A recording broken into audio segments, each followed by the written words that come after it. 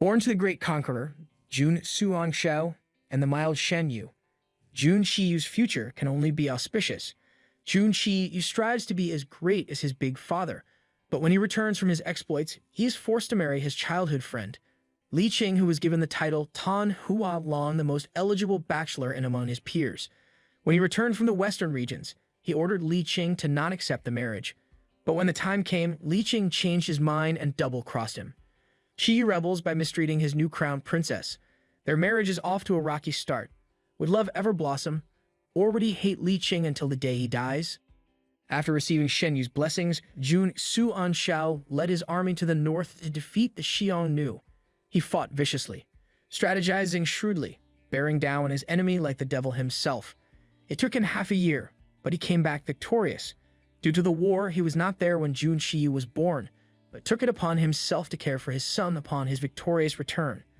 I never expected that Jun Suanshao would ever change a diaper in his life. A banquet is held upon his return. The countries surrounding Dajing came to celebrate his success and to pay him tribute, bringing rare gifts and vast treasures to please him, submitting themselves to his whims, pledging their allegiance to Dajing. While they celebrated the father, they also came to admire his son. They can only conclude that the auspiciousness of Dajing is due to the birth of the mighty emperor's crown prince. The birth of Jun Qi Yu brought prosperity and luck to the kingdom of Dajing.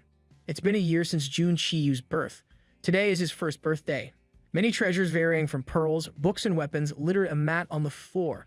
All this are in preparation of Zhuozhou. It is a tradition that on a child's first birthday, a variety of items will be laid out in front of them. Whatever the baby picks will be a symbol of what their future will be. It's like a fortune-telling activity for babies. Shen Yu crossed his hands in front of him, looking at his husband incredulously. He did prepare a lot of items in preparation for the fortune-telling activity, but does not know how Jun Suanshao sneaked in many sharp objects. He scolds his husband for adding weapons that could hurt their baby. Jun Suanshao pacifies Shen Yu's worries. There is no way that their Qi will be hurt, as they will be there to watch him.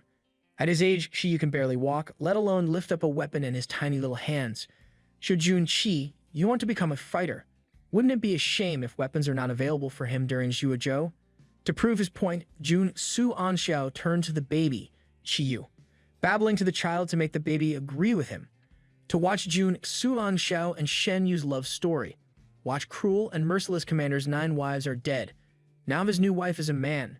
In this channel, still carrying his child, Jun Suanshao turns to his emperor consort, telling him that they will not spoil Qiyu and will make him into a hero. As if agreeing to his father, Qiyu babbles to Shen Yu as if he is trying to assuage his little father's worries. Surprised by their son's cute reaction, Shen Yu can only look at him stunned. Jun Suanshao smugly tells Shen Yu that even Qiyu agrees with him and wants Shen Yu to stop worrying. Miffed at his husband's nonchalant attitude, Shen Yu sets aside his worries. Their child's future is undetermined as he is too young to take on the role of a hero. He tells the mighty emperor that should their child get hurt due to the sharp objects, he will blame the emperor. Guests started to arrive, and the imposing figure of the country's general stepped into the room. It is a small gathering of only close friends. General Songqing and his husband, Hong Lian, are indeed welcome. Surprised by the new addition to their friend's family, Shen Yu turns to the toddler that Hong Lian is carrying. He asks if the toddler is their child, thinking that Hong Lian must have given birth to the child, like Shen Yu did to Qiyu. Shen Yu asks how Hong Lian made it happen. Shen Yu, although a man, gave birth to Qiyu due to a birthing elixir. It's just magic. Okay, don't question the power of BL. Hong Lian explains that unlike Shen Yu, he does not have the ability to give birth. He and Songqing adopted the child from Hong Lian's distant relatives. The imperial doctor, Bian Shisi, laughs at Shen Yu for guessing it wrong.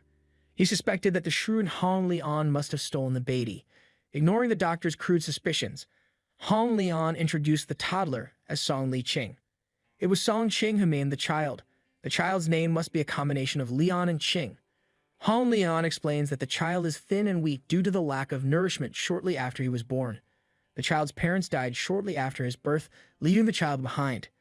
Li Qing is now 3 years old, but he is not bigger than the year-old Qiyu. Shen Yu takes pity on the child.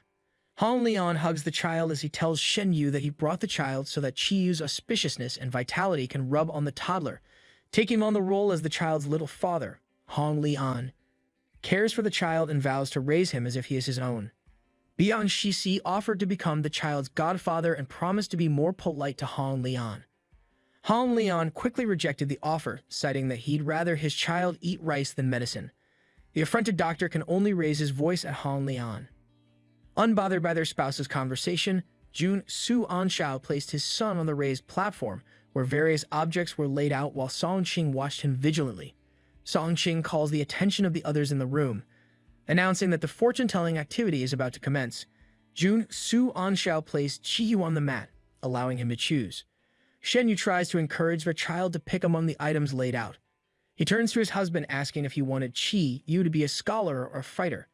Jun Su Anxiao quickly answered that he wanted his son to learn martial arts, so that he could take him to the garrison and practice the art. Shenyu worries that their child might turn into a brute who only knows how to bully people. Jun Su Anxiao felt a stab in his heart, suspecting Shenyu was talking about him. Jun Shi started crawling on the mat, delighted at the many toys in front of him. Shenyu encourages him to grab whatever he wants.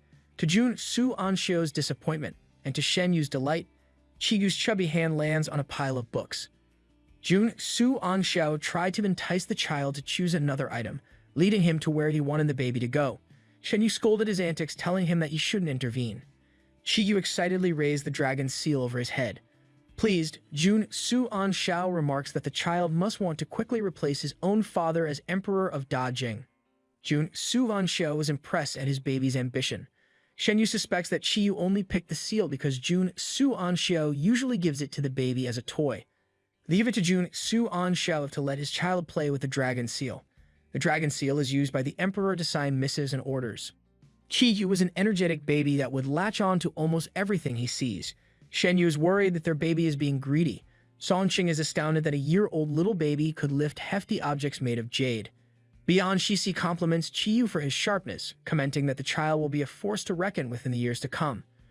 Han Lian thinks that if Chiyu grows up to be strong and ambitious like Jun Su Anxiao, and intelligent like Shenyu, he will surely become a troublesome child.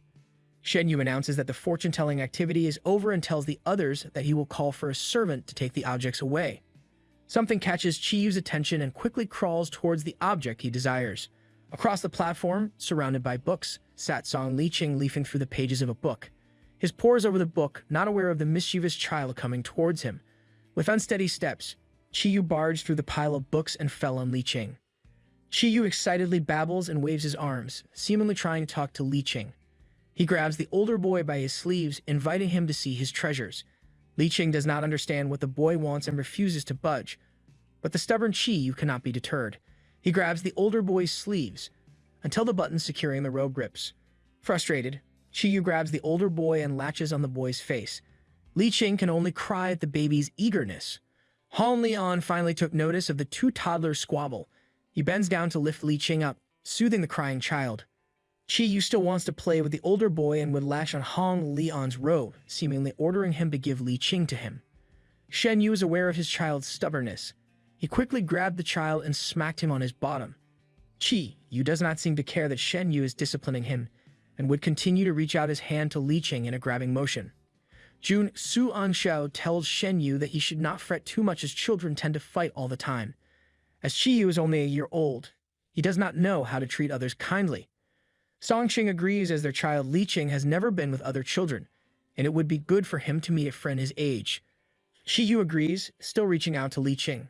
Jun Su Anxiao approves of the children's closeness, and even gives his blessing that should they be fated to meet again in the future, the two children should stay together.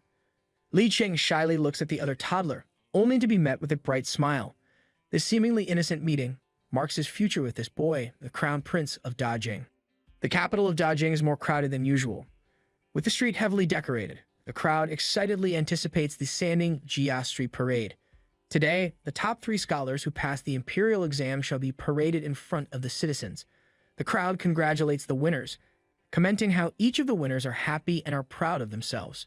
The crowd can only be astounded in their talents, but the one that everyone anticipates the most is not the first nor the second. This year's third placer is said to be a rare beauty, a rare combination of beauty, talent, and intelligence. Truly a gem amongst millions. The crowd can only look on in awe as the third placer, or Tan Hua Long. Before idols were created, the Tan Hualong was the most sought-after boy in Chinese history. After passing a series of rigorous imperial examinations, the emperor would pick amongst the final three. The one picked is normally the most good-looking and is given the title Tan Hualong. Finally emerges from view. A man with delicate features rides a horse. A red sash adorns his robe. This man is Song Liqing. Years have passed since his first meeting with the crown prince, Jun Qiyu. Everyone looks up to him, knowing that his future has no limits. A person from the crowd whispers to the person beside him that the Tan Hualong is often married to a noble princess. It's a pity that their country does not have a princess. However, the current emperor became the first to marry a man, so it won't be too far-fetched should the crown marry off the crown prince to Tan Hualong. The other bystander shushes him from talking ill about the royal family. The other gossiper pushes on. It is rumored that the Tan Hualong has a little father that runs the famous Qin Lian restaurant, which was once a brothel. The infamous madam of the Qin Lian pavilion is Li Qing's little father. He is an orphan taken in by the Song family and no one knows where he came from.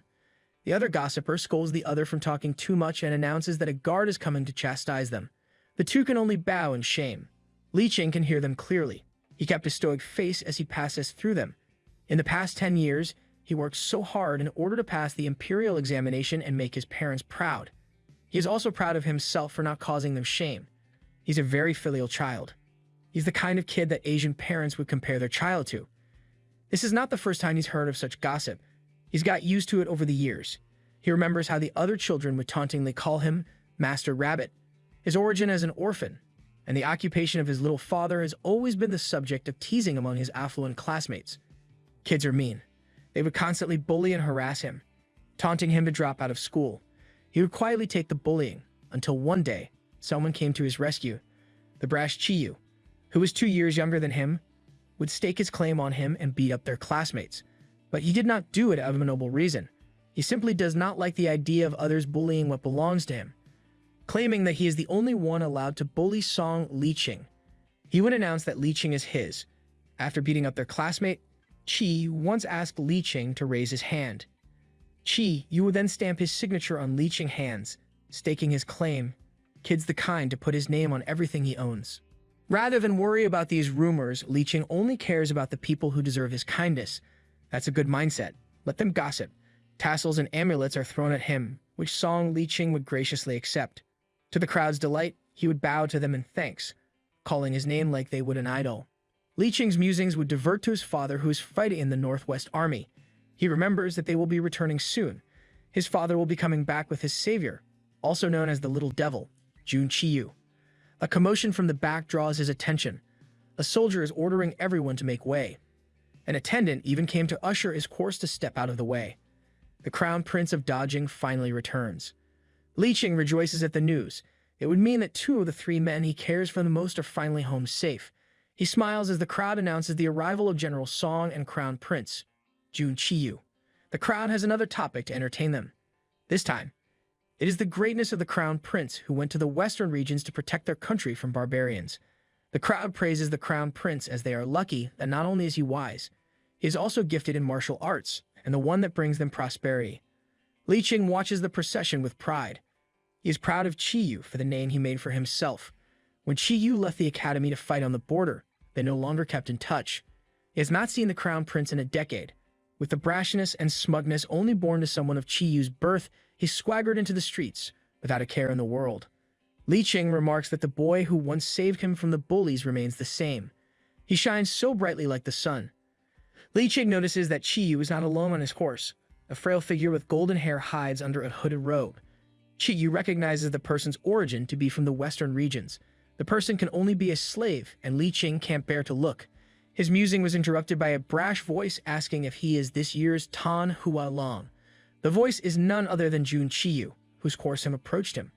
Before Song Liqing could introduce himself, the brash Qiyu interrupts him saying that he knows who he is.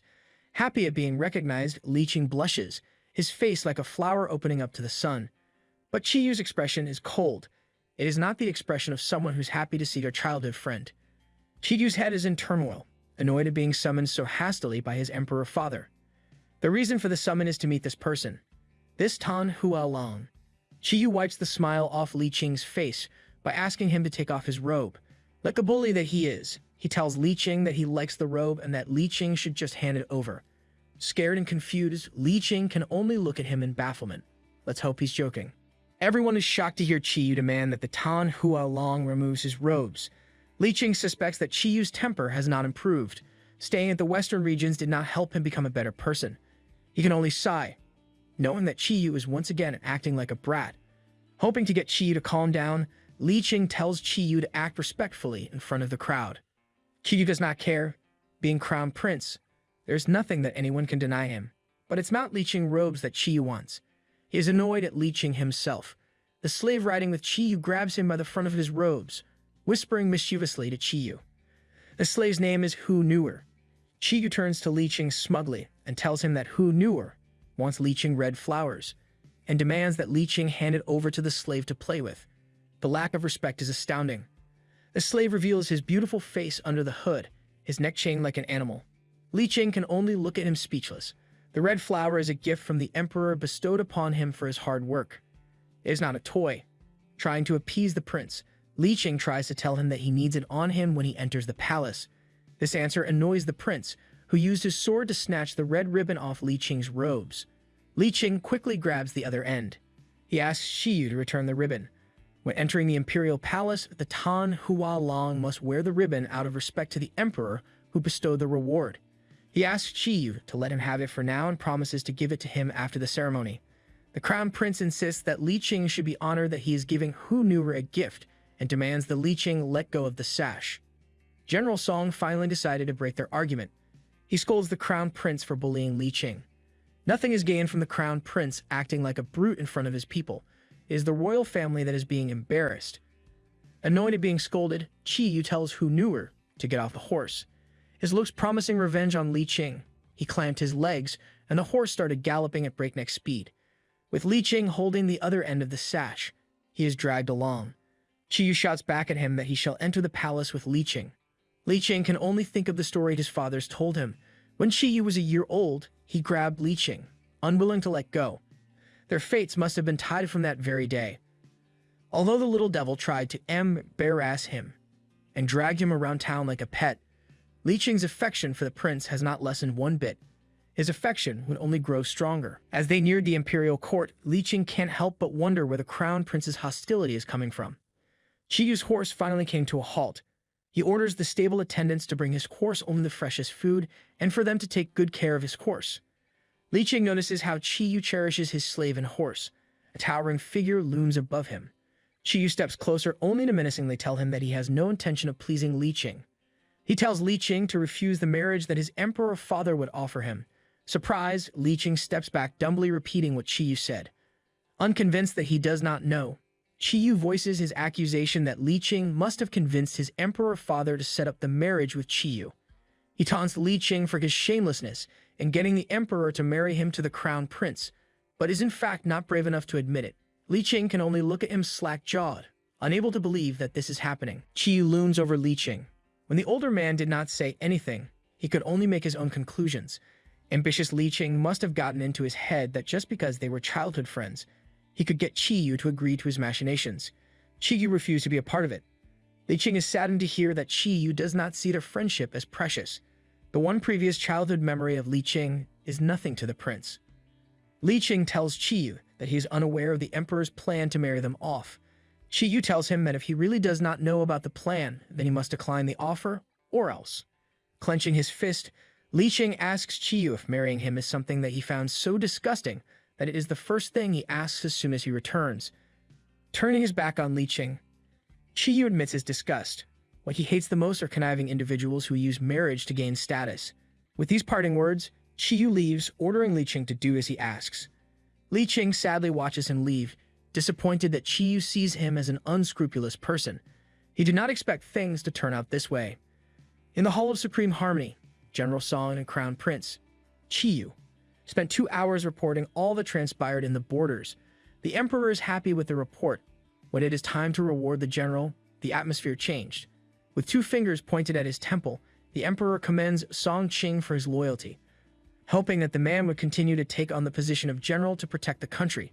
Song Qing expressed his desire to lay down the sword and spend the rest of his days with his family, and take on the hobby of growing vegetables.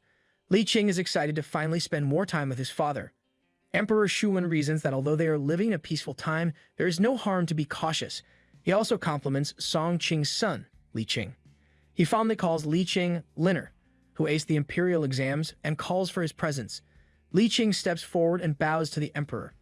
The emperor ordered him to stand up and expressed his liking of Li Qing.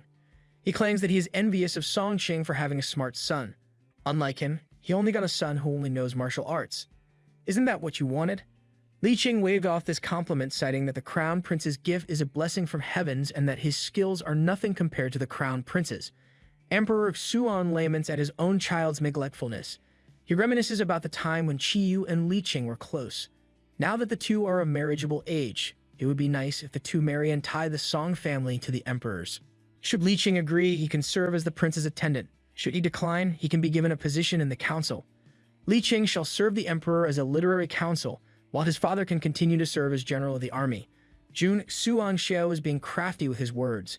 He's basically saying that if Li Qing refuses, he would send Song Qing back to the garrison. Li Qing can see through the emperor's plans. As Qiyu has been neglecting his studies, he wanted Li Qing to assist Qiyu with his studies. Using casual words, the emperor showed Qiyu what would become of his father should he refuse. The emperor smiles down on him, knowing that Li Qing won't deny him what he wants. Li Qing fears that the emperor would make his father guard the border until he dies. The role of the prince's attendant is a tedious position with no chance of promotion. Should Li Qing accept the offer, he will sacrifice his hard-earned position to allow his father to retire in his old age surrounded by family. But this answer will be against what Qiyu wanted. Faced by two bullies, either choice will cause Li Qing to suffer. In court, marriage is a transaction, something that Qiyu, with a carefree nature, looks down on. As a filial child, Li Qing knows the choice to make. He bowed down graciously to the emperor, accepting the gift of marriage. The emperor looks at him with a pleased expression, while Qiyu glares daggers at him in obvious disgust. Now that their family is about to be joined by matrimony, Emperor Shuwen grants the title of first-class duke to Song Qing.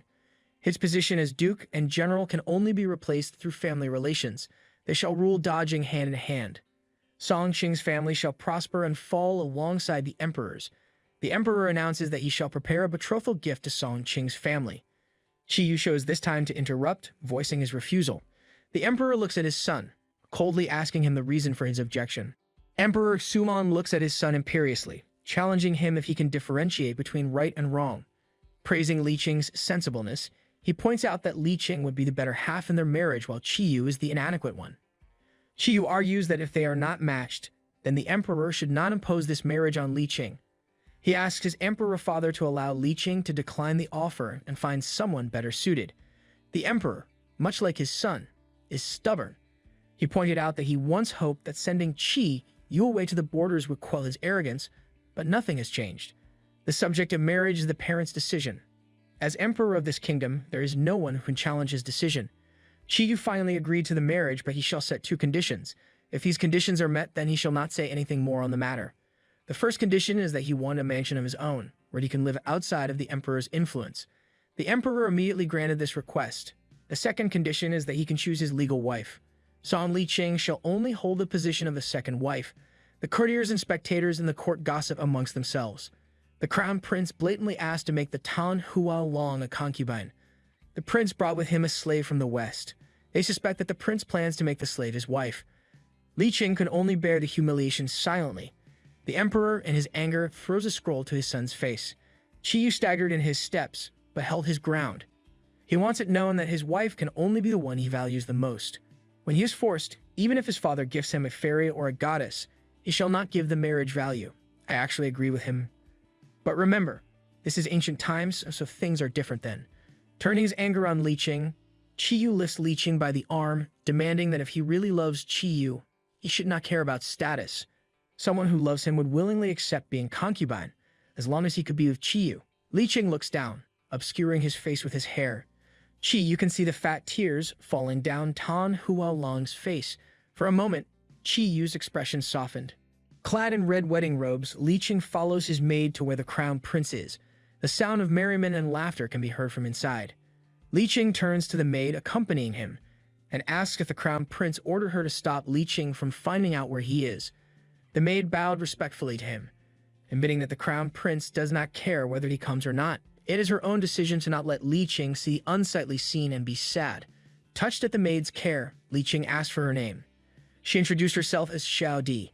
He thanked her sincerely and told her to keep watch while he comes in. He does not want others to know the crown prince's foolishness.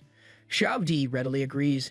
Li Qing cares for Qiyu's reputation and does not want Qiyu's reign to be met with disapproval due to his childishness. Inside, Hu Nuer dances exotically in front of the prince. The merriment stop at Li Qing's presence. Noticing his arrival, Hu Nuer announces the presence of the crown princess. Li Qing walks past the dancer towards Qiyu, who similarly dons a red wedding robe. He did not expect Li Qing to come to this place on his own. Treating him like an object of his entertainment, he invites Li Qing to change his clothes and dance for him. Hu Nuer even brought out the clothes for Li Qing to try on. Li Qing refused, not wanting to cave to Qiyu's taunts. Not listening to Li Qing's refusal, Qiyu insisted that Hu Nuer should teach Li Qing how to dance. This guy is a bigger pain in the back than his dad. Hu Nuer gleefully stepped forward to Li Qing, intent on teaching him. Li Qing stood his ground. He will not be bullied by Qiyu.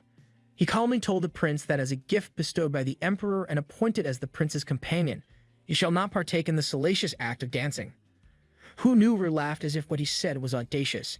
He sidled up to Qiyu seductively, coyly asking him what position it is that Li Qing holds. Belittling Li Qing's position, Qiyu revealed that Li Qing shall serve him as 7th rank official. His position is that of a study companion. Hu Nuer bragged that his position is far more important as he is by Qiyu's side at all times. He even commented that he had thought that Li Qing has achieved 1st rank, taunting him. He moved closer to Li Qing, rubbing in his face that he won't be able to attend the morning court. This basically means that Li Qing's position is not important enough to garner power or share his ideas at court. Hu Nuer taunted Li Qing, pretending to kindly teach him how to entertain the crown prince. Li Qing quickly moved away from Hu Nuer, as if burned. Qiyu watched their interactions silently seething. He wanted Li Qing to leave immediately. Li Qing turned to Hu Nuer and frankly told him that he would never stoop so low as to learn a skill that entertains others in such a way. Li Qing faced Qiyu, urging him to go with him to their chambers as it is their wedding night. He wanted to coax Qiyu to come with him and have a pleasant first night as a married couple. Qiyu's mind is reeling with anger. He is aware that Li Qing is not fond of it and thinks that his childhood friend must be so happy to finally have him under his thumb. He thinks that if Li Qing would force him to accept this fate, he should not be so picky and should not make any demands from him. He looks at Li Qing full of disgust, angry at the crown princess for masterminding such a scheme. He suspects that Li Qing wants the prestige of being part of the royal family and is only pretending to be polite. He will never submit to Li Qing's control. He grits his teeth. Li Qing wonders if words got through to Qiyu. He tries to ask him again, but to his shock, the crown prince pushes him to the ground. His vision reeled like whiplash as he finds himself falling to the floor, the crown prince looming over him with a look of triumph. Stunned, he asks Qiyu what he is doing as his back connects to the ground. Qiyu grabbed his wrist, taunting Li Qing for eagerly wanting to get Qiyu to come to their wedding chambers. Qiyu caressed Li Qing's throat, saying that if he is too eager, then they should do it here on the floor, in front of the servants. This guy's a complete grr. Qiyu challenges Li Qing to perform. He taunts that Li Qing must have learned some useful things. Qiyu just wants Li Qing to back down and leave him in peace by embarrassing him. But Li Qing is undeterred. He tells Qiyu to stop the way he's acting as there are people watching. As if used to his bullying, Li Qing looks at him, unafraid, scolding him for acting absurdly. With his wrists pinned above him, Li Qing reasons that should the emperor and queen hear of this, Qiyu would surely get punished, thinking that Li Qing was threatening him. Qiyu grabbed Li Qing by his jaw, covering his mouth. He leans down, telling Li Qing to not use his parents to control him. The servants of Qilin Mansion belong to him. So even if Li Qing tattles to the emperor and queen, the servants will not support his claim. Qiyu wanted to humiliate Li Qing. Reaching down, he grabbed Li Qing's robes, raising the clothes up to show more of Li Qing's skin. Scared, Li Qing told him to stop. He tells Qiyu that he chucks his behavior to drunkenness. When Qiyu loosened his grip, Li Qing turned on his side, cowering in a fetus position, closing his eyes. Qiyu's hand caught on a tassel attached to Li Qing's belt. Li Qing opens one eye to see what Qiyu is talking about. Opening both eyes, Li Qing reminds him that it was Qiyu who gave him the charm. He's been wearing it since he was young. Qiyu remembers that the charm is a gift that he carelessly gave Li Qing and did not expect that the other would hold on to it for years. The charm only cost him a penny, and one that he got from the streets. He mocked Li Qing for keeping something too shabby. Li Qing is saddened to hear this. He kept the charm for years as it was Qiyu who gave it to him. Annoyed at Li Qing's expression, Qiyu grabbed Li Qing by the neck and proceeded to drag him towards the door. On the way out, the charm that Li Qing kept safe for years falls to the floor, pushing Li Qing out of the mansion. Qiyu tells him not to spoil his fun with his presence. Li Qing stumbles as he was pushed out, the maid Xiao Di catching him so that her dear crown princess does not fall to the ground. Fretting over him, she asks what happened, addressing Li Qing as Your Highness. Li Qing tells her not to address him so formally, to which Xiao Di tells him that she cannot agree to his request as Li Qing was crowned as princess, a title bestowed by the emperor himself. Besides, he is also the revered Tan Hua Long, and thus deserves the respect. She agrees to compromise that she will call him crown princess when there are others around, and Mr. Tan Hua Long when it is only the two of them. Li Qing thanked her for giving him comfort. Unable to help herself, she asks Li Qing why he came to the prince's door. Li Qing faced the closed doors and shouted to Qiyu that he shall wait for him outside until he comes out. I don't think that's a good idea. Li Qing's words were met by rejection. Qiyu shouts back that he should leave, not even bothering to open the door. Resolute, Li Qing tells him that he does not care for whatever Qiyu calls him, but he wants Qiyu to respect his position as crown prince. His reputation should not be tarnished. Angered that Li Qing is once again blackmailing him, Qiyu opens the door to tell Li Qing that if he kowtows 1,000 times, he shall go with him. Li Qing stares at him silently, then slowly kneels in front of him to do exactly what he said. The sky drizzled until it rained vigorously down on Li Qing, as if crying of the humiliation that the crown princess will endure. Xiao Di begs him not do it, while Qiyu stands dumbly, not expecting that Li Qing would do what he told him to. He only wanted Li Qing to leave him alone, but he hardened his heart as he does not want to make it easier for Li Qing to control him in the future. Xiao Di begs Li Qing to not let the crown prince trample on his pride. How will the servants respect him? Should anyone spread the rumor of the crown princess kowtowing to gain his husband's affection? It would be too shameful. Li Qing lets out a sigh as being shamed is a small price to pay. He looks at Qiyu and asks him to keep his promise. Qiyu is offended that Li Qing would challenge his words. He is disgusted by Li Qing's proud demeanor. Accepting that this is the only way, Li Qing bends his back for the first bow. Qiyu does not expect him to complete 1,000 kowtows and thinks that this is all for show. He tells Li Qing that he hates being coerced and threatened the most. With these final words, he enters the mansion and closes the doors shut. Li Qing continued to kowtow. He kowtowed so many times that he lost count and does not know how long he's been outside. As rain pours down on him, his vision blurs that he fears that an eye disease he used to have has relapsed. He's kowtowed too many times, yet Qiyu still has not come out. Xiao Ji kneels beside him, offering him a handkerchief to wipe the blood on his forehead.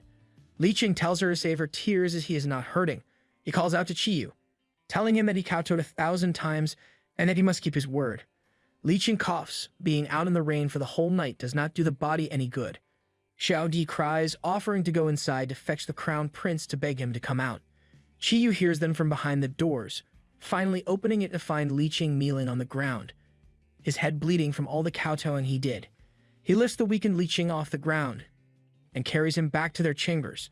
But this gesture is not born from pity. Qiyu is seething. Li Qing must have a death wish. The bridal chamber is lavishly decorated with bright lanterns and red paper amulets, wishing happiness to the newlywed couple. Qiyu throws Li Qing to the bed, taunting Li Qing for growing a backbone. He decided to give him what he wanted. He shall fulfill his duty as a husband. He throws off his outer robes to the ground and roughly pushes Li Qing to the bed. Straddling him, he latches to Li Qing's slender neck. Thinking that Qiyu is probably drunk, Li Qing begs him to stop. Qiyu stops for a moment, goading Li Qing for backing down after begging him to come. But this is not what Li Qing wanted. He wanted to ask if Qiyu came back to finally accept him as a bride, or if came back to take his revenge on him. I think the answer would be obvious. With his silence, Qiyu threatens to leave. If Li Qing does not want to spend the night with him, there will be others who would be willing. Li Qing begs him not to go. Still drenched from the rain, and his body weak, he tells Qiyu that he is willing. Qiyu grabs the back of his neck, his other hand pushing him down to the bed. His breath teases Li Qing's ears as he whispers forebodingly that this is what Li Qing wanted. Thus, the couple spend the night, consummating their marriage. When morning came, Li Qing woke up.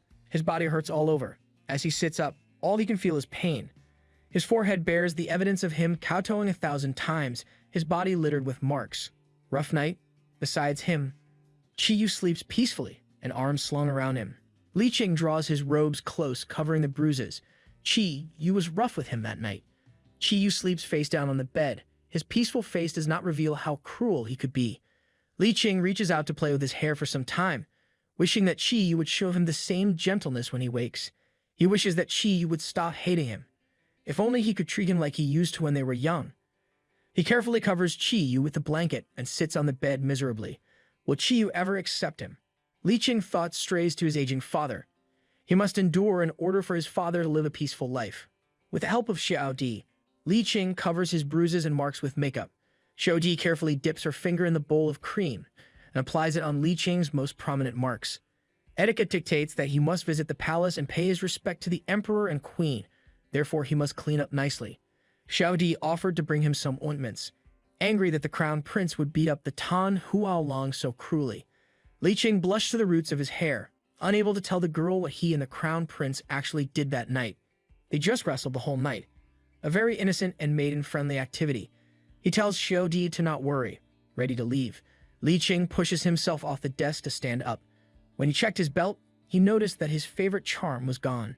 In a state of panic, Li Qing combs through his belongings looking for the charm, even asking Xiao Di if she's seen it. Xiao Di tells him that she cleaned up but did not see the tassel. Worried that he must have dropped the tassel on the way home last night, Li Qing ran out to retrace his steps. His steps took him back to Qilin Mansion. It is possible that he dropped the tassel inside the room last night during the skirmish with Qiyu. He politely entered the room and found Hu Nuer seated on the table, seemingly waiting for him. Lounging by the table, the slave teases that he does not feel the need to greet the honorable crown princess properly due to his lack of sleep. He pardoned his behavior and reasoned that as he is not a Han Chinese, it is understandable that he does not know the etiquette. Li Qing politely asks for his name. Hu Nuer notes that Li Qing was the first to ask his name since he was captured, but his name does not matter as he will answer to whatever the crown prince calls him. Li Qing asks if Hu Nuer found the tassels and described it to Hu Nuer, to which the other answered that he had indeed seen it. Li Qing politely asked to have it returned to him, but the other petulantly denied his request. Li Qing pales, not understanding why the other would choose not to return his stuff. Hu Nuer remarks that the tassels belong to him now. Realizing how much the tassels mean to Li Qing, Hu Nuer bullies him some more. The tassel must be a token of love from Qiyu, which Li Qing denies. Li Qing knows that Qiyu does not mean anything when he gives Li Qing the gift. Hu Nuer observes him. Standing up, Hu Nuer rounded the desk and walked closer to Li Qing, dangling the tassel in front of the crown princess. Li Qing tries to grab it, but the slave is far too fast. Using the tassel for leverage, he tells Li Qing that he can have it back, but he must first do something for him. Hu Nuer tells Li Qing that he wants a few nights with the prince. Blushing at the scandalous proposal, Li Qing steps back. Hu Nuer teases him for being stingy. Hu Nuer tells Li Qing that he can't live without Qiyu. The thought of sharing his husband with others is far too scandalous for Li Qing. Hu Nuer points out that Li Qing may be the Tan Huaolong and the son of General Song who destroyed the Western Plains, but Hu Nuer is the son of a king. His upbringing is far more noble than Li Qing. But he has to play the role of a slave. He can't help but blackmail Li Qing. He reasons that right or wrong does not matter. What matters is their position in life. So Hu Nuer is the prince of a conquered country. I feel so bad for him. Li Qing tells him that he does not see people based on their class. Anyone could be good or bad, regardless of status. Hu Nuer changed course and tells Li Qing that Central Plains people would have many wives and concubines. There is no guarantee that the prince would not marry to secure his lineage. Teasing Li Qing as the new addition to Qiyu's harem, he tells Li Qing that he is the one who taught Qiyu everything he knows in bed. Hu Nuer reaches out to Li Qing's neck, trying to intimidate him. Li Qing deflects that hand reaching for his neck. He shivers and kneels down. Hu Nuer tells him to not take it to heart, especially when it comes to the prince. Even sons of noble regular families form their own harems when they reach a certain age. Li Qing tells him that he would not believe Hu Nuer. He never had the habit of listening to gossips, and would not judge a person by what others are saying about them. This must stem from the rumors surrounding him due to his little father, Han Lian. Han Lian was once a prostitute, which made it hard for Li Qing to make friends when he was young. Surprised, Hu Nuer decided to let it go. teasing Li Qing that he would use the tassel to play with the cat. The cat has a habit of destroying everything it plays with and is glad that he found a replacement. Li Qing demands that Hu Nuer return the tassel to him. As Hu Nuer studies Li Qing, he hears 3 bells ringing. It could only mean that Qiyu is nearby. He slaps himself on the right cheek and throws himself down on the floor, begging for mercy. Hu Nuer makes it seem that Li Qing is sending him away. Surprised by the turn of events, Li Qing asks what's going on. From behind him, Qiyu's baritone voice is heard. He wonders where Li Qing disappeared to and is surprised that he ended up in Hu Nuer's room. Qiyu coldly observes the scene before him, a slave begging for mercy, and the legal wife straying where he's not supposed to be. The situation does not look good for Li Qing, and he knows it. Qiyu walks past him to ask Hu Nuer about his cheek.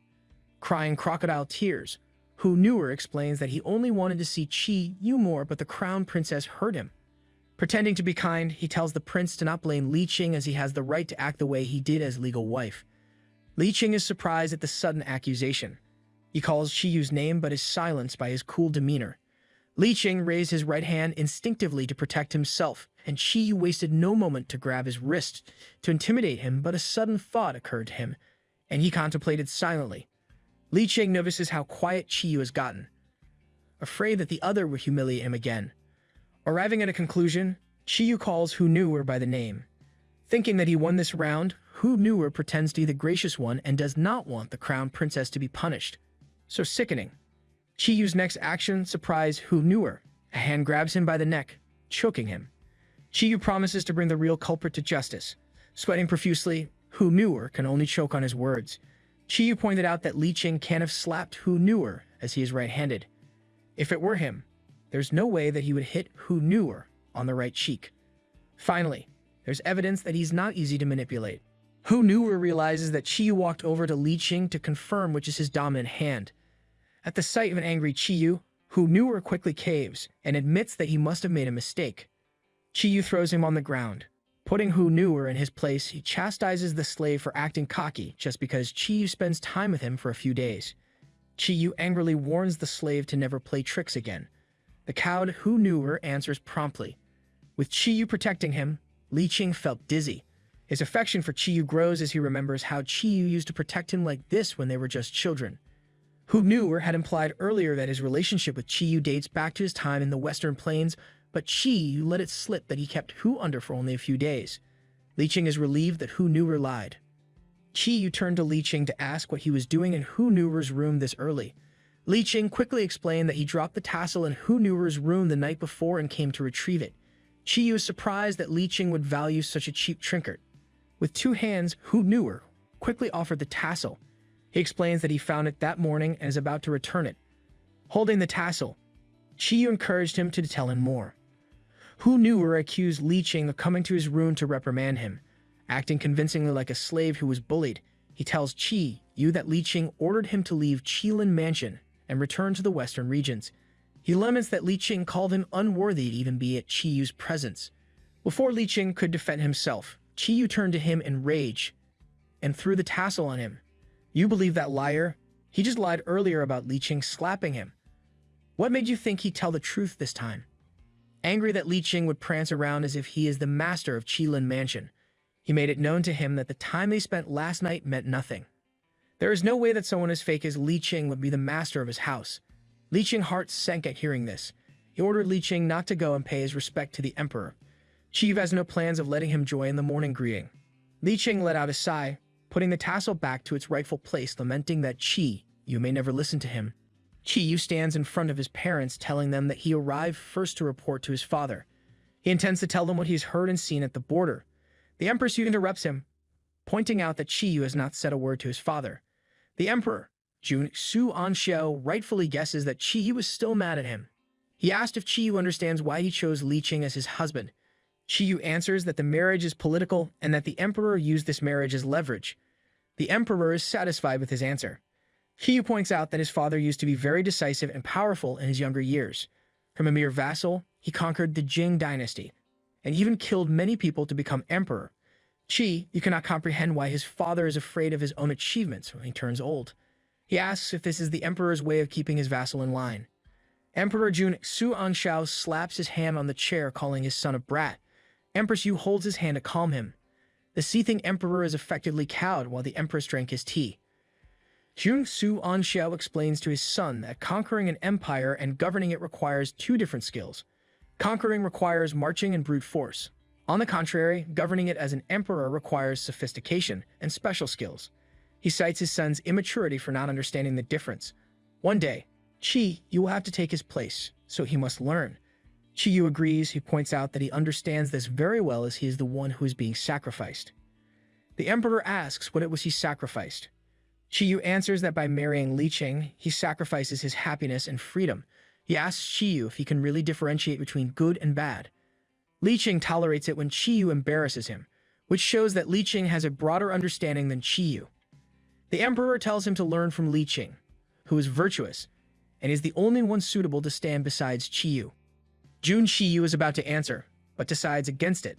Jun Su-Anshao tells him that now that he is married to Li Qing, he must treat him well. He tells him to not wait for people's hearts to turn cold as he may regret it. Qi Yu clearly did not take this seriously and pretended to thank his father for his teachings. This stuns his parents. Empress Yu is the first to recover, breaking the tension. He giggles as he explains that the emperor is imparting wisdom from his own experience. Jun Su-Anshao was quick to agree. Qi Yu interrupted his parents, saying that if Li Qing decides that he no longer wants to be princess, then he should not be the one to blame. The emperor understands what he plans to do, and he slammed his fist, yet again, on the chair. Qi Yu left his parents with a curt farewell. Shen Yu is upset by how his son acted. He tells Jun Su-Anshao that if Qi Yu grew up with them, instead of spending his time in the borders, he would have disciplined his son more. Turning to his husband, Empress Yu worries that Qi Yu might break Li Qing's heart. At the Qilin mansion, Xiao Di helps Li Qing with the wound on his forehead. She empathizes with her master, lamenting that the crown prince should not treat Li Qing this way. She encourages Li Qing to go to the emperor and queen and have them punish Qi Yu. Li Qing told her not to be bothered. He worries what they may think of him. Besides, the emperor and empress are Qi Yu's parents, and they will naturally take the crown prince's side. Qi Yu angrily enters the room, and Li Qing quickly stood up to greet him. Surprised that Qi returned rather quickly, Li Qing did not expect Qi Yu to lay his hand on him and roughly pushes him down. Xiao Di is quick to catch her master from behind. Qi Yu coldly ordered Xiao Di to leave the room. Xiao Di dreads this order. She fears what will happen to her master when she leaves, but has no choice but to follow the crown prince's orders.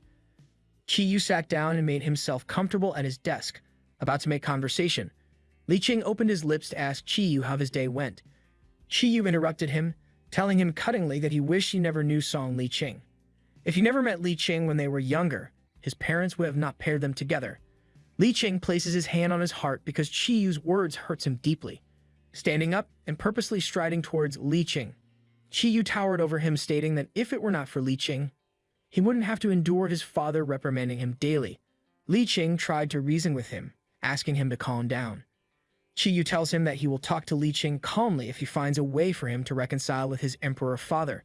He expresses his hatred of being controlled by others. Li Qing asks him if being controlled by others is the thing he hates most, or if it was Li Qing's presence that he can't tolerate. He points out that Qi Yu has been using Li Qing to vent his anger at the emperor for controlling him.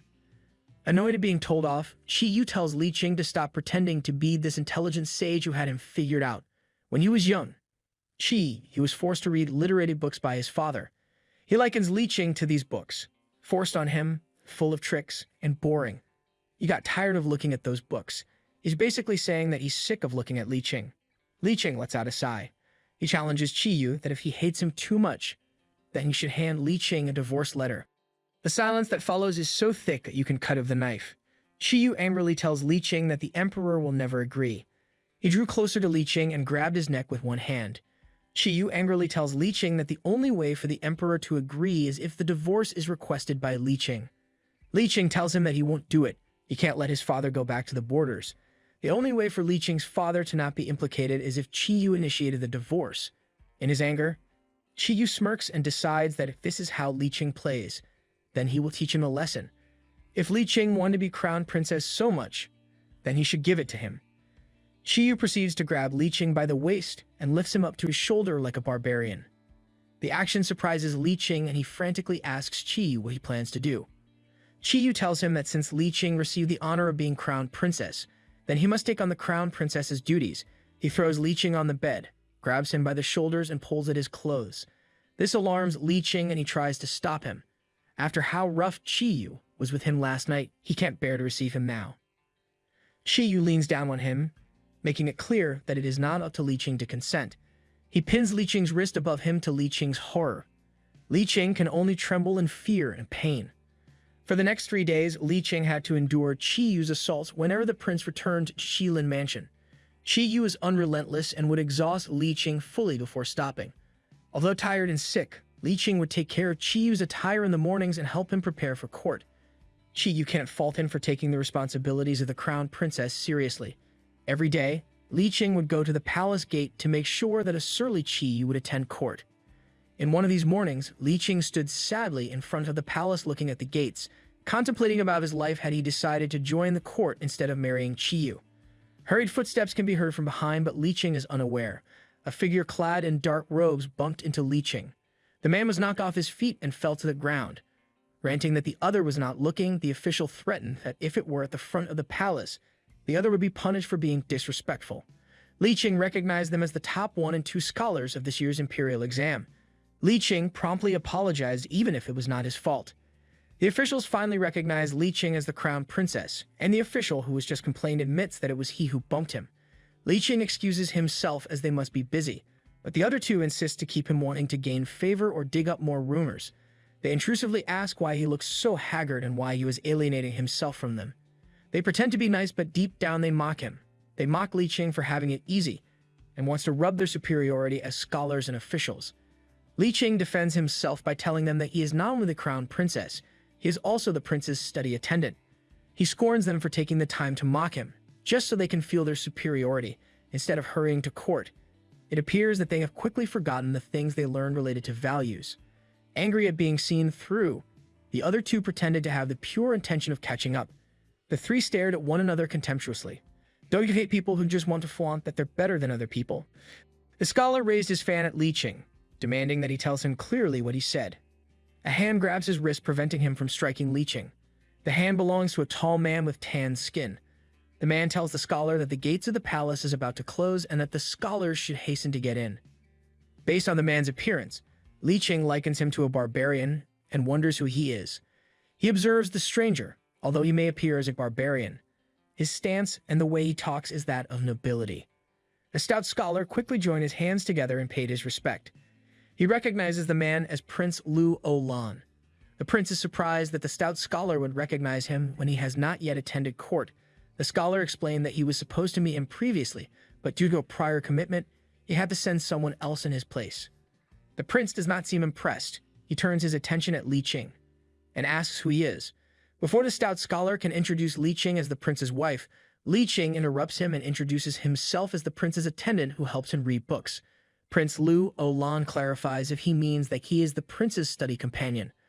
Wanting to embarrass Li Qing, the scholar conspiratorially whispers to Prince Lu Olan's ear. Based on the scholar's expression, he's about to tell Prince Lu Olan that Li Qing uses his body to serve Yu. There have been accounts of masters having affairs with their study companions. Such scandalous relations have been romanticized in the history books. Li Qing does not want to waste his breath on them. At most, they only nod at each other as a greeting whenever they pass each other. Li Qing is about to excuse himself, but he hears Prince Lu Olan reprimand the scholar for spreading such rumors. The prince points out that only qualified people are allowed as the prince's study companion. He asks the scholar to elaborate on what he said. Embarrassed at being scolded, the scholar apologized to the prince, which surprised Li Qing. The taller scholar decided that they must go into the palace to escort Prince Lu Olan into court. As he leaves, Prince Lu Olan turns to Li Qing asking him if he would join them. The other scholars mockingly pointed out that Li Qing's position as the prince's scholar does not qualify him to go to court. Prince Lu Olan looks at Li Qing empathically and told him that he should visit the doctor and have himself checked. Li Qing thanked him for his concern, but reasoned that his cold will go away on its own. Prince Lu Olan clarified that he is not referring to his cold, but rather it is because Li Qing's hand has been bleeding. Surprised by the blood coming out of the wound, Li Qing quickly covered it with his other hand. The object that hit him is not at all sharp, and if it were, it would leave a scratch at most. Li Qing does not understand why it's still bleeding and does not seem to be clotting. He observed that every time he sleeps with Qiyu, he would bleed a lot. He used to think that it was due to Qiyu's roughness, but he realizes now that his health may be compromised. Li Qing quickly headed to the carriage waiting for him and ordered the coachman to take him to the hospital. Li Qing met up with a man who expresses his disappointment in Li Qing for not visiting him. He explains that he was about to storm into Qilin Mansion to find Li Qing. This man is the imperial physician. The doctor calls Li Qing by his moniker, Little Crying Bag. He asks why Li Qing is so weak that he almost resembles a ghost. He remembers that Li Qing is now the crown princess, and it is inappropriate for him to call him by such a childish name. He is not used to Li Qing's new title. Li Qing tells him that he should just call him by his name. The other teased that he would continue to call him Little Crying Bag. Li Qing looks at him fondly, pointing out that his friend has become the youngest imperial physician and it would no longer be fitting to call him dummy. The doctor told him that it's all right as his grandfather and Bi-an Shi-si would frequently scold him. His master would often say that if he ever killed a patient to never say that he learned from the old man. Li Qing remembers where these nicknames came from. Little Crying Bag and Big Man were the names given to them by Jun Qiyu when they were at the academy. It was this doctor, Qi Mao, who would bully Li Qing when they were young. He was once beaten by Jun Qiyu and his grandfather complained to the emperor. This resulted to Jun Qiyu being punished. As they grew older, Li Qing and Qi Mao grew close together and became friends. Li Qing finds it ironic that his bully became his friend while his protector became his enemy. He realizes that this is just how the world works, and nothing stays the same. Li Qing's attention returns to the matter at hand and offers to have his pulse checked. The doctor concludes that Li Qing has a cold and his ailment may be due to over-fatigue and mental stress. He recommends that Li Qing take a rest and take the medicine he prescribes. He even offers to deliver the medicine personally to Li Qing's home. Li Qing thanks him, hesitantly. He tells Qi Mao that there is another thing that he wants to get checked. It was, in fact, his wound. Li Qing shows him the back of his hand that is still bleeding. He explains that it was scratched by a fan and has been bleeding for 2 hours before it started to clot. Qi Mao observed the wound closely and asked if Li Qing had other symptoms. He insists that he should know everything as blood diseases are hard to treat. Li Qing admits that he bleeds whenever he sleeps with Qiyu. The two sat in awkward silence for a while but proceeded to discuss Li Qing's symptoms. Qi Mao tells Li Qing that there are only a few blood diseases, but they are not to be underestimated. Li Qing notices his hesitation. He tells Qi Mao that there's no need for him to lie. Li Qing wants the truth of his illness. Li Qing encourages his friend to tell him the truth. Hesitantly, the doctor tells him that he suffers from blood exhaustion. The disease is rare, that it was only mentioned once by his teacher. There is also very little known information about the disease. If the person is wounded, the wound will bleed non-stop and the person will be weakened until he dies of blood loss. A translator at Dame Novel suspects that the disease Li Qing has is thrombocytopenia, which is a terminal illness during ancient times. It shocks Li Qing to hear this. It's as if his life comes crashing down on him. Li Qing becomes depressed, and Qi Mao tries to comfort him. Li Qing asks if it can be treated. Qi Mao explains that there is no known cure. There may be some magical medicine out there, but he is unaware of it. Optimistically, Qi Mao tells Li Qing that he should not worry as his master once told him that blood exhaustion goes away on its own. His tone of voice is obvious that he is only saying this to make Li Qing better. Poor Li Qing, he's still so young. Li Qing closes his eyes in defeat. He realizes that there is only a 1 in a million chance for him to be cured. At this point, it is impossible. Li Qing looks calm on the surface, but his hands are trembling. He's always thought that he has more time. Now that he knows that he has an incurable disease, he thinks of his parents and what would become of them if he dies. Qi Mao volunteers to get the formula right away for Li Qing. He tells him that the Thai hospital has an array of magical herbs that could help. One of them could cure Li Qing's blood exhaustion. He also remembers that his master Bi-an Shi-si is renowned for curing all sorts of diseases. Li Qing interrupts his friend's thoughts and asks that this matter remains a secret between them. The doctor clarifies if Li Qing also wanted to keep it a secret from his father, General Song. Li Qing does not want them to worry. If his illness is cured, then everything will be well. If it is not cured, then the burden will only be shared by Li Qing and Qi Mao. There is no need to add more worried people to the mix. Li Qing is sad that he is not able to return his parents' kindness when they treated him so well. The least he can do is to not make them worry.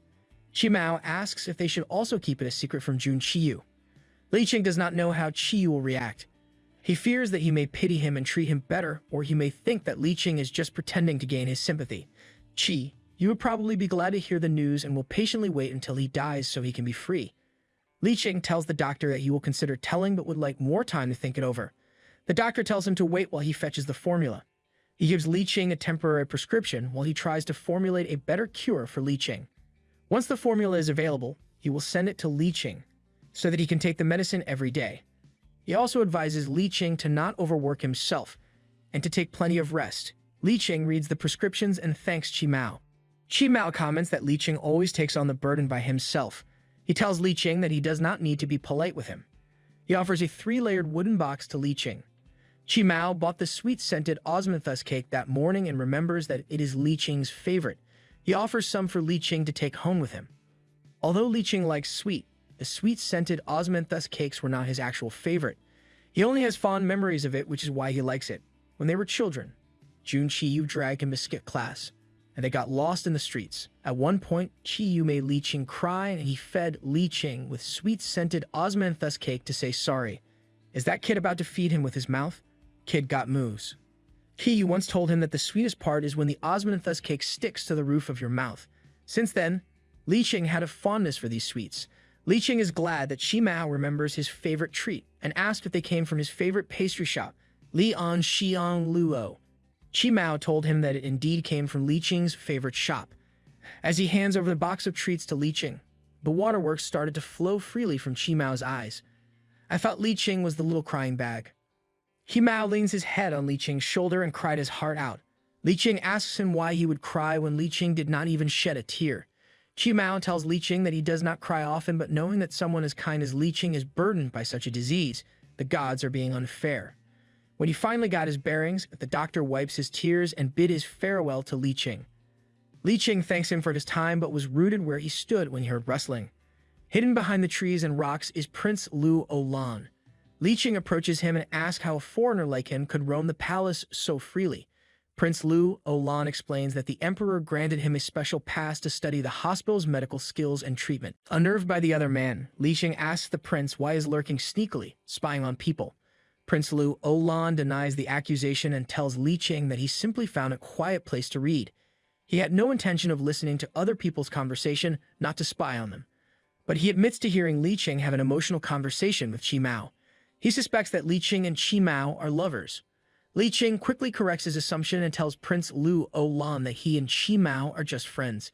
He scathingly tells the prince that the Central Plains people are not as open as the barbarians. Li Qing packs up his things while he tells the prince to mind his own business. Li Qing proceeds to leave, which Prince Lu Olan took as an invitation to stride along Li Qing. The prince tells him that the doctor of the Ministry of Rites told some salacious rumors about Li Qing. However, he does not believe it. He grabs Li Qing by the arm, causing for Li Qing to turn to the prince. Prince Lu Olan's eyes are smoldering whilst directed at Li Qing. He tells Li Qing that he wants to get to know him and wants the chance to know what kind of person Li Qing is. It seems like we're about to have a love triangle soon. With Qiyu's track record, this guy can't be any worse than that bully.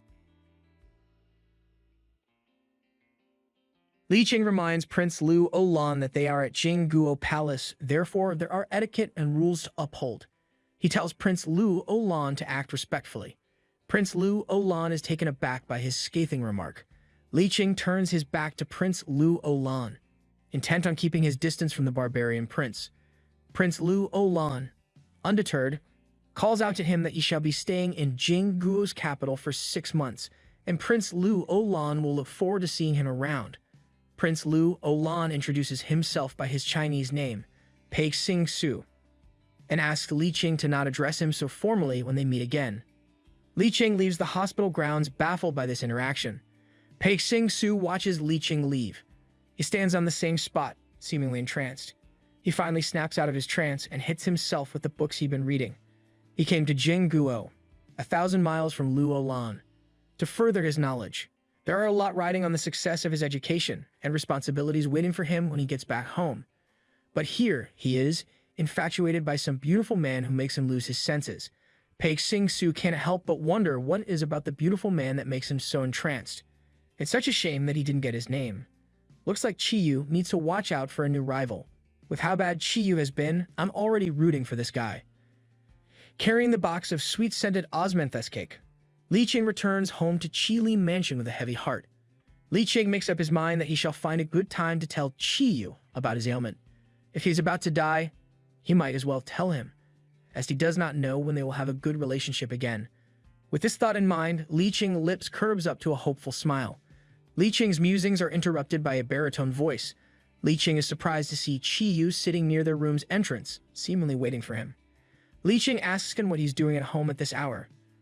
Qiyu takes offense at the question, challenging why Li Qing would ask why he's home when he owns the place.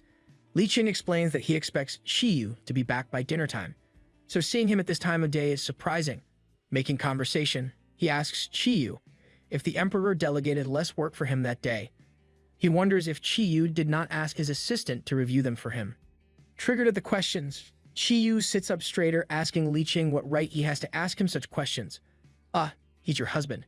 He has the right to ask these questions. Li Qing tries to defuse the situation by telling Qiyu that he is merely asking. He decides to change the subject because government affairs are boring and no one can blame Qiyu for wanting to stay away from work talks. Qiyu leans forward, asking Li Qing where he went that he was out for half a day. Now, you're the one who's interrogating. Why can't Li Qing ask you questions, but you can? Seeing Qiyu's sour mood, Li Qing decides to not tell Qiyu about his illness. Qiyu looks at him sharply, quietly observing him. Combined with his illness and being under Qiyu's interrogating gaze, Li Qing can feel sweat running down the side of his face. He sadly thinks to himself that Qiyu does not care for his well-being. There is no reason for Qiyu to know. Li Qing tells Qiyu that it's such a nice day that he took a stroll outside to enjoy the views of Beijing. He lost track of time and came home later than usual. Finding it unusual that Qiyu is interested in his activities, he asks why he's asking such questions. Qiyu challenges the truthfulness of Li Qing's answer. He asks what's in the wooden box and where he got it. Li Qing explains that inside are osmanthus cakes purchased from Lian Xian Luo. It is a treat that Qiyu has tasted before. Li Qing wonders if Qiyu would be nostalgic at the sight of these osmanthus cakes, and offers some to Qiyu. He brings a box of osmanthus cakes to Qiyu, explaining that the smell of the treat is so strong, and hands over a piece of the treat to Qiyu. Qiyu knocks the osmanthus cake off Li Qing's hand. Grabbing Li Qing's wrist, he menacingly tells him that he will only give him one more chance to tell the truth. What is he getting at? Qiyu asks him if he bought the osmanthus cakes himself. Li Qing avoids Qiyu's eyes as he stammers his reply. He admits that he did not get the cakes from the shop. Qiyu vindictively calls him a liar and lets go of Li Qing's wrist, making him fall to the floor. He accuses Li Qing for being restless, implying that Li Qing is cheating on him. Li Qing realizes that someone must have tattled to Qiyu. The first person that comes to mind is Pei Xingsu, who must have come to Qiyu. When Li Qing refused his advances, Li Qing holds the hand that was bleeding that day. He tells Qiyu that he has not been feeling well, and that he spent the morning at Tai Hospital and met up with Qi Mao. Qiyu clenched his fist. He got word that Li Qing had a secret rendezvous with Qi Mao. At first, he is unable to believe it and did not expect that Li Qing would readily admit to the affair. Hold up. He only admitted to going to the hospital, not having an affair. Calm down. The newlyweds are at a standstill. Qiyu asks what kind of disease would take that long to treat. He can't believe that Li Qing would not mind his station as crown prince and entangle himself with another man. Li Qing brings the wounded hand closer to his chest, as if protecting himself subconsciously. Qiyu asks why he wouldn't make use of the doctors at Qilin Mansion. It's not as if Qi Mao is known for being the best. Finally, getting straight to the point, he asks Li Qing if he went to see Qi Mao to make himself feel better. Li Qing finally understood where Qiyu is coming from. He incredulously asks Qiyu how he could think that he and Qi Mao are having an affair. Qiyu angrily snaps back that if there is nothing to hide, then Li Qing wouldn't lie about visiting the hospital. Li Qing asks why Qiyu would throw wild accusations at him when they are already married. Qiyu points at the fallen osmanthus cake and correctly assumes that the treats are from Qi Mao, clearly trying to gain Qiyu's affections. Furthermore, Qiyu has been gone for several years, which is enough time for Li Qing and Qi Mao to turn their relationship from enemies to lovers. They must have been lovers for so long. Such an accusation makes Li Qing shiver. Qiyu tells him that if he likes Qi Mao so much, then Li Qing should have married him instead. Li Qing hugs his wounded hand closer, chanting a proverb to assure himself. If one is doing right, then one must not worry about unfair comments. His body shakes at the injustice, his stress level through the roof. This waste of space is making him more sick, instead of expressing sympathy for Li Qing. Yu admonishes him for acting like a kicked dog. He notes that Li Qing never smiled when they were together, but he came home smiling after seeing Chi Mao. Is someone acting jealous? Li Qing can't believe it. He went to the hospital finding out that he has a terminal illness, yet he comes home and is accused of happily seeing his lover. Li Qing can't help but want to laugh. If only it were true. Chi Mao would probably a far better lover than this spoiled prince. Yu observes Li Qing's movements, but his jealousy and rage is far greater than any compassion that he could muster. He can't believe how audacious Li Qing is by bringing home the osmanthus cake he received as a gift from his lover. Yu picks up the plate of osmanthus cake and drops it to the ground. Li Qing tells him to stop, but his body is too weak. Bile crawls up his throat that he started hurling at the privacy screens. Unaware of Li Qing's illness, Yu threatens Li Qing to not meet up with Chi Mao again or with anyone else. His threats halted at seeing Li Qing struggle with red fluid on his lips. Alarmed, he turns to Li Qing, finally showing concern. Now that you know that he's sick, do something. You're just making it worse. Yu grabs Li Qing by the arms, thinking that Li Qing, while sickly, has not displayed such symptoms before. Li Qing tells him to not mind him. Yu tells Li Qing that he should call someone to clean the place up. Li Qing thanks him for caring and pushes him off. The newlyweds are at a standstill. Yu asks what kind of disease would take that long to... Taking a cloth and making use of the basin readily available in the room, Li Qing carefully cleans himself. When he lifts his head, he is surprised that Yu stayed in the room with him. Yu's eyes are glued to a spot on the privacy screen.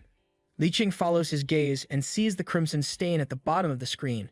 He wonders if Yu is upset that the privacy screen was ruined. Li Qing apologizes for dirtying Yu's belongings and offers to clean it himself. Should the cleaning not work, he offers to pay for it as it is a rare art by Tian Gongfang. Yu compassionately tells him not to worry about it, so you can at least act civilly. Where's that compassion a while ago? Yu finally takes the time to observe Li Qing's physique. He wonders, when did Li Qing become so frail? When they first met, Li Qing's body did not seem so sickly. He turns his eyes away from Li Qing and asks if he wants to have a doctor to give him a checkup. Yu notes that Li Qing offered to replace the screen as if the contents of Qilin Mansion are not his. He also went out of his way to get a doctor outside of Qilin Mansion to treat him. He realizes that Li Qing does not see Qilin Mansion as his own home. It is obvious that Yu wanted him gone. So why won't Li Qing leave? Yu broods unhappily. Li Qing waves off Yu's suggestion of having a doctor attend to him as he already received his prescriptions from Chi Mao. He promised to take the medicine to get better. He speaks as if his illness is an inconvenience for Yu. Poor Li Qing. Yu demands that Li Qing does not see Chi Mao again, brushing off Li Qing's needs. Li Qing attempted to protest as unbeknownst to Yu. Li Qing desperately needs the medicine. Yu sternly told him not to come up with any more excuses. He deems his order non-negotiable as his pride won't be able to take the embarrassment of his spouse cheating on him. Why do cheaters love to project? He threatens Li Qing that it will be best if he never hears about Li Qing fooling around with another man. He grabs Li Qing by the waist as he doles out his threats, leaning in intimately. Li Qing turns his head away from him as he promised that he'll do as Yu asks. On Li Qing's slender neck is a mole that Yu finds alluring. He can't help but be drawn towards his new spouse. It's probably the newness of their relationship and the excitement of having a new compliant toy to play with. Li Qing's innocence, his compliance, his elegant movements, and the virginal ways he looks at him are things that Yu finds interesting and seductive. He leans in further to catch a whiff of Li Qing's smell. In spite of the bitterness of their union, Yu feels a connection, a spark, if he dares to call it, between him and Li Qing. Li Qing pushes him off, not wanting to be hurt again. A jealous feeling snakes through Yu's heart. He asks Li Qing why he would deny him. He accuses that Li Qing's meeting with Chi Mao made him repulsed by Yu's touch. Li Qing tried to deny his accusations, unable to look at him. He asks Yu to go easy on him while he recovers. But Yu does not want to wait. He holds Li Qing tightly as he continues his advances while Li Qing tries to struggle against him, begging him to take it easy. Having trained in martial arts, Yu is far stronger than Li Qing. The crown princess's struggle is futile as Yu successfully captures his lips. When their lips parted, Li Qing looks at him with a mix of surprise and fear. Yu demands that if Li Qing is not really having an affair with Chi Mao as he says, then he must prove it by fulfilling his duties as Yu's crown princess.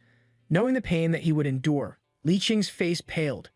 Chi Yu lifts him up in his strong arms and takes him to their bedroom. He placed Li Qing down on the bed, noticing that Li Qing had lost some weight. He is far too light for a grown man. Li Qing counters that there is nothing wrong with his weight and that it should be considered good. Chi Yu remarks that Li Qing is as light as a leaf that he may get blown away by the wind. Feeling melancholic, Li Qing cryptically asks if Chi Yu would feel sad if Li Qing suddenly disappears. Annoyed by Li Qing's childish question, Chi Yu straight up tells him that he won't be sad at all. He pushes Li Qing on the bed and climbs up on top of him. Hurt by Chi Yu's lack of care, Li Qing covers his eyes to hide his tears as he lays on the bed and helplessly gives Chi Yu what he wanted. Li Qing can only hope that Chi Yu will never forget him. When morning came, Li Qing washed up after the arduous time he spent with Chi Yu and noticed that his symptoms had gotten worse. Xiao Di approaches him with a bowl of medicine and offers them to Li Qing. The medicine is from Chi Mao and Xiao Di brewed it herself, so that no one else would know that Li Qing is ill. She worries that Li Qing's complexion is far too pale and his weight lighter. She offers to take on Li Qing's task of dressing Chi Yu in the mornings. Li Qing gladly accepted the medicine and told Xiao Di that he is all right. He quickly drank the medicine, complaining that it has a metallic and fishy taste. Unable to keep the medicine down, he hurls in front of Xiao Di, almost vomiting the medicine. As he wipes his mouth, cold sweat breaks out from the side of his face and neck. He describes the medicine as fishy and metallic. Chi Yu comes out of their bedroom complaining at the smell of medicine and vomit at this hour. His mood sours at the sight of Li Qing and insensitively asks how long Li Qing would be sick for. I don't think it's up to anyone how long they will be sick. Li Qing apologized and promised that he will soon recuperate. Li Qing decides to change the topic. Like a dutiful wife, he offers to help Chi Yu get dressed. Chi Yu observes Li Qing as he helps to get him ready for court. He suddenly had the urge to lift up Li Qing's face, making him look up at him. Li Qing's face morphs to a look of surprise at his gesture. He tells Li Qing that he should eat more protein to get better, as good food can accomplish more than any medicine and treatment can. Are you a medical professional? I demand to see your license. He blames Li Qing for being picky with his food and sees this as the reason why Li Qing is sickly. Li Qing realized that Chi Yu remembers that he dislikes meat. Instead of answering him, Chi Yu turns his back to Li Qing and leaves. Li Qing calls out to wait for him so that he can escort Chi Yu, to which the prince declines and tells Li Qing that he will go to court alone. Li Qing watches him leave, wondering if Chi Yu decides to go to court on his own, so that Li Qing can rest. His heart soared at the thought of Chi Yu caring for him. Unfortunately, Li Qing's wishful thinking is far from what Chi Yu has in mind. He throws that overcoat that Li Qing meticulously dressed in with and tells his attendants that he shall not go to court that day. There is another place that he'd like to go to. Just when you thought that he has changed, he decides to play cookie. It has been 3 days since Li Qing's visit to the hospital. Chi Yu has been going to court on his own, and everything seems well. An official came to Qilin Mansion, delivering a message from the emperor. It is a summon for Li Qing to immediately visit the palace. Li Qing accepts the summon and asks what it is about. The official knows very little as to what the emperor wanted from Li Qing, but shares that it may have something to do with the emperor scolding the prince that very morning. The official warns him to be careful. Li Qing cannot think of anything that may anger the emperor and thanked the official for delivering the message. Xiao Di handed a silver tael to the official, which the official tried to decline.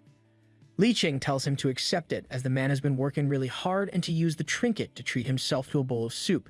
So Li Qing is a generous tipper. The official thanked him for his generosity.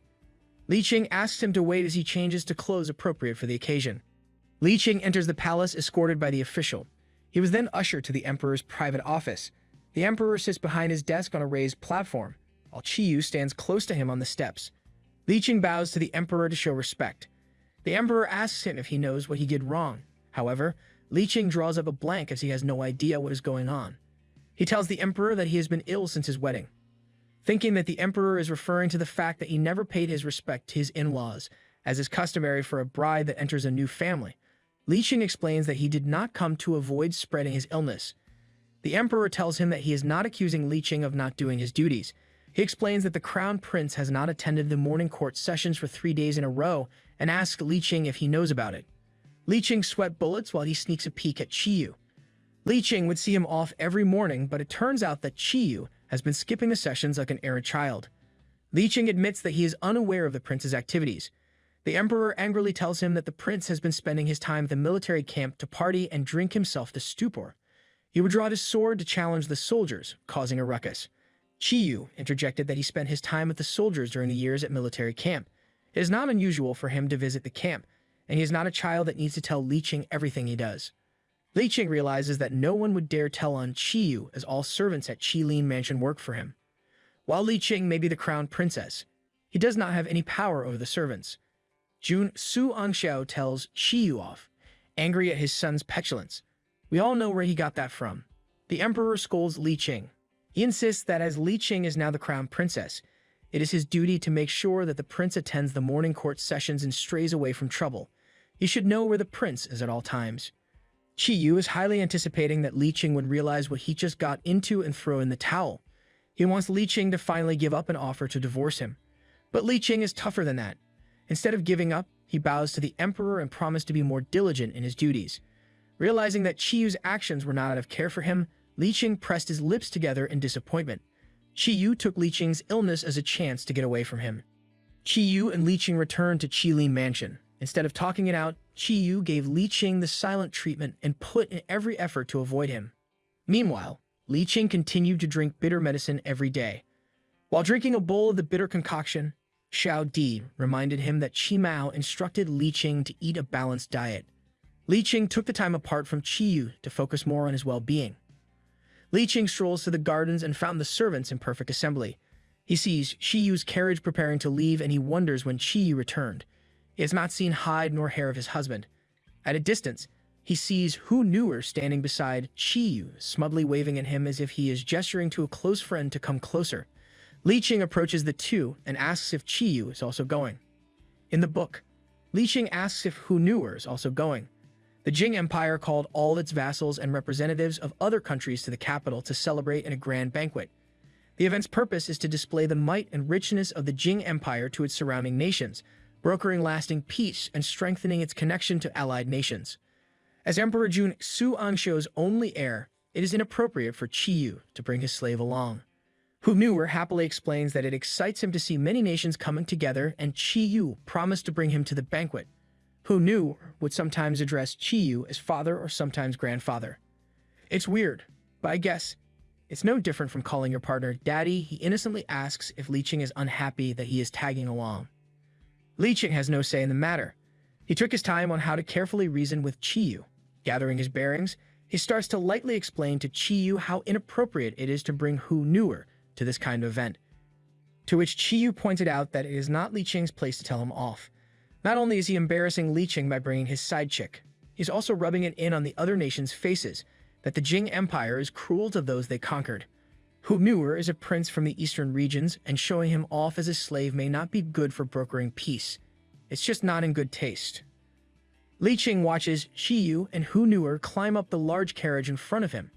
He tells himself that he must tread carefully for Chiyu's sake. The emperor's request that he take charge of Chiyu's well-being and reputation bears heavy on him. He must take control of the situation. Fearing that it may have an effect on others, it's really difficult if you're in charge of someone who's so bullheaded. The Taiji Hall is filled with guests basking in the merry atmosphere. Exotic dancers and talented musicians entertain the guests.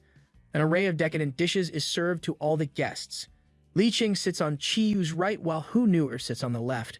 As is customary for the wife, Li Qing is about to offer to pour Chiyu his wine, but Chiyu beats him to eat by asking Hu Nuer to pour him his drink.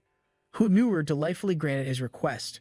Simpering, Hu Nuer thanks Chiyu for allowing him to join in the festivities. Chiyu did not respond and only looked at him sharply. Hu Nuer quivered and sweated bullets at Chiyu's reprimanding look. Li Qing sighs as he watches Chiyu down his drink. Li Qing is not an avid drinker, and he dislikes the taste of alcohol. He coughs when the alcohol reaches his throat. From across the hall, a pair of eyes never left its gaze on him. It's none other than the Prince of Luolan, Pei Xing-su. Li Qing's sweat drops as he wonders why the other man keeps looking at him. He looks at Li Qing like he wants to eat him. Li Qing is taken aback when Pei Xing-su goofily waves at him in greeting. I love Chippy Pei. He can switch from the tall, dark, mysterious type to goofy, cute. What are you up to type? Li Qing sits there in confusion while Pei is just straight up crushing on him. Pei congratulated Chiyu for being so lucky that a marvelous beauty sits beside him in this banquet. He raises a cup of wine to toast to Chiyu's good fortune. Chiyu looks at him surprised. He reaches for his own cup, but instead of politely accepting Pei's compliment, Chiyu grabs Hu Nuer's face to show him off to Pei Xing-su. He tells Pei Xing-su to marvel at Hu Nuer's beauty, which is rare in the eastern parts. Pei Xing-su agrees that Chiyu is indeed very fortunate. Pei Xing-su drinks while smirking. He thinks to himself that Hu Nuer's looks pale from Li Qing's elegant and striking beauty. When he complimented Chiyu, he was referring to Li Qing. He finds Chiyu's taste in man to be disappointing as Li Qing is far more superior than Hu Nuer. Watching Li Qing being ignored in the sidelines is a sad sight for Pei Xing-su. Chiyu notices that Pei Xing-su keeps looking their way. As if flexing a shiny toy, he tells Pei Xing-su that Hu Nuer is not only beautiful, but is also skilled at dancing. He also mastered the dances of the western regions. At the shock of the guests at the banquet, he orders Hu Nuer to dance in front of everyone. Hu Nuer pales. He sweats bullets and tries to reason with Chiyu, asking him to reconsider. He tells him that he only belongs to Chiyu and would not dance for other people. Poor Hu Nuer. Chiyu does not care that he is humiliating Hu Nuer. Making a former prince dance like a harlot in front of the other royals is just embarrassing. Annoyed at being told no, Chiyu repeated his order for Hu Nuer to dance, anger lacing his voice. Taking pity, Li Qing tells Chiyu that his request to make Hu Nuer dance is not acceptable behavior for a prince. As a representative of the Jing Empire, he should not let pride get the better of him. Li Qing rightfully observed that others may take pleasure at seeing the Prince of Yu dance for them to feel powerful and to show off. However, such action will be looked down upon. They may pretend to congratulate Chiyu, but the childishness of the act is not lost on them. Li Qing throws a glance at the emperor and observes that Jun Suanshao must be seething, although he has yet to reprimand his son. Li Qing fears that the emperor might punish them later. Chiyu looks at him sharply. He challenges Li Qing that if he does not want Hu Nuer to dance, then Li Qing should dance in his place.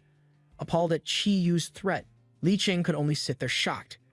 Chiyu orders Hu Nuer a third time, and the prince-turned-slave has no other choice but to obey. He stands on shaking knees, swallows his humiliation, and dances to the beat of the music. Li Qing can tell that the guests are only pretending to admire Chiyu. Deep down, they are mocking him for lacking class and not understanding etiquette. The emperor decided to draw the attention of Pei Xing-su. As the prince of Luolan is the same age as Chiyu, he encourages them to be friends. Pei Xing-su bowed respectfully and tells the emperor that he admires Chiyu for being talented at both martial arts and literature. He might be prince, but the difference between their stations is vast as Luolan is not as rich as Dajing. Befriending the crown prince of Dajing will be very fortunate for him. Chiyu hates people who bond together for benefits. He insists that in order to make a nation as strong as Dajing, a country must have a strong army to avoid other countries from conquering them. He believes that having connections will not result in winning over the world. Tension arises in the hall. Yun the emperor still is in his seat. The purpose of the banquet is to gain allies through diplomacy, with the prince announcing that words and connections are useless, and military might is the way to go. He's practically telling the other nations that all this talk is pointless. Li Qing saves the day by diplomatically rewarding Jun Chiyu's words. He made it seem that Chiyu is simply pointing out that having a strong military defense is the minimum requirement in making the nation strong. However, everyone should work towards keeping the people content, happy, and secure. Pei Xing-su brings up a question to the crown prince. He explains that although the Western Plains covers a large land, geographically speaking, their resources are scarce as they are mostly deserts. He asks what solution they can come up with to make sure that their people are well-fed and live abundantly. Knowing that Chiyu can't answer the question, Li Qing took it upon himself to answer on his behalf. Li Qing eloquently pointed out that the country must determine where their strength lies and find ways to compensate for their weakness. He made it appear as if it was Chiyu's idea. As Luolan is in an advantageous location between Dajing and other nations, if Luolan invests on trade routes between the countries, it would benefit Luolan greatly. I think Li Qing means charging for toll fees and making Luolan a hotspot for exchanging goods. Luolan can also make use of their precious stones and spices to exchange for basic needs like food and medicine. Pei Xing-su thanks him sincerely for his advice. He admits that his main purpose in visiting Dajing is to create an alliance and open up trade between the countries. Hearing Li Qing speak on behalf of the crown prince makes it clear that Dajing is open to such talks. Pei Xing-su smiles in admiration for Li Qing. He is impressed by Li Qing's eloquence and his diplomatic way of implying that Da Jing's conquering days are over and is open to creating allies for lasting peace. He is glad that Da Jing's interest aligns with Luo Lan's. The emperor did not hide his appreciation of Li Qing's eloquence. He complimented Song Qing, who is now minister and raising a wonderful son. He is happy for choosing Li Qing as Qiyu's study assistant. Pei Xing-su silently rejoiced. He finally learned his crush's name. He savored the name in his head, keeping it in mind. Li Qing took a well-deserved drink after diffusing the situation. He may have done a good job at making Da Jing look good, but Qiyu is unlikely to appreciate it. Qiyu pointed out that Li Qing seems to be in better health. Qiyu accused Li Qing of finding Qili Mansion not big enough as a stage to show off on and ordered him to go home as his opinion is not welcome. With shaking hands, Li Qing swallows his tears and puts down the bowl he's been sipping. Seeing the silver lining of Qiyu's dismissal, he excused himself, choosing to leave rather than face further humiliation and neglect. Li Qing leaves the banquet hall, leaving behind Qiyu to enjoy the festivities without him. After taking his leave, Li Qing rounds a corner outside the banquet hall. He halted his steps at hearing someone call his name. He recognizes the voice of Pei Xing-su and decides to walk faster. He cannot fathom why the Prince of Luolan would follow him. But alas, the Prince of Luolan is able to outwalk him and blocks his path, confirming that his name is Song Li Qing. Li Qing ignores him and tries to walk around him to get away. Pei Xing-su asks if Li Qing has visited a doctor. He correctly assumes that Li Qing's illness is blood exhaustion. In other references, Li Qing is suffering from anemia. Turning towards him, Li Qing asks how he knows. Plucking a branch from a nearby plant, Pei Xing-su points the sharp end of the branch against his arm. He tells Li Qing that he recognized the symptoms and told Li Qing to watch closely. Pushing in the pointed end of the branch against his skin, Pei Xing-su shows Li Qing the red oozing out from the wound. Li Qing understood. Pei Xing-su pointed out that they suffer from the same ailment. This is the weirdest show and tell. He's probably just glad to meet someone who can fully understand his sufferings. He tells Li Qing that he has been suffering from the ailment for 2 years now. Li Qing is surprised to hear this, as blood exhaustion is a terminal disease and is incurable. So how can this prince live this long and look healthy? Pei Xing-su admits that he is not yet cured from the ailment. He is lucky to have a father who exhausted all resources to find a cure for him. Alas, their search finally bore fruit when they discovered a cure called blood cystenge from the desert. With this cure, Pei Xing-su is able to live this long. Li Qing is astounded to hear that magical elixir such as a blood cystenge would exist. He asks Pei Xing-su how he can find the blood cystenge. Disappointingly, the Prince of Luolan answered that there are no more left. Luolan is a barren desert and they were only able to find one. He reveals that he came to Da Jing to study the medical books in the hopes of finding another cure for his illness. The bit of hope that aroused in Li Qing was quickly dashed. Thanking the prince, Li Qing told the prince that he shall deal with his illness on his own. He also asked the prince to stop tattling on him to Qiyu and asks what he wants from him. Taken aback, Pei Xing-su is surprised at the accusation, as he never tattled to Qiyu about Li Qing. Thinking that the other is lying, Li Qing turns to leave but is stopped by Pei Xing-su. Putting a hand on Li Qing's shoulder, the prince excitedly asks him to come back with him to Luolan. Surprised at this request, Li Qing had to ask the prince to repeat himself. Pei Xing-su elaborates that he wants Li Qing to leave Qiyu. He leans down so that he is eye level with Li Qing and urges him to follow him, promising that he shall never disappoint him. That's a strong claim to make. Bewildered at the prince's request, Li Qing asks him how much he knows about him. They've only seen each other in passing a few times. He asks the prince if he knows who Li Qing is. The prince insisted that it does not matter who Li Qing is. What matters is that Li Qing is the one he has been seeking. When Li Qing answered his question at the banquet, Pei Xing-su was able to confirm that Li Qing is the one. Li Qing pushes him off, demanding that he takes back his words. He fears that people would hear their conversation and misunderstand what they are discussing. Should it fall on Qiyu's ears, he might plot to kill Pei Xing-su. The Prince of Luolan explains that he is not going to compete with Qiyu. He believes that Li Qing must feel undervalued in his position as the prince's attendant. He also points out that Li Qing has been thinner since the last time they met. He showers Li Qing with praises, driving home that he sees Li Qing as a valuable asset who has a good heart, a clear vision of the future, and ambition. He is far from a normal person. However, they degraded a wonderful talent like Li Qing's to that of a mere attendant. Is he offering him a job? laying out the benefits that Li Qing will sow if he follows Pei Xingsu. The Prince of Lu Olan promises to respect, value, and love Li Qing for the rest of his life. He smoothly turned the job offer into a love confession. This guy has guts. He even promises Li Qing an official position at court should he want to. Pei Xingsu's offer is sincere. He can't believe that a prosperous nation like Dajing would disregard a talent like Li Qing. If Li Qing agrees to return with him to Lu Olan, then he would surely be a great help in making Lu Olan prosper. He expressed his disappointment at Chi Yu's blatant favor for someone like Hu Nuer when he had a gem like Li Qing beside him. Li Qing had enough and tells Pei Xingsu to back off. He shall forget that such a proposal ever happened and demands that Pei Xingsu drops the idea. Li Qing marvels at the man's frankness but also thinks that he is rather silly. Bowing down in farewell, Li Qing gave the excuse that he must return home to drink his medicine. Pei Xingsu watches him leave, his heart heavy yet full of determination. That look tell me it's not over. A little while later, Pei Xingsu returns to the banquet. When it is time to present his gifts to the emperor, he stands at the bottom of the raised platform as the eunuch reads through the list of gifts.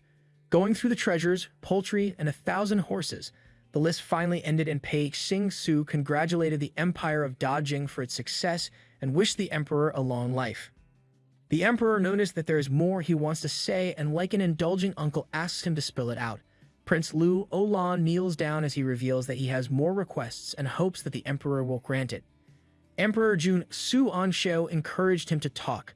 Prince Lu Olan explains that it is a certain someone that he wants and that the emperor and crown prince can grant it. No, don't do it. Shiyu is surprised that his name is mentioned. Intrigued, Emperor Jun Suanshou asks if there is beauty that caught Pei Xingsu's heart that he made a request from the emperor. In the book, Jun Suanshou jokingly told Pei Xingsu that he does not have a princess to give him. Pei Xingsu explains that he is not going to ask for a princess or someone of noble birth, but one he wants is the 7th-ranked attendant who left the banquet early. He wants Song Li Qing. He did it. Unable to restrain his anger, Chi Yu grabs a bowl made of porcelain and throws it on the floor. This is the best chance to get rid of Li Qing like you've always wanted. So why are you having a tantrum now? Silence envelops the banquet hall as they watch the Prince of Lu Olan await the Emperor's answer. Experienced at keeping himself calm, Emperor Jun Suanshou asks what Pei Xingsu wants from Song Li Qing. The Emperor may look calm, but deep down he feels agitated. He glances at his angered son standing with his hands fisted tightly. Pei Xingsu confessed that he fell in love with Li Qing the moment he laid his eyes on him. He admires Li Qing's talents and looks. He promises to take care of him as he knows that he is a valued member of the imperial court and Chi Yu's attendant. Begging on his knees for the emperor to grant him a marriage with Li Qing, he promises to build strong ties between Lu Olan and Dajing. The emperor takes it in stride and carefully explains that he already married off Song Li Qing, and even jokingly tells Pei Xingsu that he came too late. This is news to Pei Xingsu. He is not aware that Song Li Qing is already married. A eunuch explains that Song Li Qing is not only the prince's attendant, but he is also the crown princess of Dajing. Not only that, it is the emperor himself who imposed the marriage. So, Pei Xingsu did ask for a princess's hand. Pei Xingsu's heart stops after hearing this. He turns towards the eunuchs who attended him and demands to know why no one ever told him.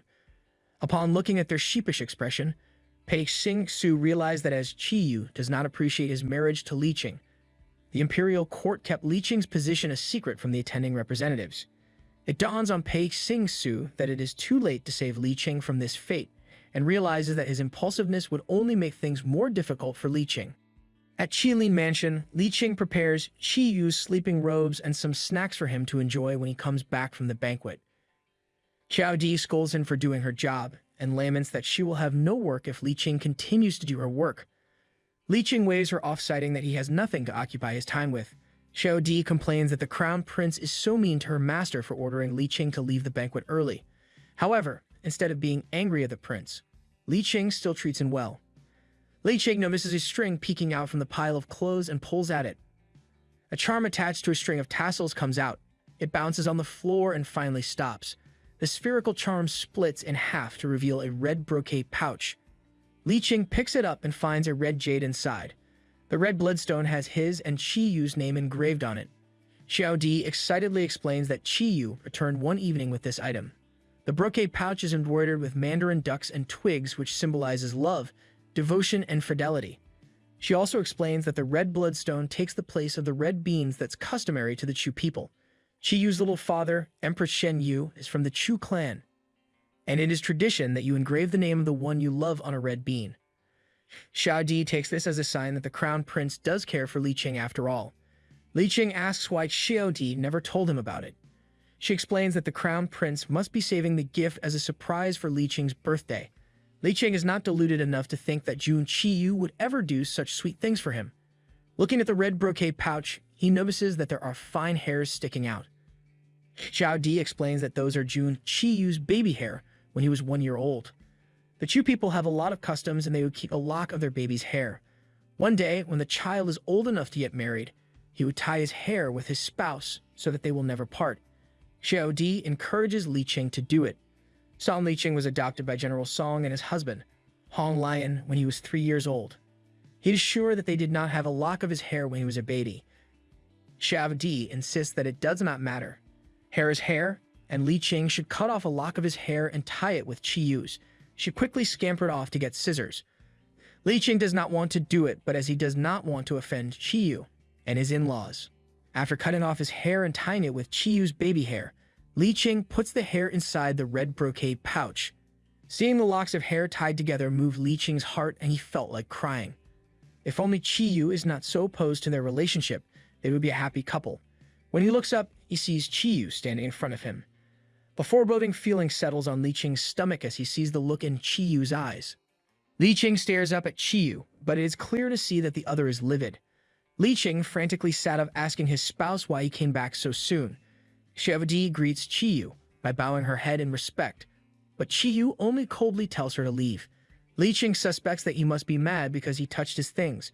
He quickly apologized and handed the red brocade pouch to Qiyu.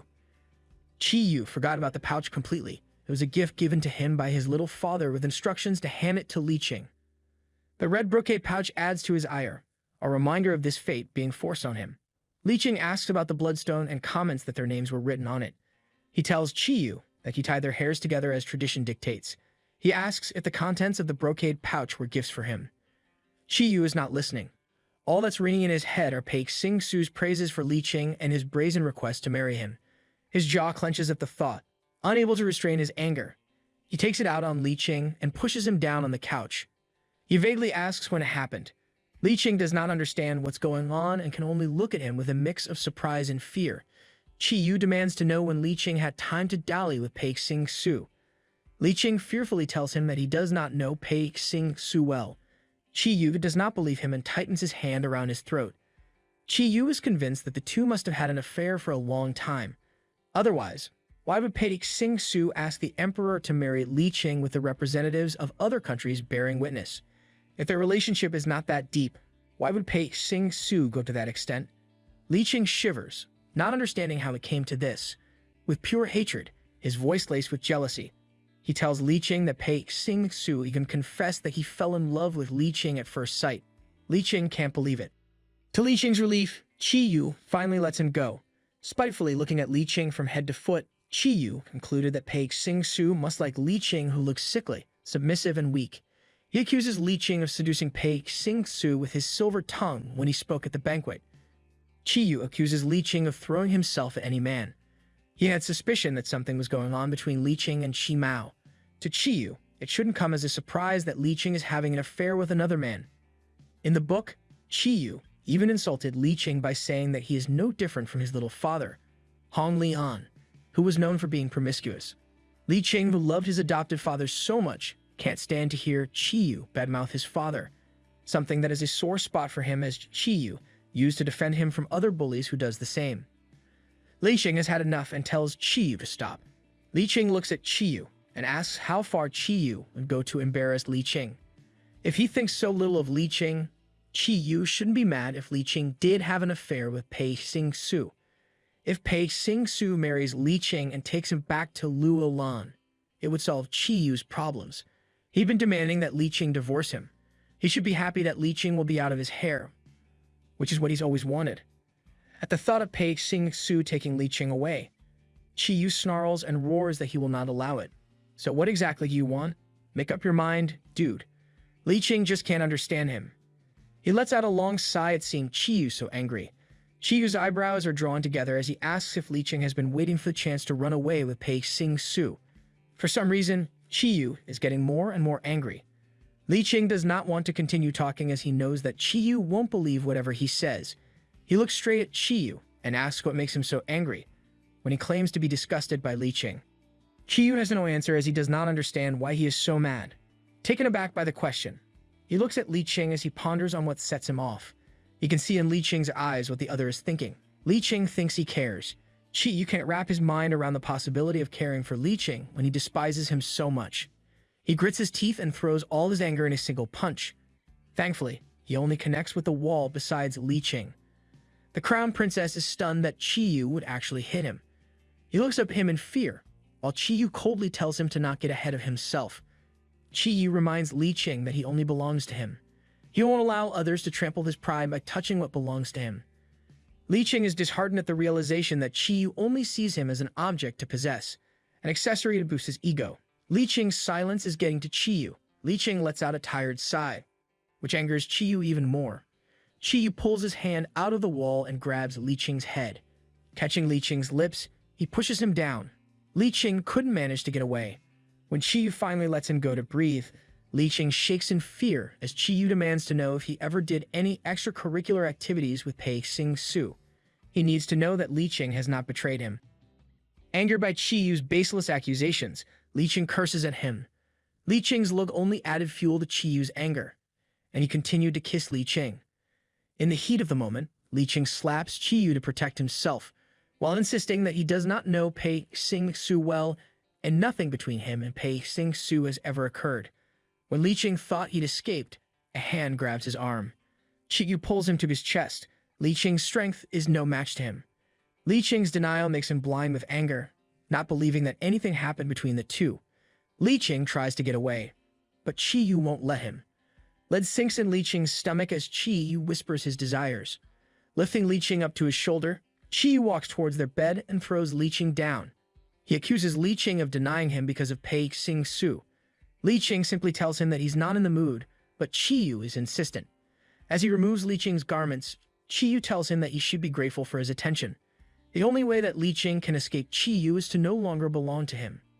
Throughout the night, Li Qing endures the pain, his body littered with marks. Qiyu appears satisfied. It reminds him of the seals that he stamped on Li Qing when they were children. Reveling at the mere thought of possessing Li Qing once more, Qiyu gleefully whispers to Li Qing's ears that as long as they are married, he will own him. Their activity lasted through the night, with Qiyu making sure that Li Qing understood his lesson. The activity left Li Qing weak and in pain. He has been losing a lot of fluid. The darkness hides the fact that Li Qing is on the verge of dying. Qiyu wakes up after a satisfying sleep.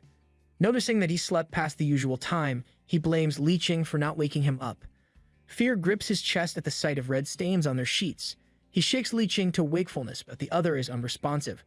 Qiyu knows that he'd been rough with Li Qing last night, but there's no way that he'd done enough damage to make Li Qing hurt so much. Li Qing's complexion is not good. The marks of last night's activities litter his neck, chest, and collarbone. Qiyu panics after having a good look at his husband. He screams for the servants to call for the imperial doctor. When the doctors arrive, Qiyu demands that they check Li Qing right away. Qimao strides over to Li Qing's bed and notices the red marks on his skin. Qimao can already guess what happened. He quickly rummaged through his chest of medicine and found the red pills that will help Li Qing. He knows that Li Qing is ill from blood exhaustion and correctly assumes that the prince did a number on Li Qing to make him like this. He slips the round pill between Li Qing's lips and raises his head to help him drink water to help the pill go down. Li Qing coughs and spits the pill out.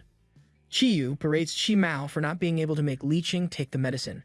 Grating his teeth, Qimao explains that Li Qing can't take the medicine while unconscious. Unable to comprehend what's going on, Qiyu demands to know what's going on with Li Qing. Qimao looks at him sternly, rightfully telling him off for being the cause of Li Qing's current condition. Qiyu defends himself by saying that he was only a bit rough on Li Qing. You might want to reconsider what a bit means. Qiyu remembers all the things he did to Li Qing last night and clenches his teeth in a mixture of guilt and anger.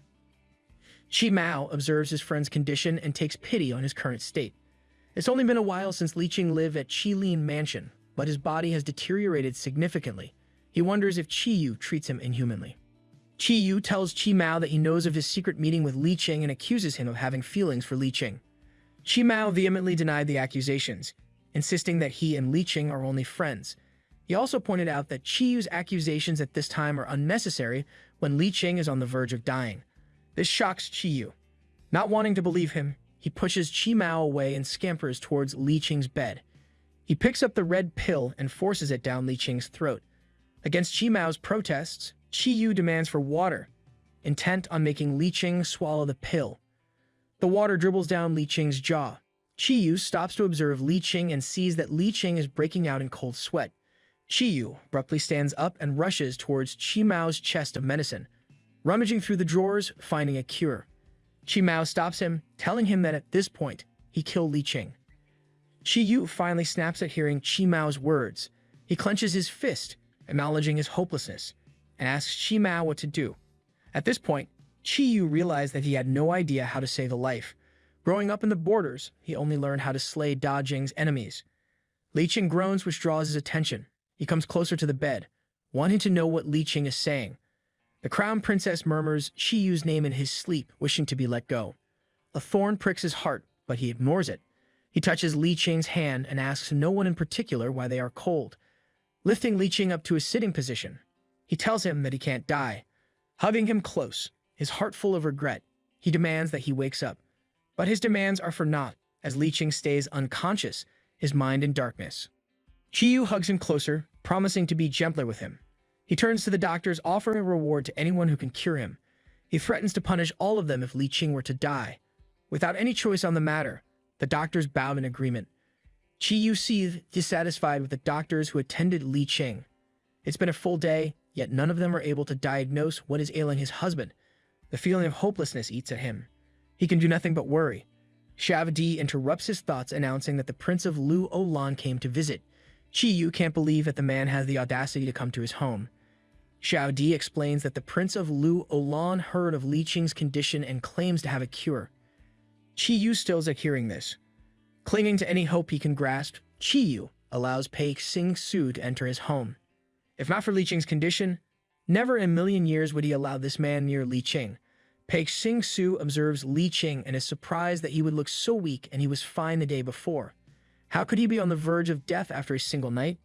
Impatiently, Chi-Yu demands to know if Pei Xing-su has the cure. Like a lover sitting beside his beloved's deathbed, Pei Xing-su bows his head. Chi-Yu looks down on Pei Xing-su like some villain. Surprised, he had no time to dodge when a fist flew at him. Hit him good. Pei Xing-su curses him, demanding to know what torture Li Qing had to go through in Chi-Yu's hands, enduring his swollen cheek. Chi-Yu stands silently, even when Pei Xing-su poses to attack a second time. Gathering his bearings, Chi-Yu grabs Pei Xing-su's wrist. He tells Pei Xing-su that if he can save Li Qing, he'd allow him to punch him. If not, he'll be sure to fight back. Pei Xing-su is not as strong as Chi-Yu, who grew up in the garrisons waging war against Da Jing's enemies. He is no match for Chi-Yu's strength. The first punch was a lucky strike. Pei Xing-su knows of Chi-Yu's reputation and how cruel he can be. Not only did he kill many people and enslave a prince of the Yili royal family, he even tortures his dear husband. Chi-Yu does not care what he thinks and demands that he save Li Qing. Pei Xing-su does not need to be told twice. Pulling his hand away from Chi-Yu's grasp, he vows to save Li Qing. As much as Pei Xing-su wants to vent his anger, fighting with Chi-Yu is pointless. Insulted that Pei Xing-su had the gall to be angry at him, Chi-Yu tells him that it was he who should be mad for asking Li Qing's hand in marriage in front of the world's envoys. It is Chi-Yu who has a beef to settle with him. Pei Xing-su claims that he has the right to be angry. First, he is jealous of Chi-Yu for being so lucky to marry Li Qing. Second, he is mad at him for being blind and not able to appreciate the gem he had been gifted with. Lastly, he is angry that Chi-Yu does not uphold the responsibilities of a married man and hurts his husband. Chi-Yu has no words to defend himself with. He can only clench his fist as Pei Xing-su rants at him. Finally, having said his piece, Pei Xing-su concluded that Chi-Yu does not deserve Li Qing. He turns to Li Qing, watching his face. Chi-Yu tells him that Li Qing is his, and Pei Xing-su has no right to interfere in the matters regarding their marriage. He tells Pei Xing-su to leave if he only came to Qiling Mansion to rant, Pei Xing-su confidently answers that there is a way to save Li Qing, but demands that he should be left alone with Li Qing when administering the treatment. Yu looks at him incredulously. He thinks that Pei Xing-su must have nefarious intentions to Li Qing, but Pei Xing-su is unbendable. He will only save Li Qing under the condition that they are left alone together. Otherwise, Li Qing will die. Yu looks at Li Qing, watching his husband suffering on the bed. There is no other choice, threatening to end Pei Xing-su and destroying his country if he fails to save Li Qing. Yu leaves him alone to do what needs to be done. All he did was dole out threats to the medical staff and those who wanted to save Li Qing. Not really helpful. Yu. Pei Xing-su mocks Yu for lacking this kind of protectiveness when it was needed. What right does Yu have to act like a caring husband when it is too late? Yu leaves the room, his eyes closed in regret. When Yu left, Pei Xing-su stood in Li Qing's room in silence. Outside, Yu stands facing the garden, contemplating if he had gone too far this time. From behind, a playful voice comforts him. It is Hu Nuer inviting him to his room and Xing Li Za to have a meal together. Yu explains that he must stand guard as he is worried that Pei Xing-su might do something bad to Li Qing. Hu Nuer tries to convince him that the guards won't let Pei Xing-su do anything to Li Qing. He convinces Yu that his health is far more important and that he must rest. Compromising, Hu Nuer offers to message him to make him feel relaxed. Ridden with guilt, Yu asks Hu Nuer if he treated Li Qing so cruelly. Hu Nuer takes his side and angrily states that anyone who accuses Yu of such things should be punished. As the future emperor of Dajing, he is above all others, and such words are slander. With these words of flattery, Hu Nuer is able to get to Yu's head. Driving his point, he praises Yu for his adventures in the western regions and all the things he did to protect his country. However, it is Li Qing who does not understand Yu's sacrifices. Under the pretense that it is not his nature to talk ill about people, Hu Nuer criticizes Li Qing for not doing a good job of managing Yu's reputation. He accuses Li Qing of making himself look good while pushing Yu's name to the mud. As Yu's slave, he pretends to be aggrieved. Hu Nuer even goes so far as accusing Li Qing of pretending to be sick to gain Yu's sympathy, a strategy written in the book, The Art of War. It's a must-read. He warns Yu to tread lightly and not fall for Li Qing's traps. Hu Nuer's words angers Yu, and he throws off the food prepared for him. The slave asks him what's wrong. Yu looks at him coldly and asks if Hu Nuer has forgotten his place. Hu Nuer tries to calm Yu by insisting that he is genuinely upset for him. He claims that he can't help but feel indignant for him. Hu Nuer wonders why Yu suddenly started to care for Li Qing. Yu dismisses him, his steps leading back to Li Qing's courtyard. Inside Pei Xing-su's seethas, he expected Yu to leave right away. Surprisingly, he decides to stick around outside while Pei Xing-su tends to Li Qing. Pei Xing-su wants to make Li Qing give up on Yu so that it will be easier for him to take him back to Luolan and treat him. As someone who suffers the same ailment as Li Qing, he knows that the pill created from the blood system will help Li Qing leave. It is the only reason why Pei Xing-su has lived this long. The pills must be taken yearly to extend one's life.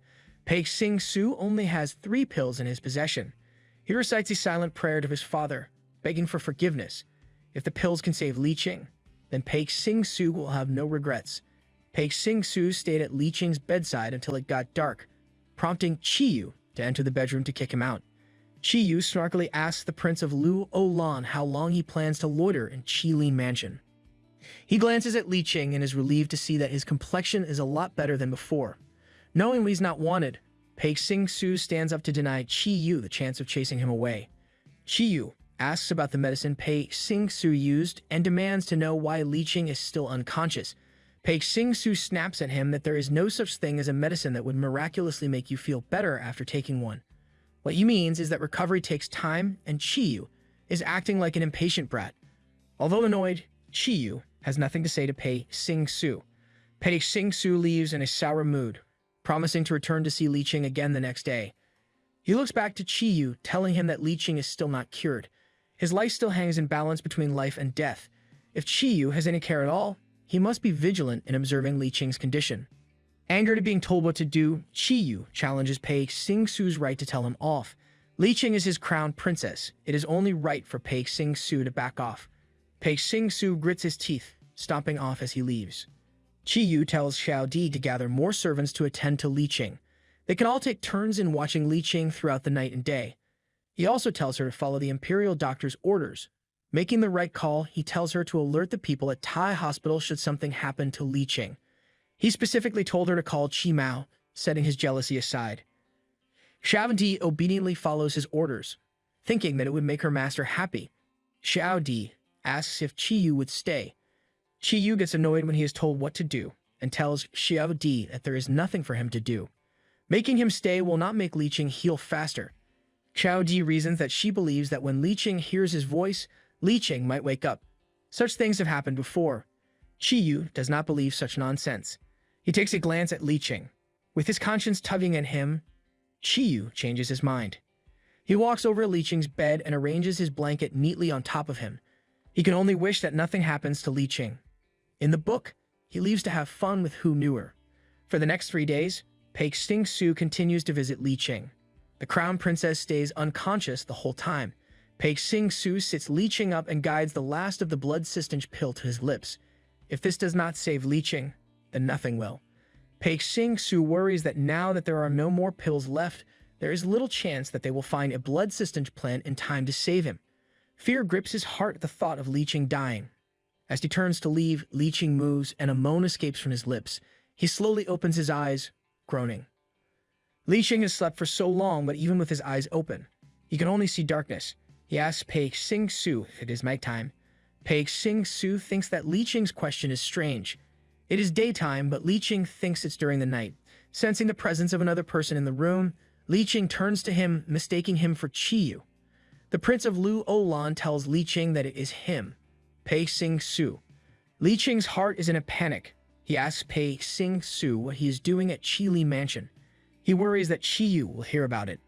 Pei Xing Su explains that Li Qing has been unconscious for days and the doctors were unable to cure him. He tells him that they used his remaining blood sistinge pills to save Li Qing from the brink of death. Li Qing clearly remembers that Pei Xing Su told him that they only got hold of one blood sistinge plant even after years of searching. He asks why Pei Xing Su would give up something so precious and give it to Li Qing. There was only a limited supply and Pei Xing Su also needed it to survive. Li Qing, marry this guy instead. If you don't, I will.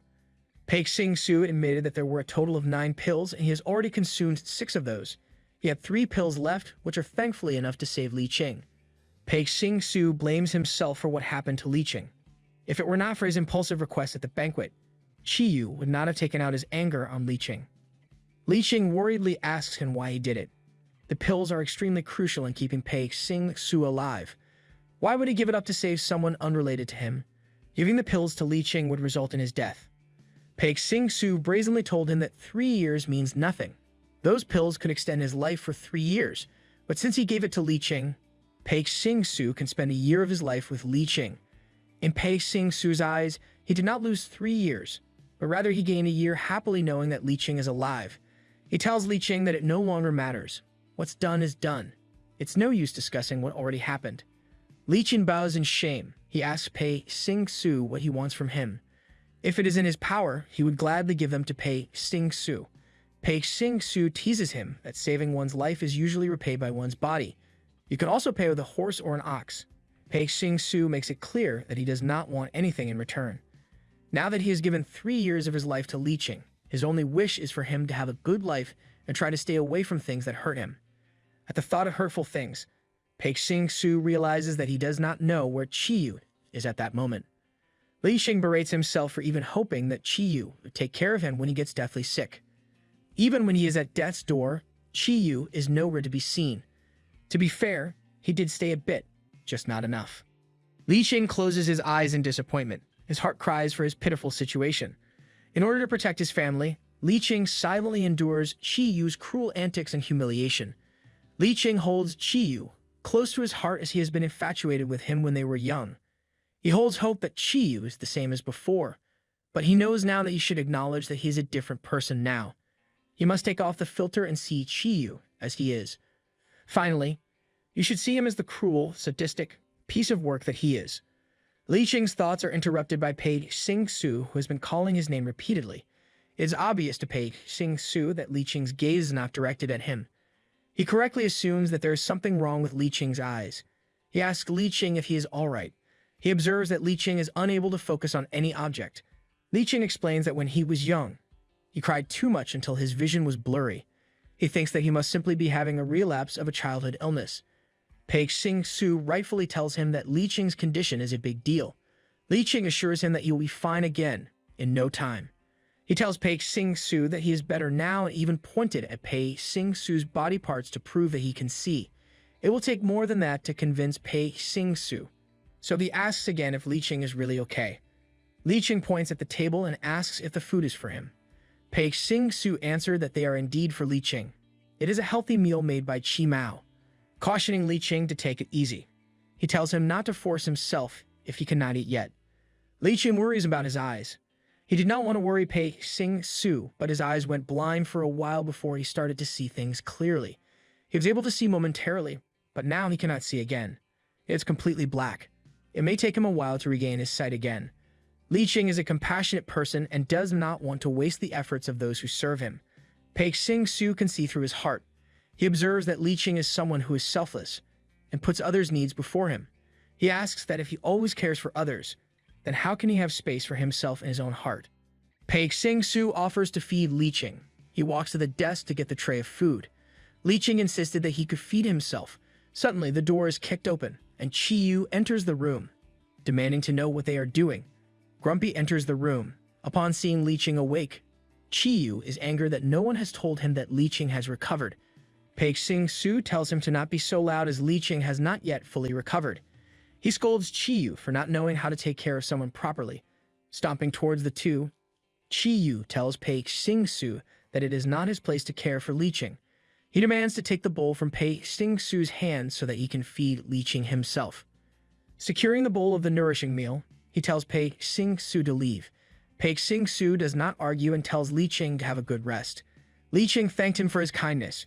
Qi Yu thinks it is unfair of Pei Xing-su to say that he does not know how to take care of Li Qing, when all Pei Xing-su did is to check up on Li Qing from time to time. Qi Yu thinks bitterly that he has been caring for Li Qing and stayed beside him most of the time. When the two of them are alone, Qi Yu breaks the silence by telling Li Qing that he knows that all will be well. Li Qing was just fine, so there's no way that he die a sudden death. When he looks at Li Qing, a foreboding feeling creeps at him. There is something about Li Qing that is different, but he cannot put a finger on what it is. What has changed? It is a pleasant afternoon. Li Qing spends the day catching up on his reading. He looks and finds Qi Yu poring over the memorials, looking like he'd rather be anywhere else. He didn't expect that his wayward husband would come back after storming off the other day. It was an unexpected turn of events, as Qi Yu is the type to use his muscles more than his brain. Li Qing wonders if Qi Yu is up to something. Qi Yu pores over the letters, having a constipated look on his face. It is no different from when they were young. Some things never change. Qi Yu notices him and asks Li Qing what he's looking at. Li Qing sweats, worried that he'd offended his volatile husband. Qi Yu watches him silently, and it makes Li Qing more nervous. After a beat, he commands Li Qing to come closer. Li Qing obeys and walks up to Qi Yu's desk. Qi Yu assures him that he does not bite and that Li Qing should not fear him. That's debatable. He offers Li Qing a seat. Qi Yu remembers how full of life Li Qing was when they were young, but he grew up into a boring guy. Li Qing sits at the table, and Qi Yu hands over his brush.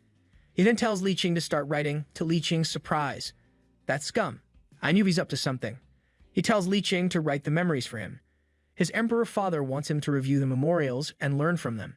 His father always tells him that in order to be a good emperor, he must learn the affairs of the common people. As Li Qing passed with flying colors in the imperial exams, he is perfect for the job. Li Qing argues that making someone else do the work defeats the emperor's true purpose. Li Qing observes that Qi Yu did not change at all. He used to make him do his homework when they were young.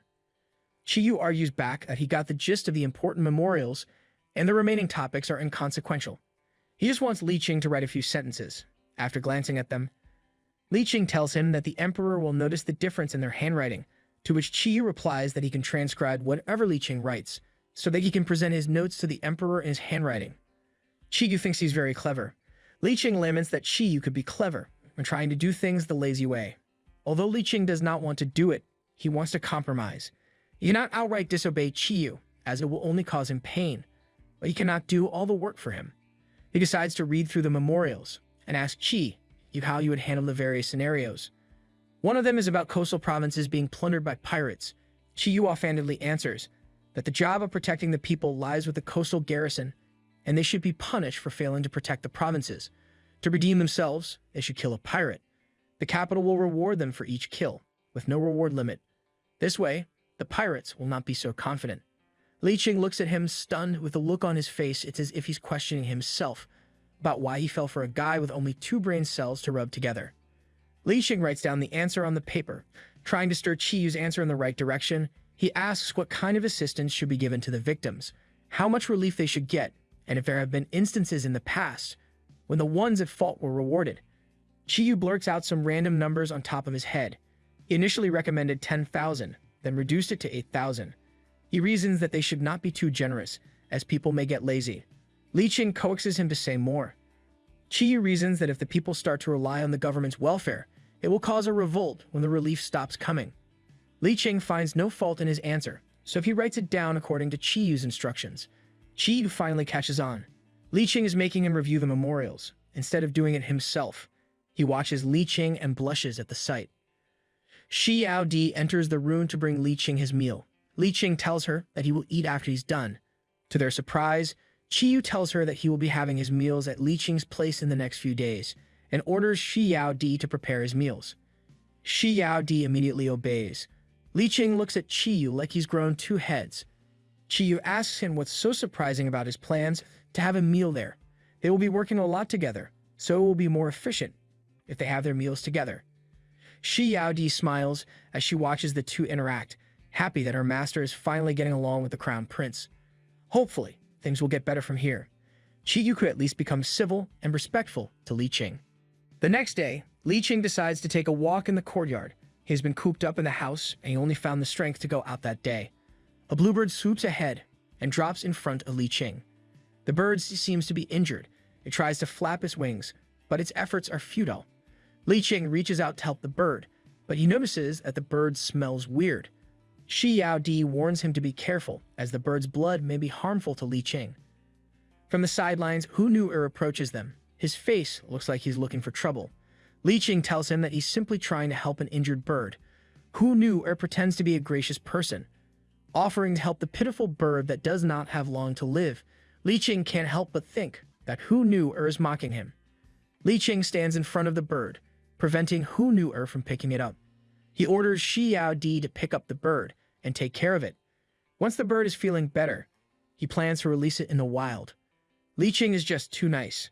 Secretly, Hu Nu-er rejoices that Li Qing took the bird. Chiyu approaches them, and Hu Nu-er quickly greets him. His greeting is so familiar compared to Li Qing's, who acknowledges his husband's presence with formality. Chiyu wonders why Li Qing is not saying anything. Hu Nu-er explains that Li Qing is just so tired, and that you should not take Li Qing's offense to heart. He acts like he's the legal wife. Who are you to talk to on behalf of Li Qing? Li Qing watches the two interact, feeling like a stranger watching a lonely couple. Li Qing excuses himself, as he understands that Chiyu only came to his mansion to review the memorials with him.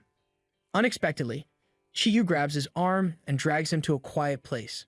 Where are you taking Li Qing? Chiyu takes Li Qing to a secluded place in the capital. Li Qing had no idea that a scenery as good as this existed in the capital. Chiyu tells him that he found this beautiful place when he went to the military camp. Li Qing asks him why he would show him this place. Chiyu answers that he received praise from his emperor father, who did not make too many corrections to his proposals. This lifts Chiyu's mood, so he's feeling generous at the moment and decides to take Li Qing on a trip. How I wish you could be generous every day. However, the emperor commented on his ugly calligraphy and requested that he practice more. Li Qing encourages him to work on his calligraphy, which triggers Chiyu. He tells Li Qing that he is aware of what Li Qing is doing. Li Qing has been sneakily making him learn the stuff he does not like, so he just wants to be praised without doing the work. That's not how it works, you lazy bum. Li Qing honestly tells him that he only wishes for Chiyu to become a good emperor. Li Qing realizes that Chiyu can see through his maneuvering, but has not said anything about it until now. Li Qing panics. Who knew what Chiyu would do?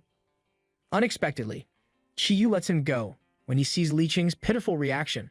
Confidently, he tells Li Qing that he is bound to be a great emperor someday. Li Qing knows Chiyu well. Only someone with a princely bearing like Jun Chiyu would be so confident. Out of the blue, Chiyu comments that Li Qing has been cooped up in the palace, reading obscure books. Someone who's as weak as Li Qing should take more walks. Li Qing did not answer. He looks around, enjoying the scenery. The pinkish-white blossoms fall gently around them. He notices that Chiyu's attitude toward him has changed for the better. He is more considerate of Li Qing's needs and seems to be more comfortable around him. Chiyu watches his spouse. Li Qing looks so frail amongst the cherry blossoms. Li Qing's lips curve in a smile, and his face has a dreamy look. Chiyu does not understand why heat rushes to his face at Li Qing's smile. He wonders what's making Li Qing happy and what causes Li Qing's thoughts to drift. Good things have to come to an end, and the two have to return to the capital. Before they return home, Li Qing takes this opportunity to grab some items from his favorite bookstore.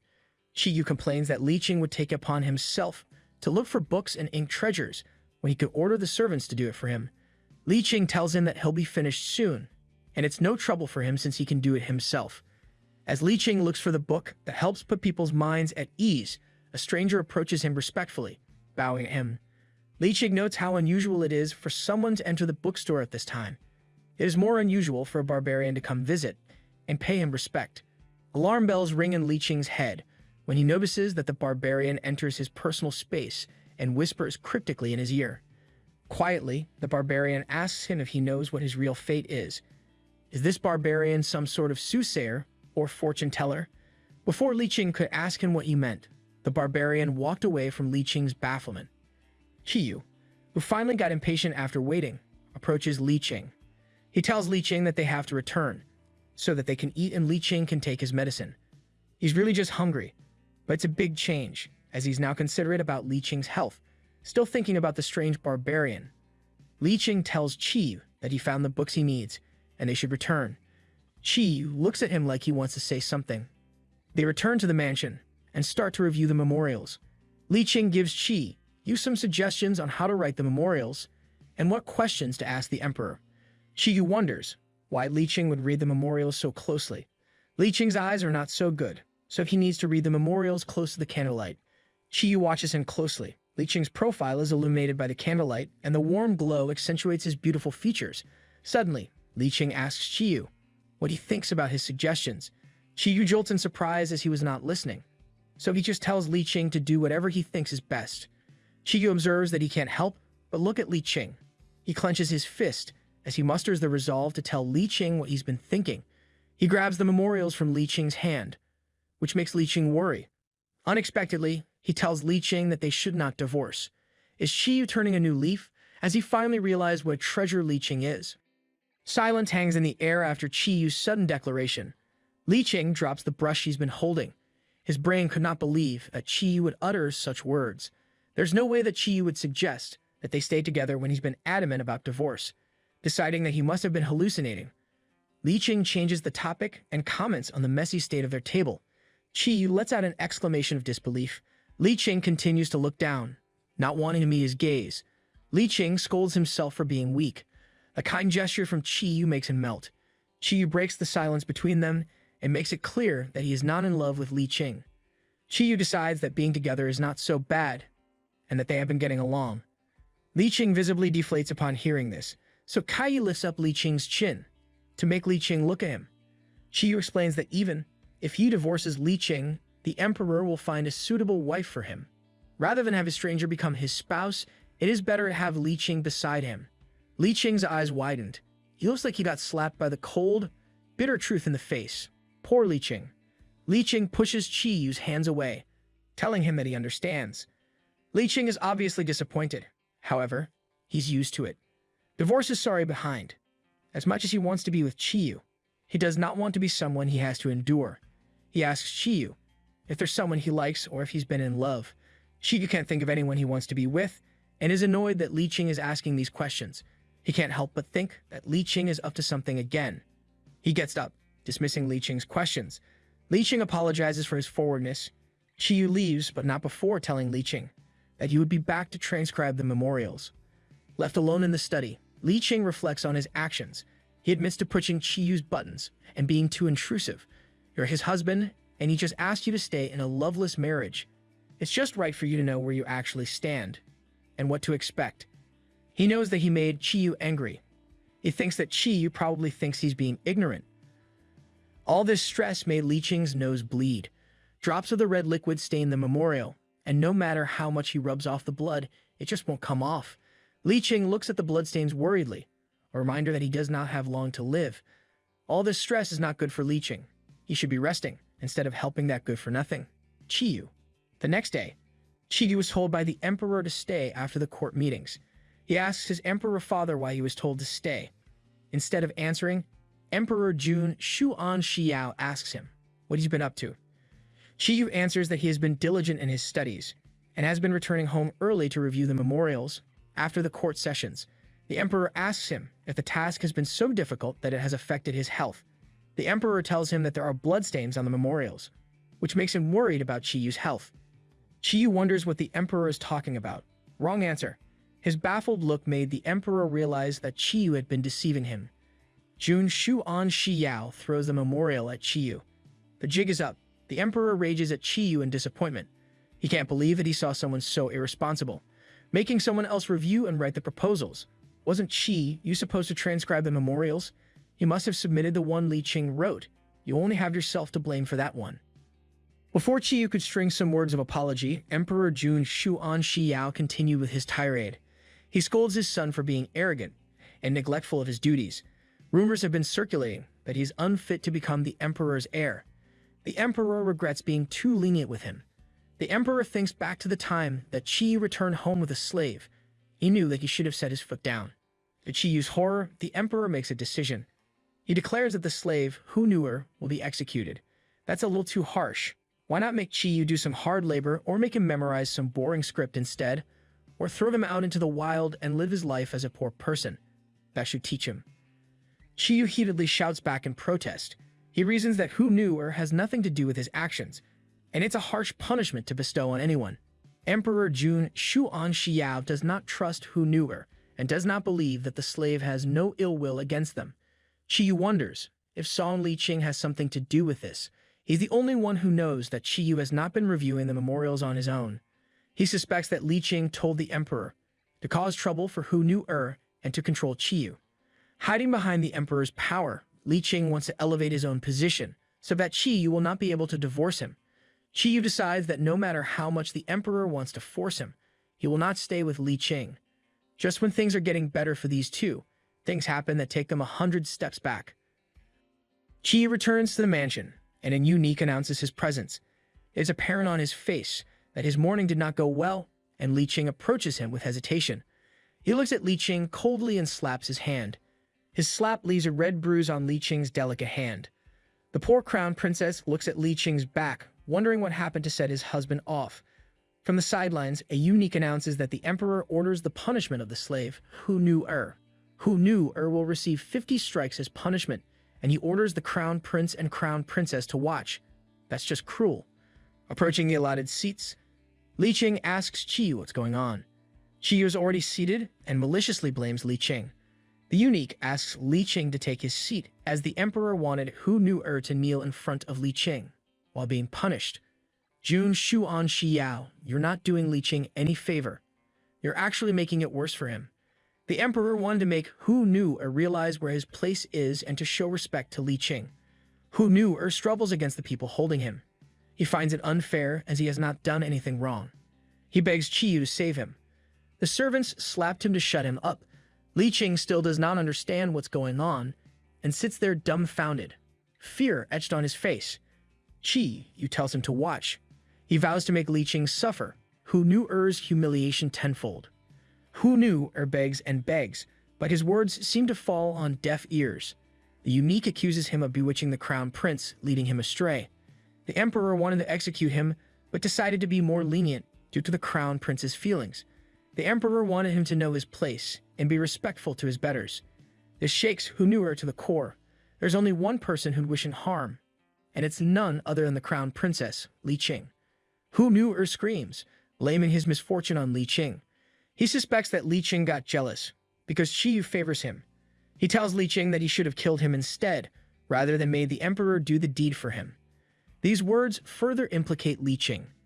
Knowing that his words would not be heard, Li Qing sat rooted in his spot, and his world turned upside down. Qiyu's eyes look at him with loathing, telling Li Qing how he should not have trusted him. If you had transcribed the memorial like you're supposed to, then this would not have happened. Li Qing asks if he really believed that Li Qing could do such a thing.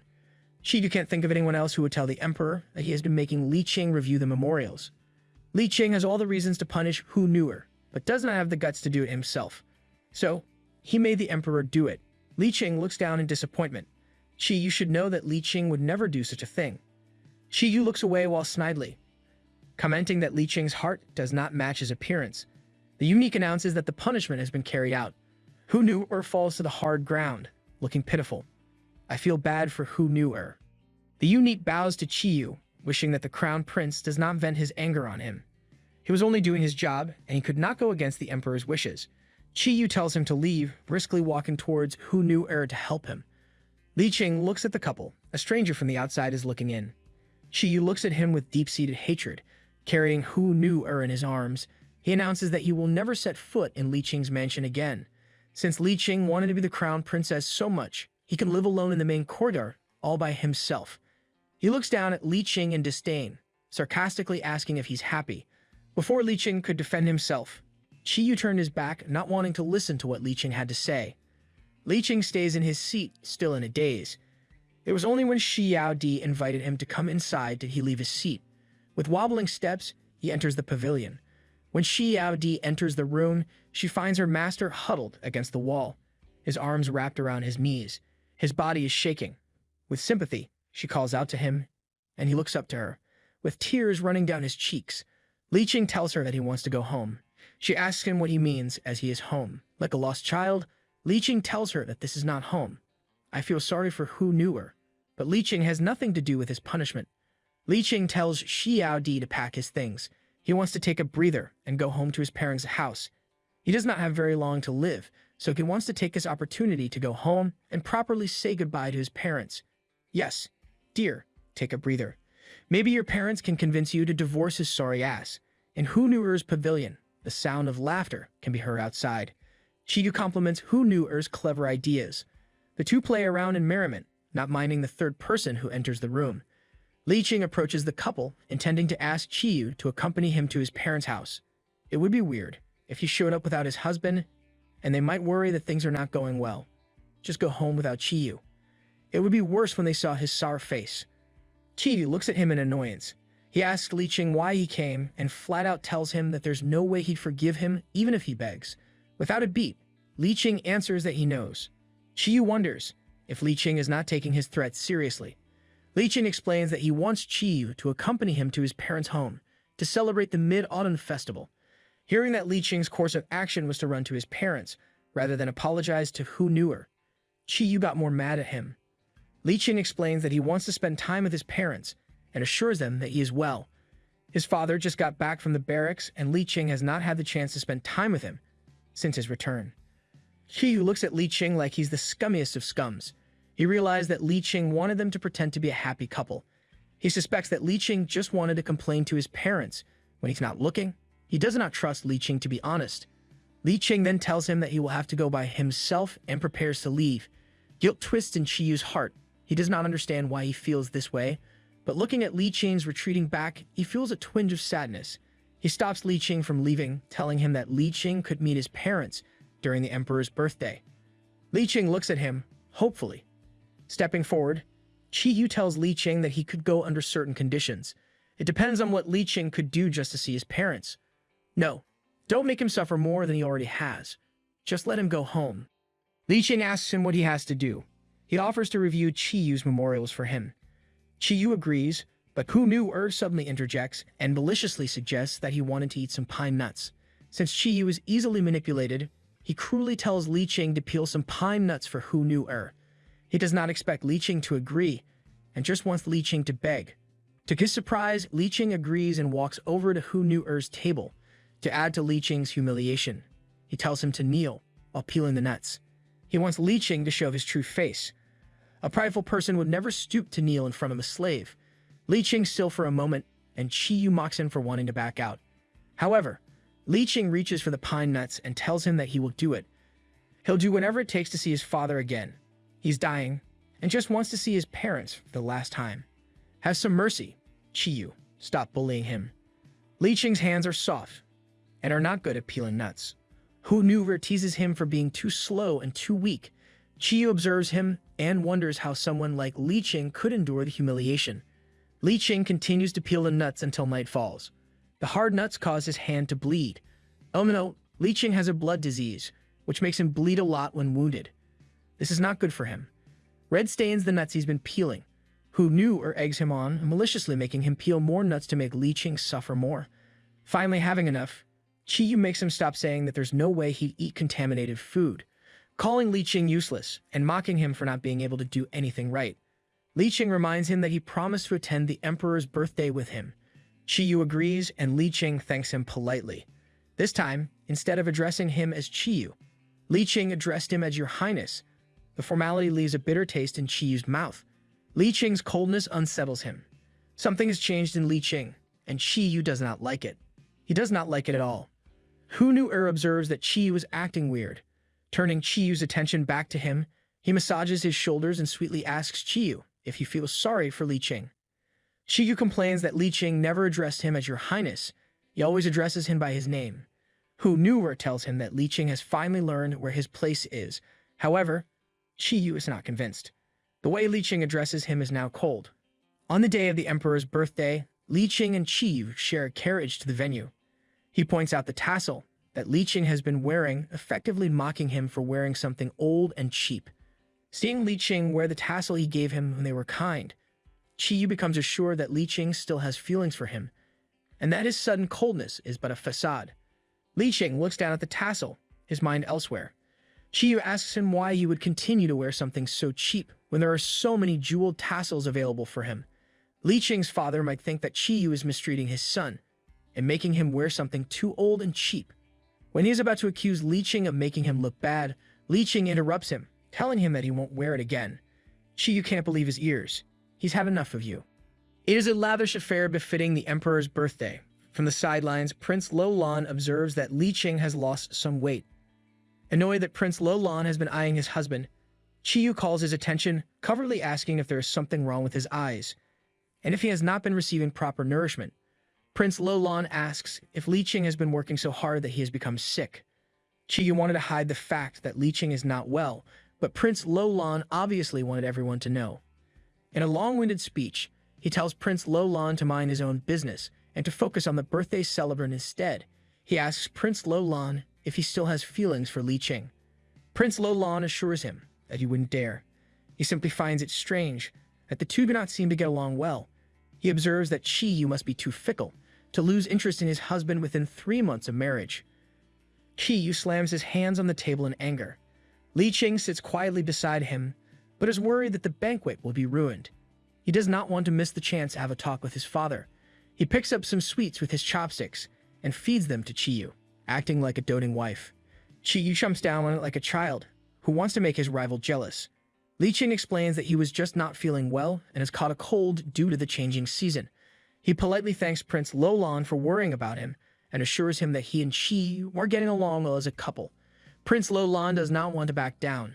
He knows exactly what's going on behind closed doors. Li Qing is forced to tell him to mind his own business in the politest way possible. Upon hearing that Li Qing views him as an outsider, Prince Lo Lan apologizes for butting in with Li Qing's marital affairs. He downs his drink while lamenting the unfairness of it all. He genuinely cares about Li Qing, but he is being considered an outsider, while Chiyu, who caused Li Qing nothing but pain, is to be Li Qing's husband. The table where Li Qing and Chiyu are situated is quiet. The two do not bother to interact with each other. Chiyu's mood sours, which is Li Qing's cue to stay quiet. Otherwise, he'd have to endure Chiyu's wrath. Breaking the awkward silence, the emperor calls Li Qing's attention. He encourages Li Qing to speak to his father, as they have not gotten the chance to do it since Li Qing's wedding to the crown prince. Li Qing gratefully obeys and walks over to his father's table. Li Qing bows respectfully to his father, thinking that this may be the last time that he can be filial. General Song Qing carefully helped Li Qing to sit up. He worriedly asks his son if he's doing well. Li Qing lies skillfully, assuring him that he is treated well. Upon holding his shoulders, General Song can tell how thin Li Qing has become. He wonders if his son is ill. Li Qing tells him that he has just recovered from an illness, but is now doing well. It is not easy to fool the general when Li Qing lifted his hand. His father saw the wounds on his fingers. He asks Li Qing if it is the crown prince's doing. Li Qing explains that the wounds are due to an accident. For a father, it's hard to see his own child suffer. General Song knows that there is no love between Li Qing and Qiyu. He knows that Li Qing was pressured into accepting the marriage. Instead of being honored, his child is humiliated. General Song Qing promises to take him home, even at the expense of his life. He drags Li Qing by the arm, intent on confronting the crown prince. Qiyu pretends to be nonchalant. With the angry look blazing in the general's eyes, he suspects that Li Qing complained to his dad to stir up some trouble. General Song asks if Li Qing made such a grievous offense to be treated so harshly. He accuses Qiyu of hurting his son and starving him. Qiyu pretends to not know what he's talking about. He tells him that Qiyu is just sick, and there's no way that he has anything to do with it. He even tells him that he had called many doctors to treat Li Qing's illness until he got better. Li Qing stands to the side in silence. He'd rather not add fuel to the fire. General Song finally asks an important question. He asks Qiyu where he was while Li Qing was ill. Qiyu hesitates. He does not want to say that he stayed by Qiyu's side. Instead, he answers that he had soldiers and servants watch over him. This is not the answer that General Song wants to hear. He complains that Qiyu should be the one to stay by Li Qing's side, as he is his husband. Qiyu shot back, saying that Prince Lo Lan's public proposal humiliated him. Does that have anything to do with anything? It's not your husband who publicly proposed to Prince Lo Lan. Someone's in love with your husband. Qiyu excuses his behavior by telling the general that he only left for a few days to contemplate. General Song acquiesces yet sarcastically acknowledges that Qiyu is faultless. He tells Qiyu that if he's so dissatisfied, that he wouldn't mind if Li Qing returned home. Qiyu did not answer. From a distance, the emperor has been observing them. His commanding voice asks Qiyu what he said to General Song that made him look so mad. Li Qing avoids the impending disaster by telling the emperor that they were just discussing what gift they prepared for him. Li Qing tells Qiyu to hand over the longevity peach. Qiyu made himself to the emperor. Li Qing brings the box to the emperor. Earlier that day, Li Qing asked Qiyu's opinion on the two gift options he had acquired for the emperor. He was able to acquire red coral from the East Sea and a glass lantern from the West region. Qiyu tells him that there are no riches that the emperor does not have, and that who knew has already prepared a gift. They would pretend that Qiyu made the longevity peaches himself to appease the emperor. He even has the guts to pass off someone else's work as his own. He never learns. Li Qing hesitates in handing the gift to the emperor, but decides to push forward. He tells the emperor that the longevity cake was made by Qiyu himself, touched that his son would make something with his own hand for him. The emperor quickly had a taste. By the way, where is Empress Shenyu? It's his husband's birthday. Where is he? Before Li Qing could return to his seat, the box of longevity peaches clattered to the ground. The emperor's head drops down on the table, and Qiyu rushes towards his father, alarmed. Emperor Jun Shuan Xiao clutches his chest, his face contorted in agony. Qiyu calls out to him in alarm, genuinely worried for his father. He cannot fathom how this could happen. He immediately called for the imperial physician. Securing the perimeter, he prevented anyone from leaving the hall. Otherwise, they would be executed. Li Qing tells him to bring the emperor to the inner hall, away from prying eyes. His father is what keeps the empire together. The court is filled with traitors, intent on furthering their own means. If news gets out that the emperor fell, it will cause chaos. After bringing the emperor to the inner court, the imperial physician quickly attends to him. Qi Miao tells him that the cause is poisoning. Qiyu can't believe it. How could the emperor get poisoned when everything he eats is tested for poison beforehand? He orders Qi Miao to treat the emperor quickly. Kimio tries to explain that it's not that easy. He has to know what poisoned the emperor to determine the correct antidote. Li Qing calmly suggests that they check the food the emperor ate. Qiyu quickly agrees and sends Qi Miao and the other doctors to check. They use mice to determine which food was poisoned. They finally found the source. They present Qiyu. The box of longevity peaches. Lying with a plum innocent tree is a dead mouse. Qiyu did not waste time confronting Hu Nu-er. He slams him down, intending to beat him up. He can't believe that someone he pampered more than his crown princess would betray him like this. Hu Nu-er looks at him in fear.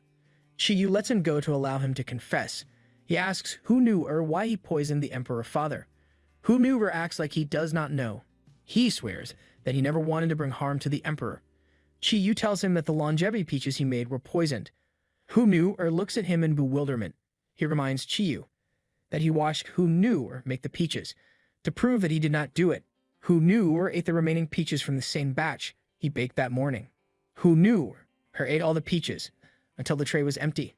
After a while, he kneels in front of Chi Yu, still alive, showing no sign of being poisoned. He looks up at Chi Yu, begging him to believe him. Chi Yu takes pity on him and orders him to get up. He slumps on the floor, his head aching due to the accumulated stress. There must be someone else who poisoned the emperor. Hu Nu tells him to think of the people who handle the longevity peaches. Whoever, this must be the culprit. Chi Yu thinks back on who handled the peach. It was only him and Li Qing. He looks back at Hu Nu, scolding him for implying that Li Qing did it. There's no way that Li Qing would do such a thing. Hu Nu kowtows in front of him, telling him that there is a secret that he knows. He confesses that Li Qing was sired by the former emperor of the Central Plains. His father is Emperor Xiao, who was Emperor Jun Xuan Xiao's sworn brother, the one whom the current emperor betrayed to usurp the throne. Hu Nu crouched on the floor, begging for leniency. He kept this important information from the prince and wished that he granted him pardon. Chi Yu can't believe his ears. There's no way that his childhood friend turned husband was the heir of the former kingdom. He draws his sword, intent on making Hu Nu pay for spreading false rumors. Hu Nu insists that what he says is true, claiming that he'd gladly give up his life to reveal the culprit's true identity. He explains that Emperor Xiao had a consort, who was given to his king's father when he was young. She was crazy and always introduced herself as Consort 1. Whenever she sees someone, she asks for her son. She describes her son as having a mole on his neck. Chi Yu remembers the mole on Li Qing's neck. He realized that being the former emperor's son could be a motive for Li Qing to harm Emperor Jun Xuan Xiao. Hu Nu begged him to search the archive to prove that what he said was true, threatening to cause severe bodily harm if Hu Nu was lying. Chi Yu leaves for the archives. He turns his back on the slave and does not see the smirk gracing Hu Nu's lips. It is a smile of victory. He put his own life at risk, but ultimately won. In the archives, Chi Yu searched for proof of Li Qing's birthright. All records point to the fact that Li Qing was Emperor Xiao's son.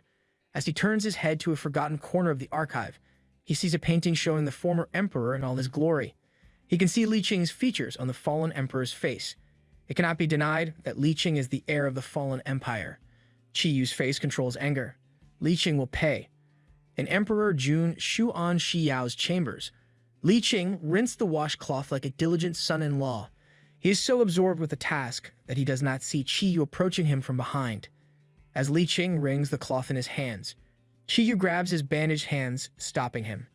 When he looks up, he is greeted by Chi Yu's cold, unforgiving eyes. Li Qing looks at Chi Yu. To break the silence between them, he tells him that, due to the poison, the emperor has yet to gain consciousness. Li Qing does not expect what happens next. Chi Yu calls for the guards to arrest Li Qing for the heinous crime of poisoning Emperor Jun Xuan Xiao. Li Qing shall be confined to the cold dungeons where he will be interrogated. Although surprised, Li Qing looks at him calmly, asking if Chi Yu is serious. With his grip tightening on Li Qing's hand, Chi Yu vows to never trust Li Qing again. Li Qing purses his lips, trying to contain the betrayal, fear, and disappointment he is feeling. Releasing his hand from Chi Yu's grip, he calmly tells him that he understands and will voluntarily walk towards the dungeons. He shall walk towards his doom with dignity, a man resigned to his fate. It's as if he is no longer surprised by the extent to which Chi Yu would go to make him suffer. In the cold dungeons, Li Qing is subjected to several rounds of interrogations. Devices meant to cause severe pain litter the floor.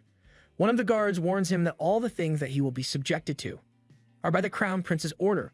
He tells Li Qing, who is of noble blood, not to bear their grudges as they are only following orders, respectfully, and even addressing him with his proper title.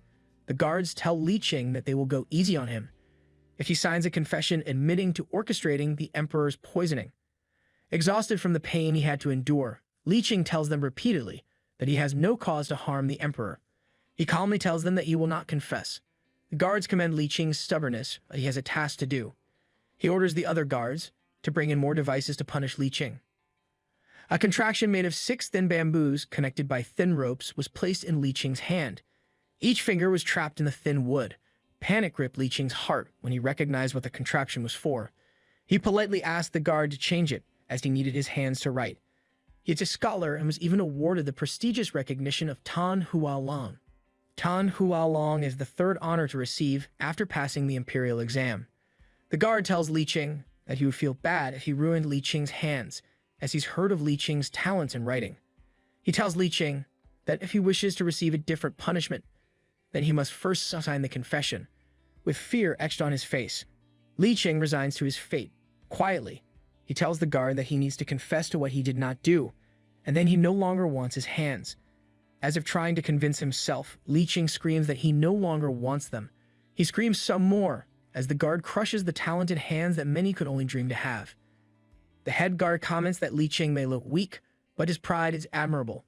Li Qing lays on the cold floor, finally able to take a break. The guard's attention is drawn by the arrival of the crown prince. Qiyu asks the head guard if Li Qing has confessed. The guard tells him that Li Qing refused to sign the confession even after receiving severe punishment. The guard tells him that he is worried for Li Qing's health, as he has grown weak and thin during his time at the dungeons. He fears that Li Qing may not survive in the dungeon. Even the dungeon guard feels pity for Li Qing. Why can't Qiyu grant him an ounce of sympathy? Li Qing looks pitiful as he lays on the cold, dirty floor. Qiyu tells the guard to stop their prattling, and tells them that he will take over the punishment. He kneels down to conserve Li Qing. Just in time, Li Qing wakes up and hoarsely whispers that he did not poison the emperor. Li Qing's hands are badly injured, and his body is shaking, but the pitiful sight did not move Qiyu. Without regard to his husband's comfort, Qiyu lifts up Li Qing's chin to make Li Qing face him. He mocks Li Qing for losing his ability to write. The emperor used to praise Li Qing's beautiful calligraphy, a skill that Li Qing spent a lot of time mastering. With his bones shattered, he will no longer be able to draw those beautiful, artistic lines. Li Qing insists that he is innocent. Someone who willingly gives up their life's achievements cannot be the villain. He looks up at Qiyu, hoping that the crown prince will believe his innocence. He even grabs Qiyu's clothes out of desperation. However, the hard, calculating look in Qiyu's eyes speaks volumes. Qiyu thinks hard about the events that led to this. His father, Emperor Jun Xuan Shiyao, usurped the throne from Emperor Shiyao, who happens to be Li Qing's biological father. He can't believe that someone who claims to be as loyal as General Songqing would adopt a child spawned by the fallen emperor. He grabs Li Qing's wrist, not mindful of the pain he's causing him. Li Qing hisses in pain, but keeps quiet. Qiyu hardens his heart. Li Qing must have held a grudge all these years for revenge. All of Li Qing's declarations of love and tenderness are lies. He orchestrated their betrothal, planning to gain the emperor's trust so that he could be close enough to enact his plans. Qiyu looks into Li Qing's eyes. Demanding to hear the truth, he asks Li Qing if he truly loves him. Li Qing is stunned by the question. Letting go of Qiyu's robes, Li Qing smiles wanly. His image is that of a man who lost his faith upon realizing that everything he's done is for nothing. He can't believe that his dream is being put into question. All his life's work and dreams boil down to one question. Did he truly love Qiyu? Li Qing chuckles to himself. His small chuckles eventually turn into laughter, punctuated by a series of coughs racking his thin frame. To Li Qing, the question is absurd. Running out of patience, Qiyu asks him why he is laughing. Li Qing asks him what he did that warranted such a question. Why would Qiyu still question his love? Why would Qiyu think that Li Qing has anything to do with the emperor's current condition? Even when there is no evidence, Qiyu tells him to stop spouting nonsense and demands a straight answer. Li Qing wipes the blood on his chin and looks at Qiyu with a weak smile. This time, the look he gives him is not a look of devotion. It has the look of a broken-hearted man. He tells Qiyu that he has loved him since they were children. His father used to joke that the crown prince would cling to Li Qing when they were toddlers. The crown prince was only a year old at the time, and he would not let Li Qing go. Li Qing concocted a fantasy in his head that Qiyu was his fated one. Even when they met at the academy, when Qiyu presented himself as a selfish, domineering brat, Li Qing tolerated him. He allowed Qiyu to bully him and indulged in his whims. He never thought that they'd grow so distant when they were inseparable as children. Qiyu remembers that he never regarded Li Qing as anyone special.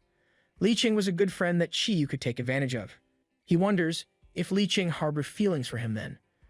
Li Qing continues with his tale. When the emperor offered to marry Qiyu him, Li Qing felt like the luckiest person alive. However, it was all fake.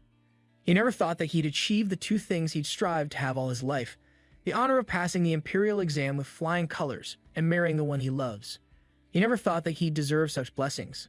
He felt that if he waited it out someday, Chi-yu would turn a new leaf, and the misunderstandings between them would clear up. Li Qing looks at Chi-yu in the eye, accusingly. He asks Chi-yu if he ever thought of Li Qing as a human. He asked if Chi-yu ever considered that Li Qing's feelings could get hurt.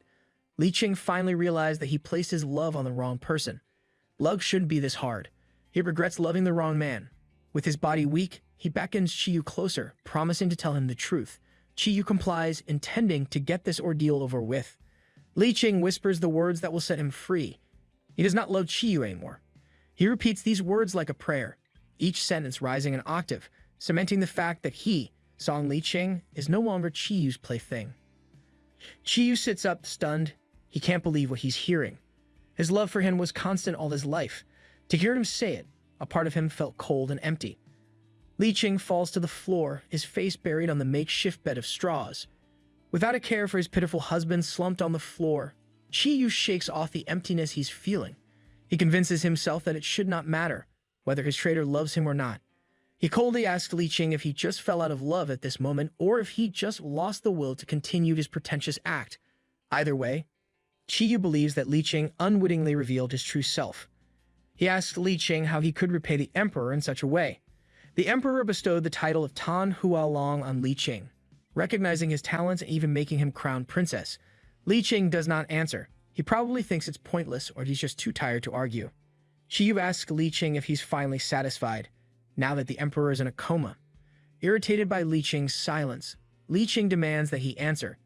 Chi-yu knows that Li Qing's wounds are not life-threatening, so there is no reason for him to pretend like he died.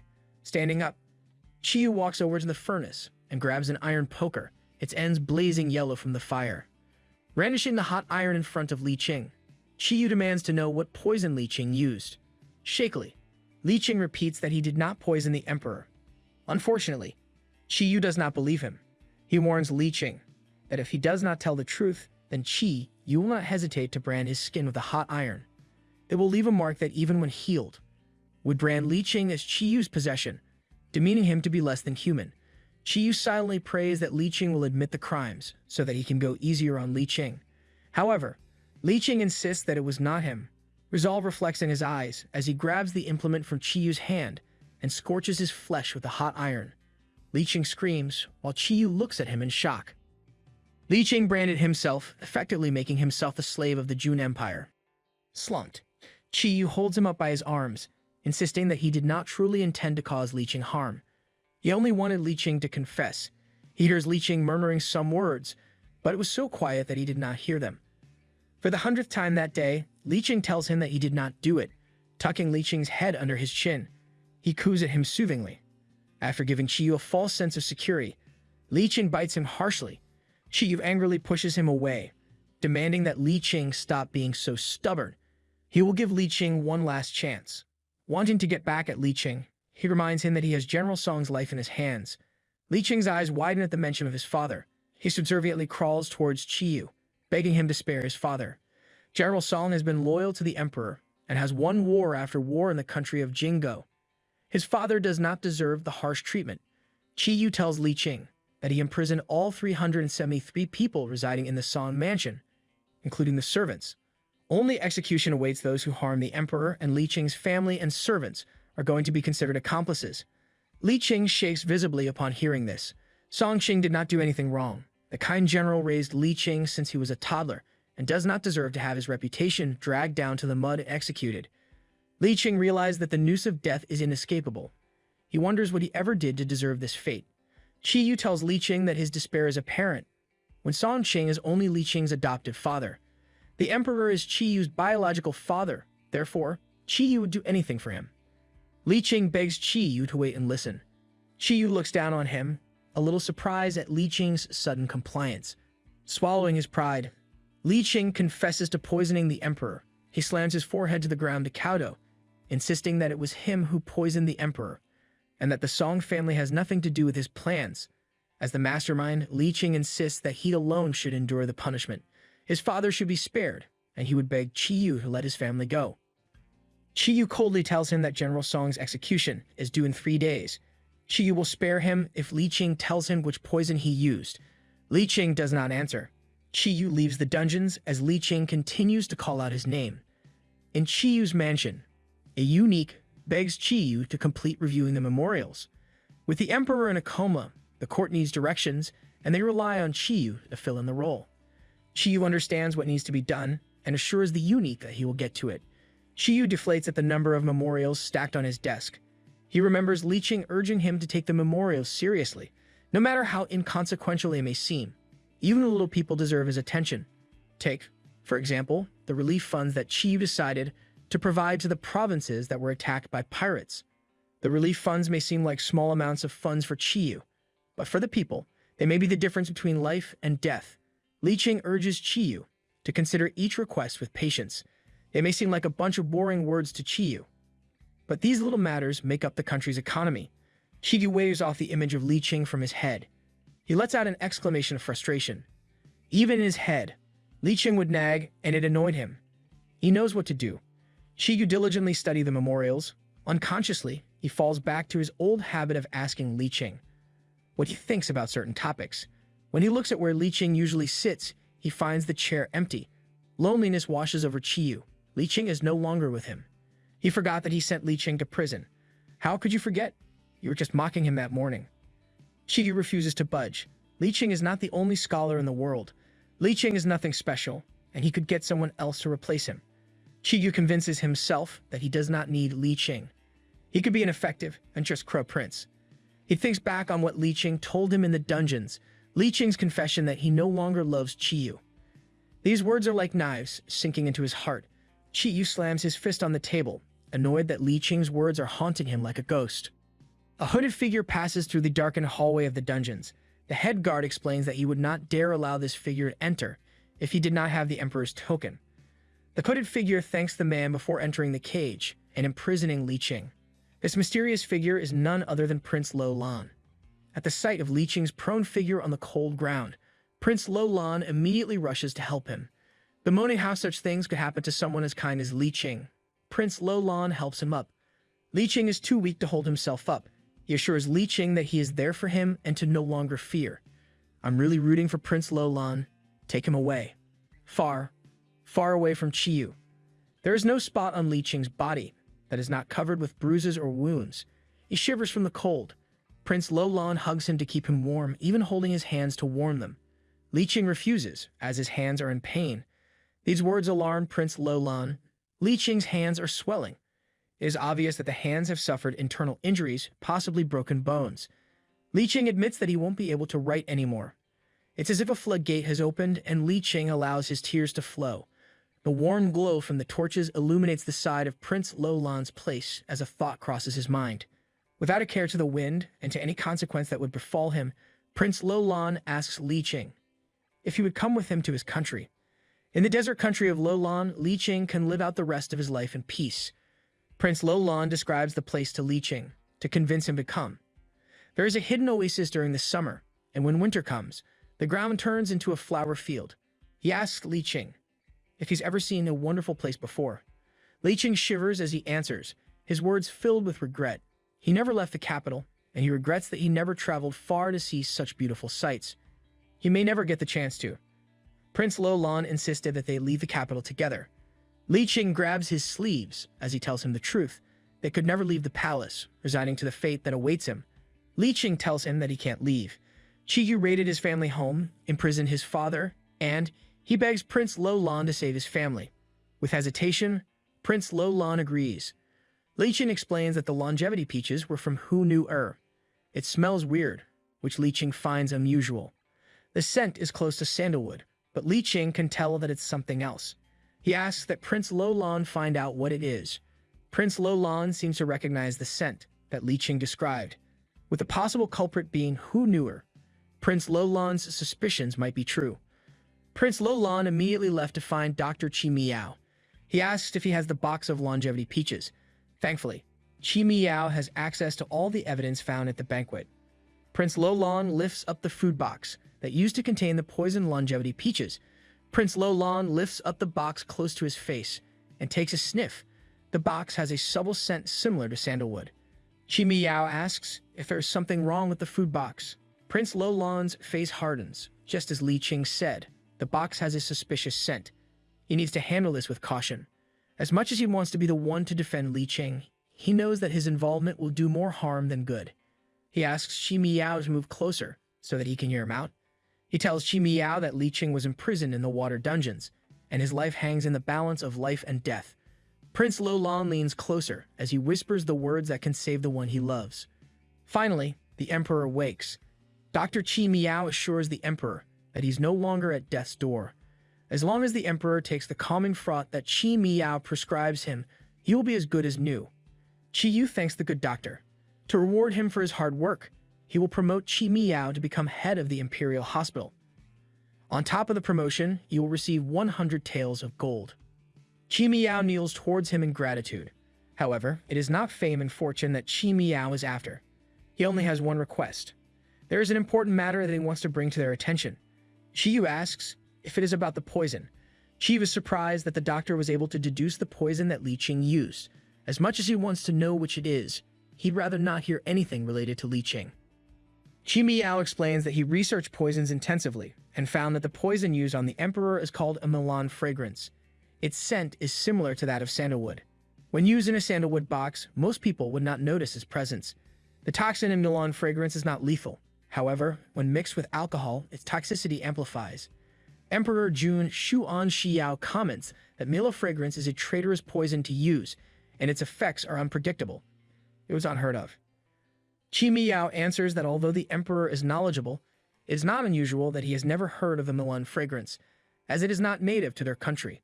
The Milan fragrance is native to the native regions. Upon hearing this, Qi Yu can easily tell how this would look bad on Hu Nu-er.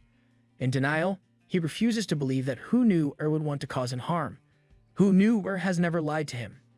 Qi Yu questions Qi Miao's intentions. He wants to know if Qi Miao's words are true and not something he made up to save Li Qing. Qi Miao insists that he is honest with his deductions. He even put his life on the line, just to prove that he was not lying. Slamming his fist on a wooden banister to vent his anger, Qi realized that Hu Nu-er had fooled him. Qi Yu sincerely apologizes to his father and confesses that the food box and its contents were prepared by Hu Nu-er. He vows to punish Hu Nu-er severely for his crime.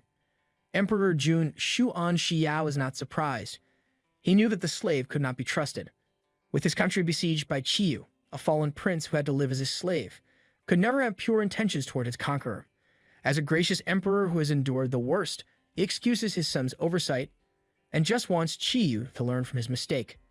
He also wants Qi Yu to treat Li Qing better. It was then that Qi Yu realized that Li Qing was still in the water dungeons, paying for a crime he did not commit. Upon hearing the damage his son has caused, the emperor becomes livid. He throws a bowl of china at Qi Yu to express his ire. Qi Yu has done the unforgivable, and there's no going back to how things were before. Not only did he imprison the crown princess, he also caused unrest in the people's hearts and among his avid supporters. In the novel, he beats up Qi Yu. Song Qing was Jun Xuan Xiao's most trusted friend and general. Treating him and his family like villains is a gross repayment for his years of service and loyalty. It is a pleasant day. Li Qing finally walks out of the water dungeon, his name cleared from suspicion. He walks slowly, but his eyes do not seem to appreciate the sights around him. He stares blankly forward, taking one step at a time. A baritone voice calls out his name. His head tilts to see where the sound is coming from. Qi Yu approaches, telling him that he came to take him home. He extends his hand to the small of Li Qing's back, acting like a husband welcoming his wife home. However, Li Qing's body language is far from receptive. He takes a step back from Qi Yu, and his arm extends forward to create distance between them. Li Qing asks where his father is. Qi Yu tells him that General Song is now free. His honor and reputation have been restored, and he gets to keep his noble title. Everything is now back to normal. Li Qing can't believe his ears. There's no way that things will go back to normal. Li Qing tells Qi Yu that he wants to go home to see his father and his family. Qi Yu answers that his home is at Qi Lin's mansion, and that Qi Yu is his family. Not since he threw him to the dungeons. He promised to arrange a meeting between Li Qing and General Song at the Qi Lin mansion.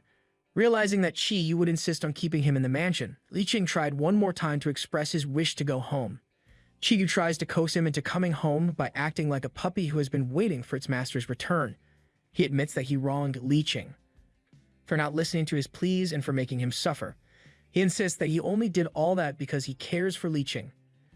I don't think an apology could solve this. It's also not helping that you're trying to gaslight Li Qing. What kind of person could do that to someone he cares for? Chiyu offers an apology to Li Qing. Surprisingly, Li Qing tells him that he's not angry at him. His soft voice does not have a hint of anger or resentment. How could you forgive him so easily? Used to being spoiled, Chiyu does not find it strange that Li Qing would forgive him so easily. He reaches out to Li Qing's hand, intent on taking him home by the hand. However, Li Qing snatches his hand away. Annoyed, Chiyu asks why Li Qing would avoid him, if he's really not angry. Li Qing answers that he did it out of reflex, as his hands hurt. Like an attentive husband, Chiyu wraps the coat around Li Qing's shoulders to shield him from the cold. Where's that coat when Li Qing was shivering on the cold ground? Chiyu did not even consider that Li Qing's body was frail before throwing him to the dungeon. Chiyu tells Li Qing that he would understand if Li Qing did not forgive him for now, but he would rather not argue outside, as people may see them. No matter how pointless it is to argue, Li Qing gives in. Li Qing moves forward, but misses a step. He falls down the last step. Luckily, he felt not too far from the ground, but it still hurts.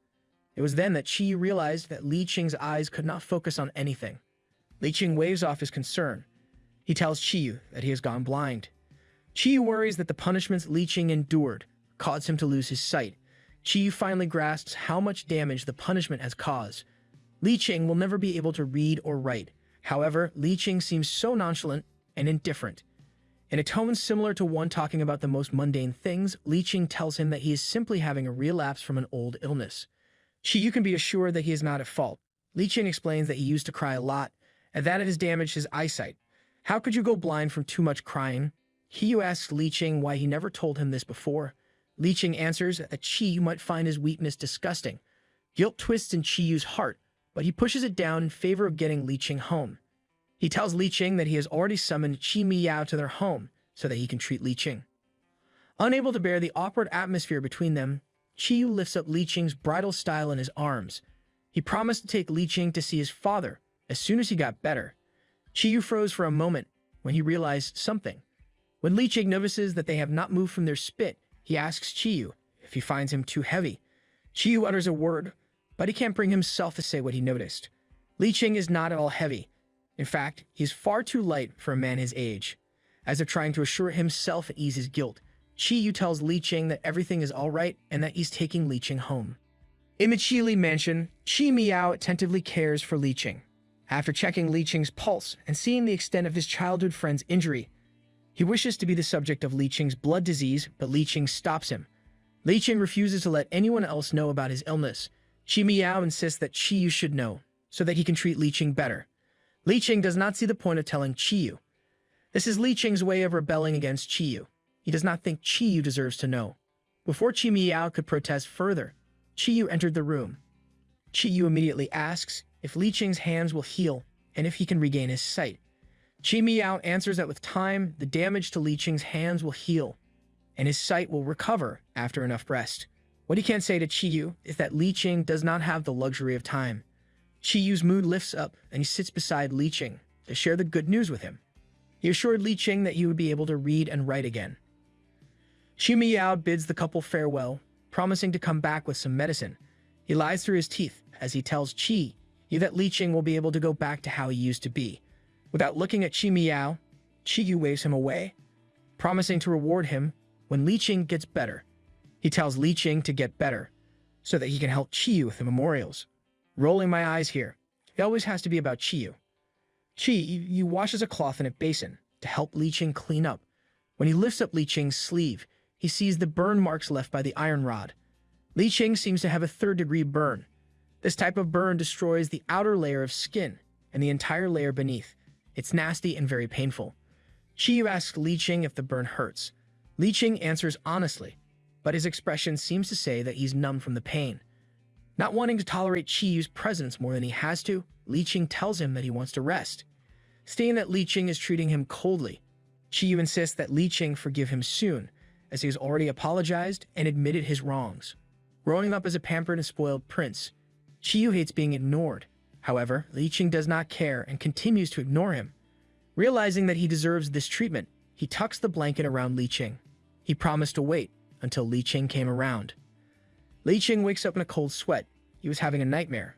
Upon seeing him awake, Chiyu greets him with a bowl of medicinal porridge, ready to feed Li Qing.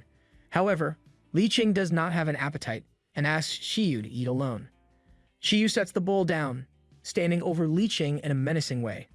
He is upset that Li Qing is acting coldly towards him when he already apologized and they've learned that Li Qing's wounds and sight will recover. He wants to know what Li Qing wants so that he can be forgiven.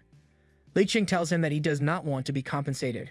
If you must do something for Li Qing, then you should go on an errand and get a box of Osmond-less cake from the city, and Li Qing wants him to personally get it for him. Li Qing could be petty. I love this pettiness. Shiyu obediently agrees and sets off to get the requested treats. After Li Qing is assured that Shiyu has left, he gets up and asks Xiao Di to help him get dressed. The water prison is a dark and desolate place. Only the soft rhythm of light footsteps gives the suffocatingly damp place some life. Alone in his cell, Hunur sits on a stool, his wrist shackled to a long chain attached to the wall. His eyes were fixed on the window, his only source of light and hope. When he hears the sound of someone approaching, he abruptly turns to look, believing that Qiyu changed his mind. He walks up towards the bar, his heart fluttering with hope. His blue eyes widen in disbelief when he finally realizes who came to see him. Li Qing keeps himself in the shadows of the water prison, but Hunur can recognize him clearly. In a soft, dignified voice, Li Qing asks Hunur how he could expect Qiyu to come to his rescue after poisoning the emperor, fully knowing how cruel Qiyu could be. Li Qing wonders whether Hunur hopes Qiyu will grant him leniency. Hunur laughs coldly. Someone as cold-hearted as Qiyu would never show mercy. He says this without a hint of fear. As if casually commenting on the weather, he tells Li Qing that he willingly acted as Qiyu's plaything in order to manipulate him. His voice becomes sharper and his eyes glint hatefully as he admits that he never expected Qiyu to show him love or affection. Li Qing ponders Hunur's words. Hunur lowered his pride and discarded his noble upbringing to pander to Qiyu's whims. Li Qing realizes that Hunur never loved Qiyu. Everything he did was meant solely to harm him. Hunur grips the cell's bar tightly as he admits that he has been patiently waiting for Qiyu's downfall. He looks down in defeat, realizing that his plans have failed and he may never see Qiyu fall. Realizing that his death is looming, Hunur freezes in his place. In front of him, Li Qing watches him with pity. Hunur was once a prince of a kingdom, yet now he is but a helpless mutt. Pandering to Qiyu's whims and pretending to be his lover is Hunur's only way to get back at him for invading his country. Li Qing's compassionate heart goes out to Hunur. Hunur notices his empathetic eyes and tells Li Qing not to pity him. Li Qing's situation is no better than his. With a bitter smile, Li Qing agrees. They are not at all different. Li Qing finally asks Hunur what he came here for. He wants to know the truth about his own identity. Hunur sees no harm in telling Li Qing the truth. He wants Li Qing to hate Qiyu. He may have failed, but Li Qing may succeed once he hates Qiyu enough. With these words, a feeling of dread washes over Li Qing. Hunur confesses that Li Qing is not the son of the Song family. He belongs to the Xiao family, and the blood of the former emperor flows in his veins. Li Qing is stunned. His heart fills with dread as Hunur explains that Li Qing's father died in the battle against the current emperor. Li Qing's mother also died as a result of the war. Jun Xuanshao and his son are the cause of Li Qing's suffering. If Jun Xuanshao had not usurped the throne, Li Qing would have been the prince of this country. Hunur eagerly leans against the prison bars, thrilled to share details with Li Qing that might turn him against Qiyu. Qiyu and his family owe Li Qing a blood debt, and Li Qing should avenge his parents. Shaking his head, Li Qing disagrees. His face was calm and composed. He tells Hunur that if there's one thing he regrets, it's being born to the wrong parents. He hates how fate played with his life. Li Qing looks down, his resolve strong. He does not want to live his life full of hatred. Li Qing's wisdom and kindness shine through as he chooses his path. Li Qing realizes that he and Qiyu were never meant to be together. Their marriage was a big mistake and fate played a role in his tragedy. Hunur angrily says that Li Qing's lack of anger is not due to kindness. He is being held down by his lack of a backbone and helplessness. Li Qing lowers his head and remains silent. After a short while, Li Qing reaches for something inside his sleeve and hands over a piece of paper to Hunur. Hunur has no clue what the paper is for. Li Qing explains that before the emperor was poisoned, he petitioned the minister of the household to free Hunur from his status as a slave. Convinced that Qiyu's feelings for Hunur were genuine, he wished for them to love each other freely, unhindered by the boundaries of their status. Hunur clasps that fragile paper between his hands as he carefully peels open its pages. He cannot believe that Li Qing would willingly sacrifice his love and hand over Qiyu to him. He reads the slave contract in his hand. With an official seal from the ministry, his slave status was revoked. His hand shakes in disbelief. A mix of emotions overwhelms him as his knees give up beneath him. He laughs humorlessly, unable to believe that someone could be this kind. Li Qing reached out blindly, fumbling for support as he knelt down toward Hunur's position on the cold floor. He tells Hunur not to live his life in hatred. Out of the blue, he asks Hunur for his real name. Hunur looks down, his expression glum. Li Qing tells him that when Hunur dies, someone should at least know his name so that he can be remembered. These kind words stun Hunur, bringing him to tears. His blue eyes widen as he confesses that he had almost forgotten what his name was. His real name is Wu Yigur, which in Li Qing's dialect translates to Noble Moon. It was a name filled with his father's hope for his future. A tear drops in the dank cell. Paper lamps illuminate the Qilin Manor, giving the palace a nice glow against the dark night. Qiwu frantically asks Li Qing where he went. His face looks genuinely concerned. It's too late to show concern, bro. Li Qing tells him calmly that he just went out for a walk. Qiwu reaches out to touch Li Qing's shoulders gently as he scolds him for being out so late. His words are laced with worry, as he tells Li Qing that he should have waited for Qiwu to return and accompany him. Something could have happened to Li Qing as he is still ill, and it is dark outside. Brushing Qiwu's hands away, Li Qing puts distance between them as he coldly tells him that night and day make no difference to him. Qiwu feels uncomfortable knowing that he is the cause of Li Qing's blindness. He asks Li Qing to stop being harsh with his words. After everything you did, Li Qing should smack you to hell and back. Li Qing scoffs.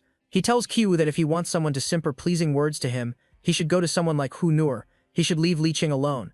Still feeling guilty, Qiwu tells Li Qing that they should just forget it and move forward. All that matters is that Li Qing came home safely. He knows that all that happened is his fault, so Qiwu is willing to let the matter go. Li Qing decides to sit to rest his tired legs, but Qiwu continues to pester him.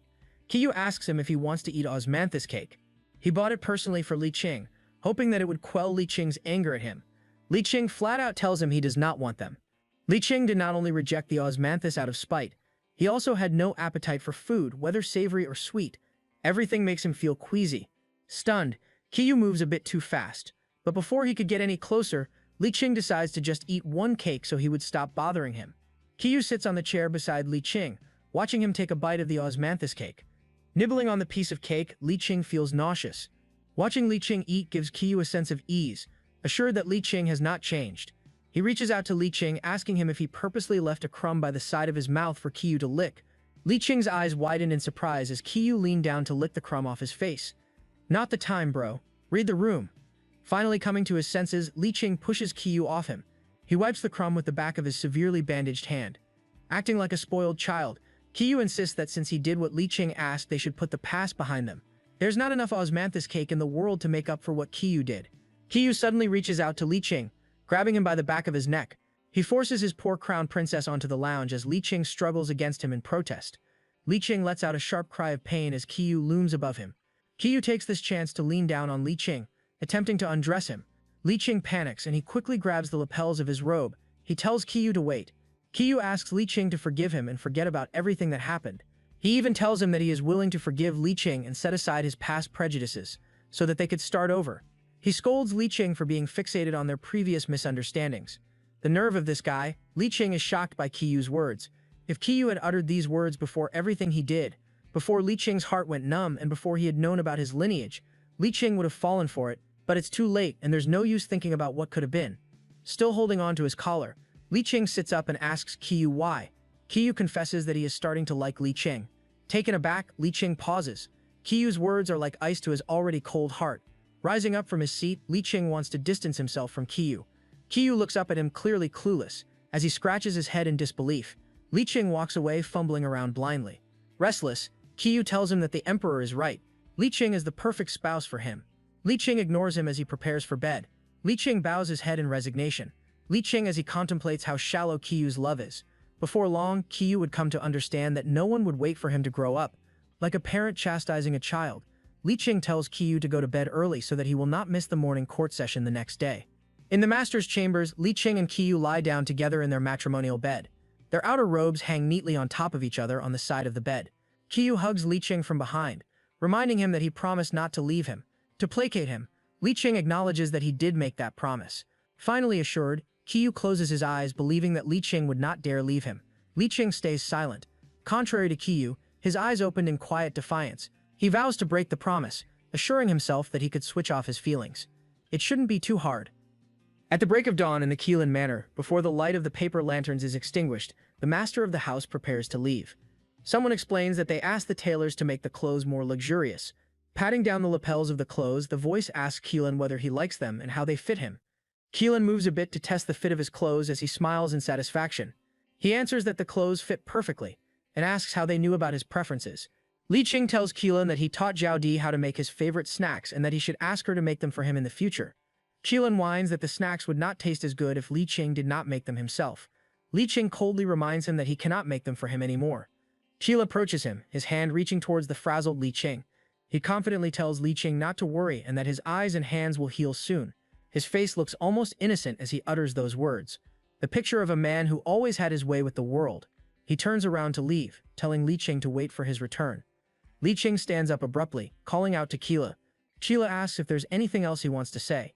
Li Qing hesitates and reminds him where he keeps Keelan's favorite ink and that Keelan should use a cinnabar pen when reviewing the memorials. Keelan shrugs and tells Li Qing that should he need them again in the future, he could just ask Li Qing to get them for him. Thinking that Li Qing is just being his usual worrywart self, he bids him goodbye. It seems that Li Qing has more to say, but he stops himself. Keelan smiles, thinking that Li Qing is back to his usual self. He leaves him, assured that all is finally forgiven.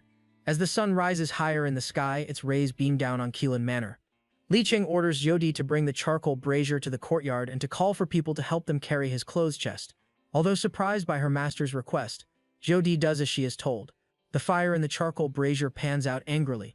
Servants carry his expensive clothes, presenting them to their crown princess one at a time.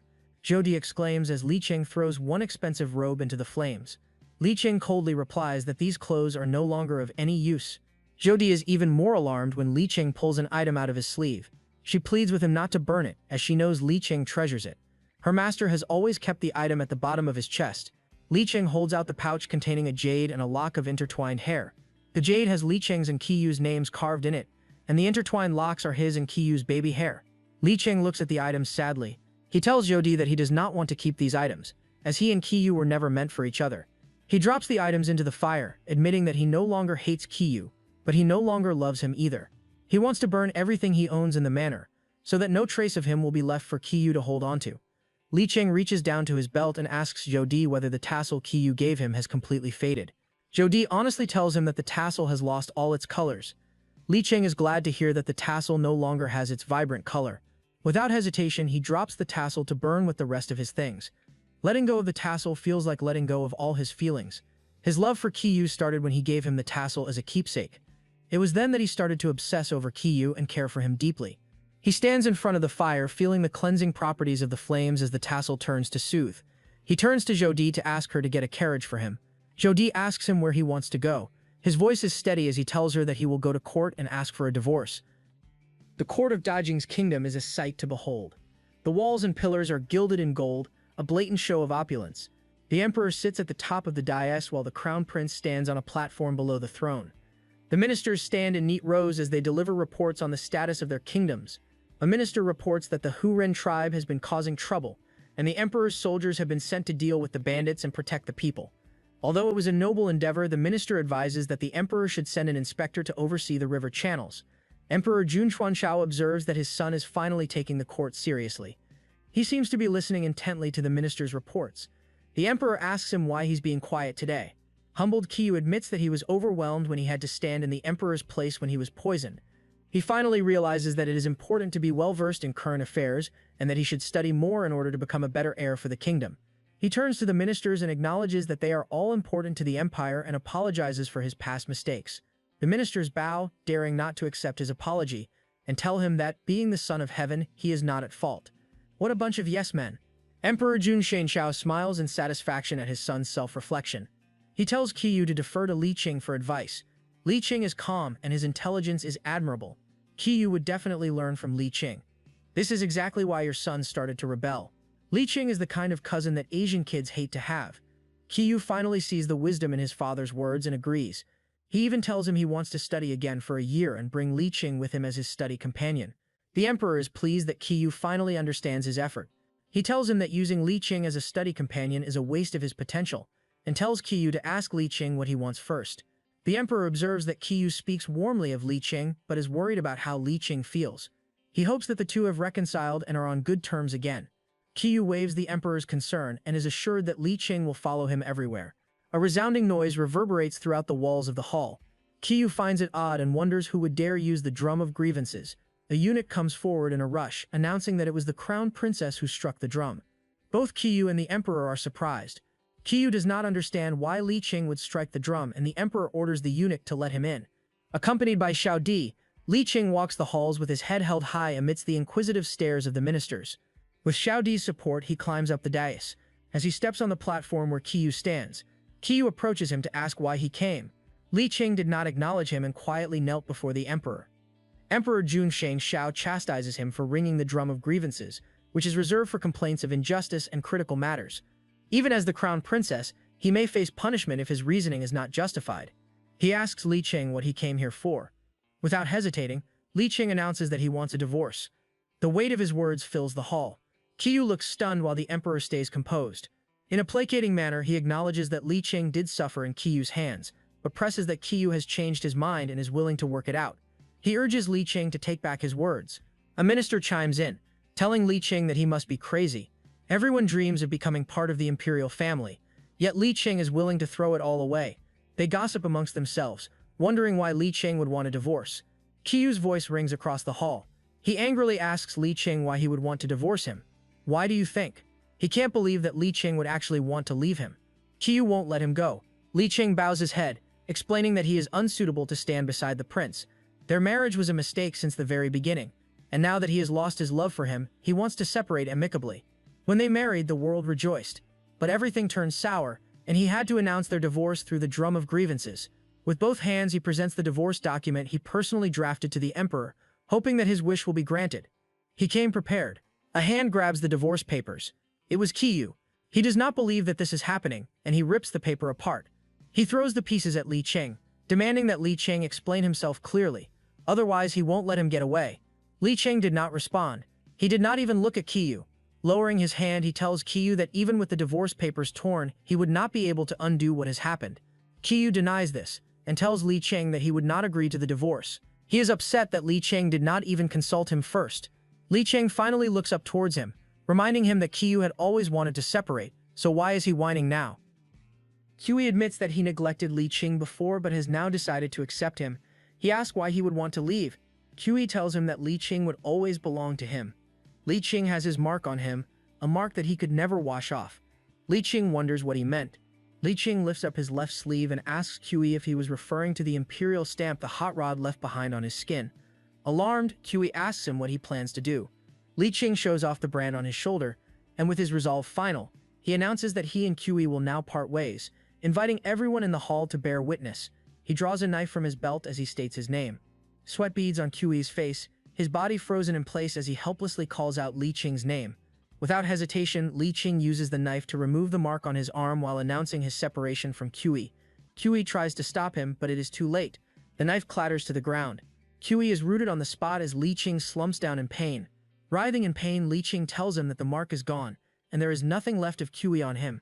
Distraught and panicked, Qiyu can't believe that Li Qing would go this far just to sever ties with him. He looks at the ministers and only sees mocking expressions on their faces.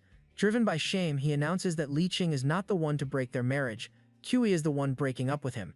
In an attempt to save face, he flips the narrative, effectively granting Li Qing's request for divorce. Li Qing does not care. It does not matter who's discarding whom. His body shaking from pain, he stands up with Xiao Di's help and leaves the hall. Consumed by rage, Qiyu hurls everything within his reach. He goes after Li Qing and storms out of the hall, demanding that Li Qing come to his senses and return to the mansion, where Qiyu would wait for him to beg for his forgiveness. He even dares Li Qing not to come back. Be careful what you wish for. Inside the emperor's private study, Qiyu paces restlessly as the emperor carries on with his work. He suspects that the divorce must be General Song's idea. The emperor finally acknowledges his rampaging son and tells him that a true man knows when to admit defeat. Although the marriage did not work out, the couple should at least part amicably, allowing each other to keep their dignity. Li Qing turns to him in anger, accusing him of always favoring Li Qing and his father.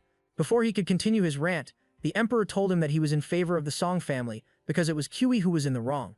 Qiyu is stunned to be told that he was in the wrong. How spoiled are you? Closing the distance between him and his father, Qiyu points out that Li Qing embarrassed him in front of everyone, and that he has a right to be angry. He admits that he did not want a divorce but does not understand where he went wrong.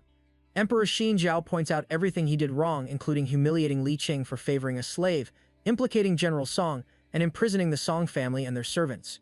Even a saint would be mad. The emperor asks him if he loves Li Qing, even a tiny bit. At first, Qiui was unable to answer. Flustered, he answers uneasily. He admits that Li Qing is not bad at all, and that he has plans to continue his marriage with him. The emperor furrows his eyebrows as he contemplates what to say next. He tells Qiui that he does love Li Qing. Spoiled that he is, Qiui has never been rejected before, and his pride is in the way of his true feelings. Qiui denies this. Standing up from his desk, the emperor tells Qiui that since it was he who cut ties with Li Qing, he must be ready to face the consequences. If Qiui were to reflect on his actions and show that he regrets them, Li Qing might warm up to him one day. Qiui insists that he will never regret his actions. He even mocks Li Qing for acting high and mighty like some national treasure.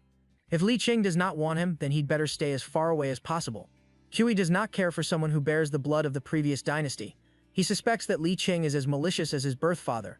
The emperor is surprised by his words and demands to know where he learned of Li Qing's origin. Qiui admits that he learned it from Hunur, who claimed that Li Qing's birth mother was the former emperor's concubine. Looking up at his father, he insists that General Song betrayed the emperor's trust by raising the child of his former enemy. To Qiui's surprise, the emperor remains calm rather than angered. He realizes that Qiui's distrust of Li Qing stemmed from Li Qing's background. Qiui even threw Li Qing into the water prison. The emperor realizes that Li Qing's suffering is caused by none other than his own actions. The revelation leaves a long silence hanging between father and son. Qiui asks his father what he meant. The emperor reveals that he was the one who asked General Song to adopt Li Qing. Qiui cannot believe his ears. His distrust of Li Qing and the Song family came from their keeping Li Qing's lineage. He now realizes that Li Qing did not hide his lineage. Reaching out to grab his father's arms, Qiui begs his father not to lie to him, but his father remains silent. Qiui finally understands that Li Qing never wanted to deceive him, and he treated Li Qing unjustly. Guilt creeps up his chest as he thinks about all the humiliation that Li Qing had gone through, all because he loves Qiui. The emperor admits he ordered General Song to adopt Li Qing because he did not want people to mistreat him for being the son of the former emperor. He had General Song fabricate a new identity for Li Qing and pretend that he was a child of a distant relative who had passed away. Qiui's strength escapes him and his hands let go of his father's arms. He can't believe that this is happening. He asks his father why he would ask his most trusted general to adopt the child of his enemy. Emperor Junxuansho covers his face with his hand in shame. He admits that he felt pity for an innocent child. His old age must have driven him to care for Li Qing. It finally dawns on Qiui that everything had been a grave misunderstanding, and the realization fills him with dread. He must have shattered Li Qing's heart completely. Snapping out of his daze, Qiui realized that he should go back to his mansion. Bidding his father farewell, he leaves abruptly to run home. The emperor lets out a sigh, hoping that Qiui is not too late. In Qilin manner, Qiui briskly walks towards the room he shares with Li Qing. He finds Xiao Di standing forlornly in the hall. Since she is here, he asks if Li Qing returned with her. Before Xiao Di could answer him, he hurriedly entered the master's bedroom, calling out for Li Qing. He is met with silence. The room is cleaned and polished. He turns to Xiao Di, asking her where her master is hiding. Xiao Di tells him that young Master Song returned to his father's mansion. Qiui quickly corrects her for the title she used for Li Qing. Li Qing is not a young Master Song. Li Qing is the crown princess. He insists that Li Qing was appointed by the emperor to be his spouse. With these words, he storms off. He ventures further inside the room, noticing that Li Qing's favorite book is not on the table where it should be. He asks Xiao Di where the book is. Xiao Di shakes in fear as she tells Qiui that Li Qing burned the book. Qiui does not believe her. Li Qing would never burn his favorite book. Xiao Di nervously tells Li Qing that he burned all the books he brought. Qiui is struck by her answer. Dread pools in his stomach as he desperately scans the room for Li Qing's things, a breathless no escaping him again and again. No matter how much he searches the room, there is no trace of Li Qing left. He tore through every nook and cranny and found nothing. Sweat beads on his face as it dawns on him that Li Qing is never coming back. Dazed, he walks out of the room, not believing that Li Qing would actually leave him. He cannot bring himself to accept it. Surely there must be some mistake. As Qiui passes by the courtyard, he finds the charcoal brazier outside. Running towards it, he notices an item that he gave to Li Qing. It is the tassel he threw at him so many years ago and their wedding jade. Li Qing treasured these items the most, but he threw them away. He thinks back to all the reminders Li Qing gave him that morning. He remembers that Li Qing told him to ask Xiao Di to make his snacks. Assured that Li Qing would always be around, he replies that he'd rather have Li Qing make them for him. All those reminders are Li Qing's way of saying goodbye. He screams as he closes his fist around the jade, stooping down in regret. Li Qing left nothing behind. He didn't even give Qiui another chance. Xiao Di calls out to him softly. She tells him that Master Song left him a letter. She hands him a piece of paper. Qiyu lights up, reaching out to receive the letter. Hope blooms in his heart that Li Qing still cares. He hurriedly opens the letter, and his body freezes as he reads its contents. The letter says that Li Qing does not want to meet him even in the afterlife. Something in the way Li Qing worded his letter deeply unsettles Qiyu. He could have written that they should never see each other again, but why had he reached beyond this life and spoken of the next? He fears that Li Qing has been hiding something from him. He decides to seek out Li Qing regardless of the time of day. He must see him. It was nighttime when Qiyu reached the Song Mansion. He jumped down from his horse before the poor beast could come to a halt. The guards of the Song Mansion intercepted him, preventing him from getting in. The guards tell him that they have been ordered not to let anyone in. Qiyu orders them to tell Li Qing he came for him, and asks the guards if they even know who he is. The guards brazenly replied that they were specifically told not to let the Crown Prince enter the Song Mansion, and that they would lay their lives down just to stop him. With a bitter smile, Qiyu finally accepts that Li Qing no longer cares for him. Deciding not to make things hard for the guards, he asked them to inform Li Qing that he had come to see him. After waiting a long while, Qiyu scans the Song Mansion. He spots a wall cluttered with some wooden junk and decides to head over there. Climbing up the wall, he sees Li Qing lounging outside in the courtyard. The moon shines above. Its light bounces off of Li Qing's skin. Qiyu is struck by his beauty. Li Qing is even more beautiful than before. Qiyu spies on Li Qing, looking at him with fresh eyes, a newfound appreciation for his former spouse's beauty. A voice calls out to Li Qing. Li Qing opens his eyes. Qi Miao walks towards Li Qing, carrying a tray of medicine. He tells Li Qing to take his medicine on time. Qi Miao hands over the medicine to Li Qing's waiting hands. Li Qing complains about the bitter medicine, hoping that he does not have to take it. Qi Miao scolds Li Qing. He insists on taking the medicine so his eyesight will recover. Li Qing tells him that he does not care if his eyes get better. He is better off blind. That way he does not need to see the people he does not want to see. Qi Miao wraps his hand around Li Qing's bandaged fingers. He tells Li Qing that he understands how he feels. When his eyes get better, he does not need to see them. Li Qing smiles bitterly. Now that he is divorced, he can do what he wants, and he does not need to see them if he does not want to. Qi Miao warns him that the medicine's effectiveness would weaken if not taken on time, and offers to help Li Qing take it. Qiyu continues to spy on them, focusing on their joined hands. In his mind, he chastises Qi Miao for taking advantage of Li Qing. He feels threatened that Qi Miao would take what's his. He quells his jealousy. Even if Qi Miao likes Li Qing will not accept his feelings. Li Qing is headstrong and would set boundaries between himself and Qi Miao. To his surprise, Li Qing allowed Qi Miao to feed him. Li Qing's hands are shaking and they hurt. Coupled with his blindness, he is worried that he would spill the medicine and waste Qi Miao's hard work. Qiyu's jealousy flares up. He can't believe that Li Qing allowed Qi Miao to feed him. Qi Miao tells Li Qing that he is happy that Li Qing is finally relying on him. He confesses that he'd always liked Li Qing and that he's been restraining himself. But now he wants to indulge himself. Dreading the bitter taste, Li Qing takes a spoonful, one after another, until the bowl is empty. His body shakes as he processes the bitter taste. Qi Miao offers him some sweets to chase off the bitterness. Li Qing bites into the osmanthus cake. Qi Miao proudly tells him that the osmanthus trees have blossomed splendidly that year, and the cake was a fresh batch made by this year's blossoms. Li Qing almost licked his fingers at how good the osmanthus cake tasted. He laments the fact that the blossoms would have withered by now. He was unable to see the osmanthus trees bloom as he was at the Qilin Manor when it happened. Qi Miao insists that they could see it again next year. At the mention of the following year, Li Qing hesitates. Sounding optimistic, Li Qing agrees to see it with Qi Miao next year. Meanwhile, Qiyu seethes as he watches Qi Miao flirt with his Li Qing. He can't believe that the imp would make a move on Li Qing right after their divorce. Qi Miao tells Li Qing that they don't need to wait for next year for the osmanthus trees to bloom. Instead, they could watch the plum trees bloom in the winter, and offer to take Li Qing. Li Qing laughs at his eagerness. Li Qing tells him he does not need to walk on eggshells around him. Li Qing is not going to drop dead anytime soon. Qi Miao is taken aback by his nonchalant attitude. Qi Miao tells him that he was just worried that Li Qing would feel lonely now that Li Qing had divorced Qiyu. His gaze hardening like steel, Li Qing tells Qi Miao that he's not going to waste any more of his energy on Qiyu. The pain he feels is a harsh reminder not to repeat the same mistake. He promised Qi Miao that he would live his life to the fullest. Qi Miao explains that he was just worried for Li Qing. After divorcing the crown prince, he does not want Li Qing to be sad. Li Qing tells him that from now on he will no longer live for Qi Miao. The pain will help him keep pushing forward and not repeat his mistakes. He would live for himself and live well. Qi Miao stands up, glad that Li Qing is thinking positively. He turns around and solemnly calls Li Qing's name. With his back turned, he promises to find a cure for Li Qing. He wants Li Qing to promise that until then he should live well. Without hesitation, Li Qing makes his promise. With his back hunched, Qi Miao leaves the Song Mansion. his face full of worry. He did not see the person standing in his way and bumped into the person. When he looked up, it was none other than Chi Miao. He greeted the crown prince, asking him if he had come out to admire the moon. Chi Miao has no patience for small talk and asks Chi Miao why he told Li Qing to live well. Chi Miao tried to feign ignorance, even accusing Chi Miao of being drunk. Chi Miao grabs his arms, insisting on knowing what Chi Miao meant when he said those words to Li Qing. He demands to know if Li Qing is sick and asks why he was not informed of his condition. He is even more upset because Li Qing did not tell him anything. Chi Miao hesitates. His resolve cracks, and he asks Chi Miao why Li Qing would even bother telling him.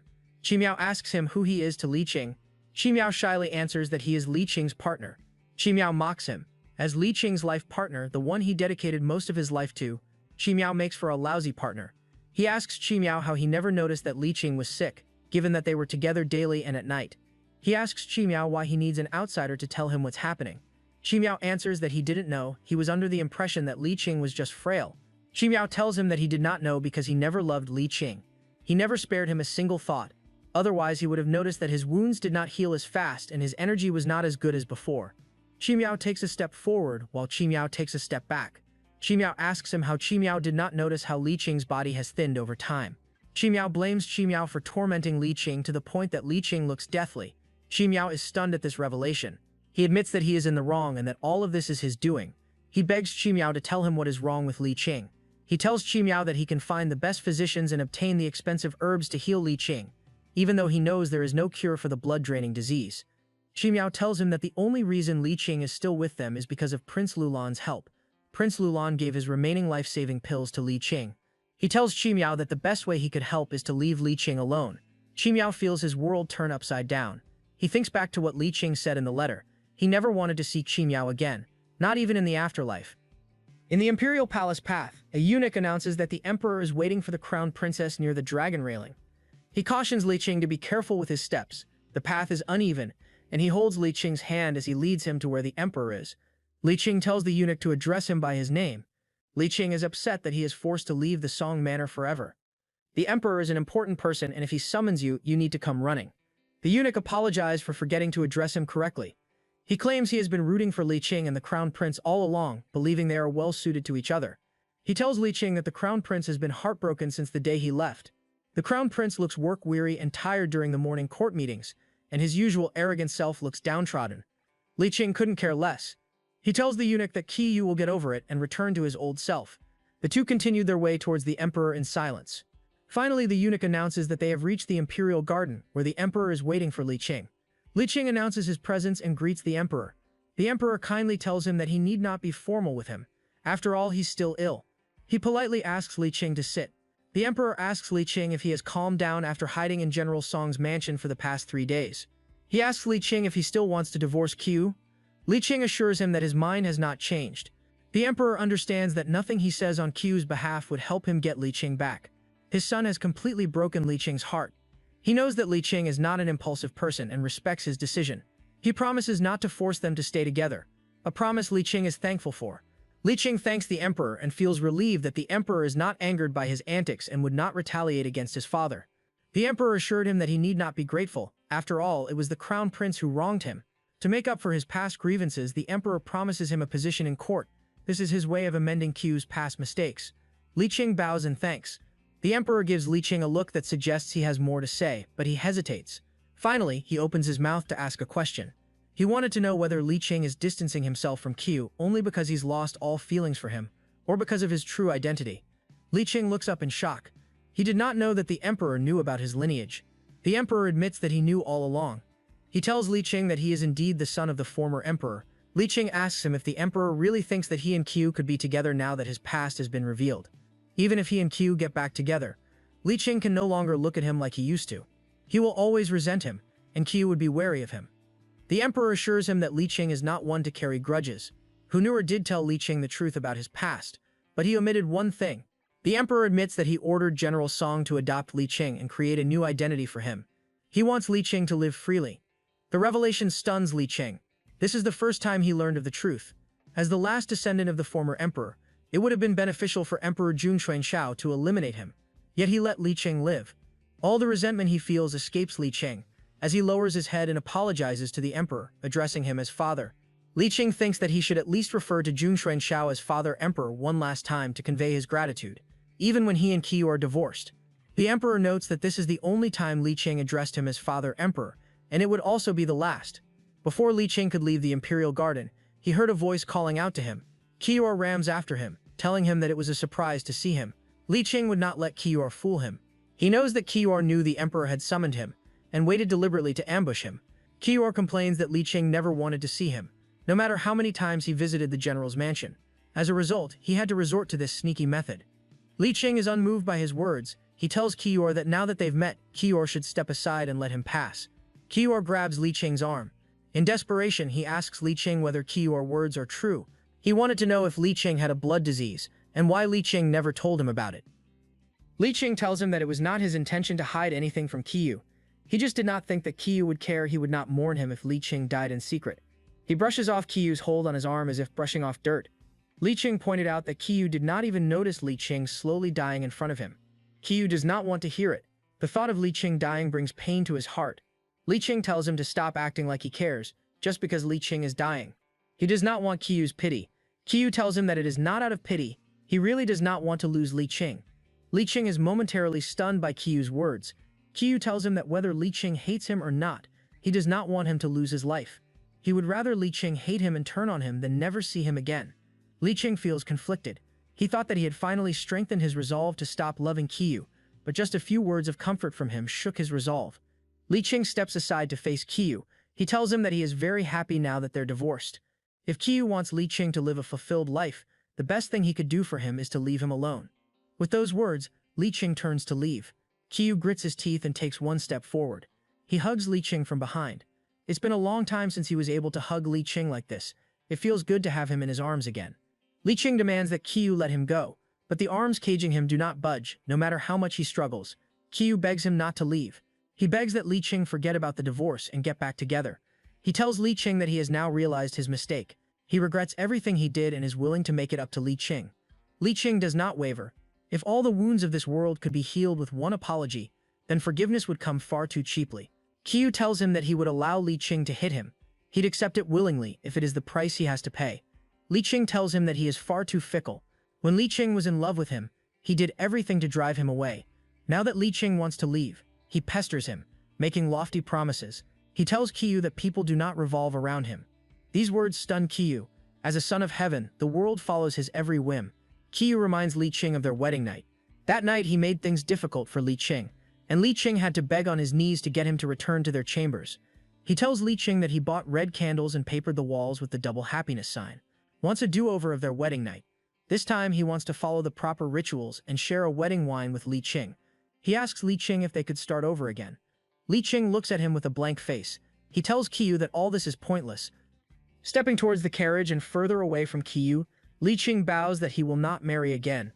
The wedding night he had with Qiyu would be the only one he would have in this lifetime. He would never share a cup of wedding wine with anyone ever again. The attendant rushes over to Li Qing to help him get on the carriage. Out of frustration, Qiyu curses as he asks Li Qing what it would take for him to forgive him. He tells Li Qing that he is willing to do whatever it takes. In retaliation, Li Qing asks him what it would take for Qiyu to let him go. Qiyu is unable to answer and stays rooted on the spot. Li Qing's words hurt Qiyu a lot more than he expected. Emotional damage. He watches Li Qing's carriage leave him. But deep down, his heart aches. He can't give up yet. Li Qing cannot leave him. He will never let him go. Qiyu secretly follows Li Qing's carriage all the way to the Song's mansion. He is greeted by the sight of Prince Lulan waiting for Li Qing's return home like a devoted husband would. He seethes in jealousy as he watches the Prince of Lulan look up at Li Qing as if he hung the stars. Breathing heavily, Qiyu wonders what he is doing at General Song's mansion. Pi Xingshu helps Li Qing get down from the carriage.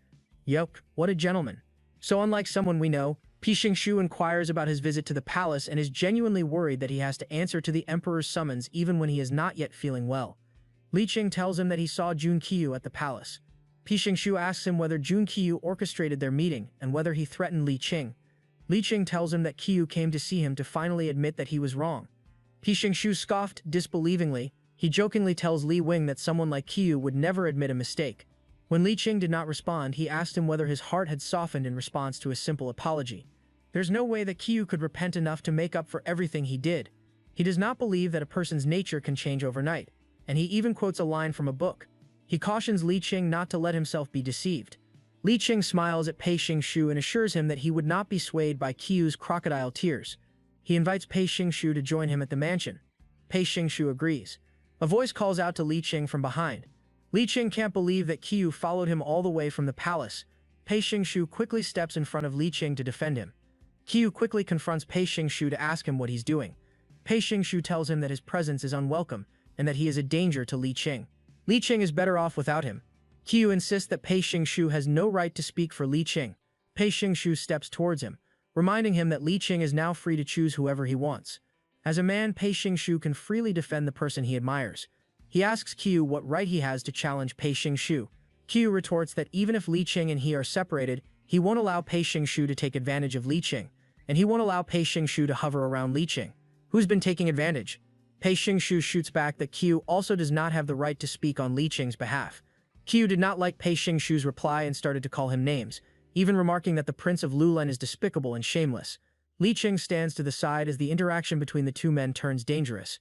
He decided to step between them and faced Qiu. He scolds Qiu for starting a fight in broad daylight and for making a scene. Faced with Li Qing's anger, Qiu calms down a bit and tells him that he did not come here to fight with the Prince of Lulan. Taking hold of Li Qing's arm, he promises not to cause trouble if Li Qing talks to him calmly. He tells Li Qing that he's been thinking about him a lot.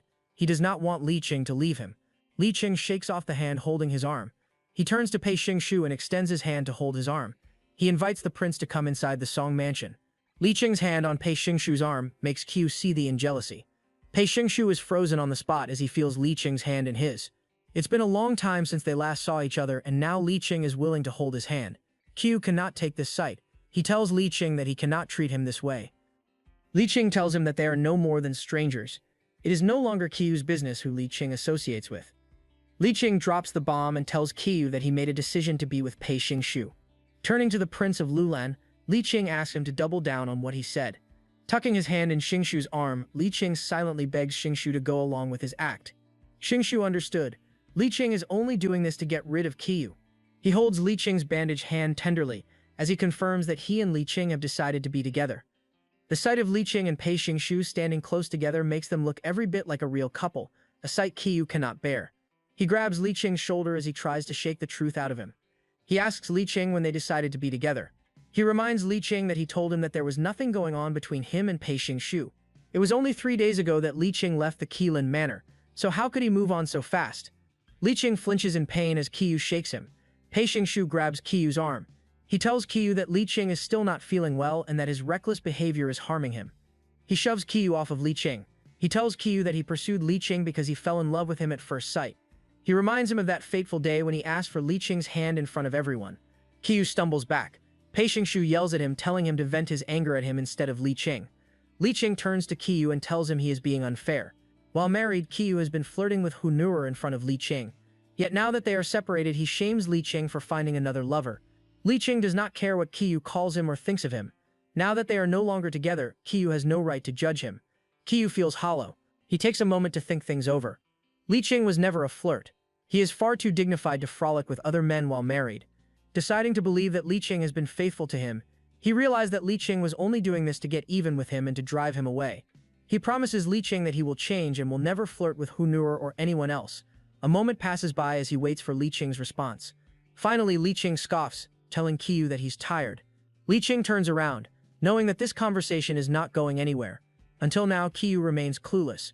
With careful steps, Pei Xingxu supports Li Qing as they enter the Song Mansion, while Qiu watches them leave, Pei Xingxu's arm around Li Qing's shoulders. Qiu reaches out his hand dejectedly, disbelievingly. He asks whether Li Qing really no longer wants him. Inside the Song Mansion, Li Qing sits in one of the rooms they use to reserve guests. Prince Lulan feels at home as he serves Li Qing a bowl of medicine. He places the bowl of medicine in front of Li Qing. Li Qing looks up at him. The bags under his eyes are becoming more pronounced. He looks tired and worn. He apologizes to Pei Xingxu for using him to drive Qiu away. Pei Xingxu understands why he did what he did. Caressing Li Qing's shoulder, he explains that he knows that all of it was an act, and Li Qing only did that to get rid of Qiu. Li Qing sits at the table with a guilty expression on his face. Pei Xingxu admits he felt happy even though he knew it was all an act. Pei Xingxu's kindness and the gentle hand on his shoulder made Li Qing's eyes well up in tears. Li Qing tells him that none of it was fake. Standing up from a seated position, Li Qing moves to hug Pei Qing Su. Surprised, Pei Qing Su allows Li Qing to hug him, his heart beating fast. When he finally came to his senses, he touched the back of Li Qing's neck to get him to look at him. He tells Li Qing that he does not need to pretend. He understands that Li Qing has little time, which makes him feel he cannot repay all his debts to Xing Su. He feels obligated to repay Xing Su with himself. Xing Su holds Li Qing gently. He tells him that he can't be another person who hurts him and that he only wants Li Qing to be happy with the time he has left. He wants Li Qing to leave for himself. He wants him to leave a life that doesn't compromise his values or pride. He wants Li Qing to be free. Li Qing looks at him unseeingly. His eyes cloud with tears as he weeps. He finally met someone who fully understands him and sees him for what he truly is. Someone who understands his struggles and accepts him, faults and all. With his hands covering his crying face, Li Qing apologizes to Pi Xingshu. He admits that he could never love him the way he loved Qi Shu. Pi Xingshu lets out a sigh and assures Li Qing that everything will be okay. Once Li Qing has calmed down, they are finally able to sit down and have a proper conversation. Pi Xingshu tells Li Qing he came to visit because he has urgent news to share. He received a letter from Lulan stating that his king father is ill and has little time left to live. As the prince of Lulan, he needs to return to see his father before he passes away. He extends his hands to Li Qing's bandaged ones and invites him to come to Lulan with him. He tells Li Qing that Lulan is a beautiful place that Li Qing would surely come to love. If he comes with Pi Xingshu, he would want for nothing. Pi Xingshu would protect him and would no longer be afraid. Li Qing hesitates and comments that Lulan must be like a paradise. While the offer is tempting, Li Qing is but a blind man with broken fingers. He would be of no use to Prince Lulan and would only be a burden. He is also unable to leave his fathers behind. He apologizes to Pi Xingshu, and the kind prince, although disappointed, understands Li Qing's reasons. Pi Xingshu holds Li Qing's hand against his cheek. He tells Li Qing that he's afraid that they may never see each other again. Li Qing promises to wait for his return. Finally assured, Pi Xingshu cheerfully asks Li Qing not to go back on his promise. Li Qing tells him that he will see him off when he leaves the next morning. The plum trees are blooming splendidly that morning. Li Qing gets off his carriage to bid his farewell to his good friend Pi Xingshu. He tells Pi Xingshu to be careful while he rides his horse. The price of Lulan reminds him that he grew up riding horses, and he should be able to safely make the journey back to Lulan. Not wanting to part ways just yet, Pi Xingshu invites Li Qing to go for a walk. Li Qing agrees. Li Qing teases him that if he does not leave soon, the journey will be harder on him. When they are finally on their own, Pi Xingshu tells him that there is something he must do before he leaves. Curious, Li Qing asks him what it is. Pi Xingshu grabs Li Qing and kisses his forehead. Shyly, Li Qing stumbles back in surprise, his face blushing. Pi Xingshu tells him that he can't wait for Li Qing's answer. Should Li Qing get mad at him, he could scold Pi Xingshu when he comes back. Pi Xingshu jumps on his horse. Before galloping away, he turns to Li Qing, urging him to wait for him. Li Qing waves at him in farewell. Li Qing feels sad at the sight of Pi Xingshu leaving. He does not think that he would still be alive when Pi Xingshu returns. He feels empty as he lowers his head. A cough tears through him, and his eyes go wide at the sight of blood. His hand shakes as he looks at his dirtied hands. His vision blurs and everything is making him feel dizzy. Li Qing collapses on the cold ground. Close to where Li Qing fainted, two ministers are walking side by side. Coincidentally, these two are the ministers who placed first and second in the last imperial exam. The first-place finisher complained to the other that the emperor wanted to transfer him to a far-off province to serve as a local magistrate. The transfer is tantamount to a demotion, and the minister is not happy about it.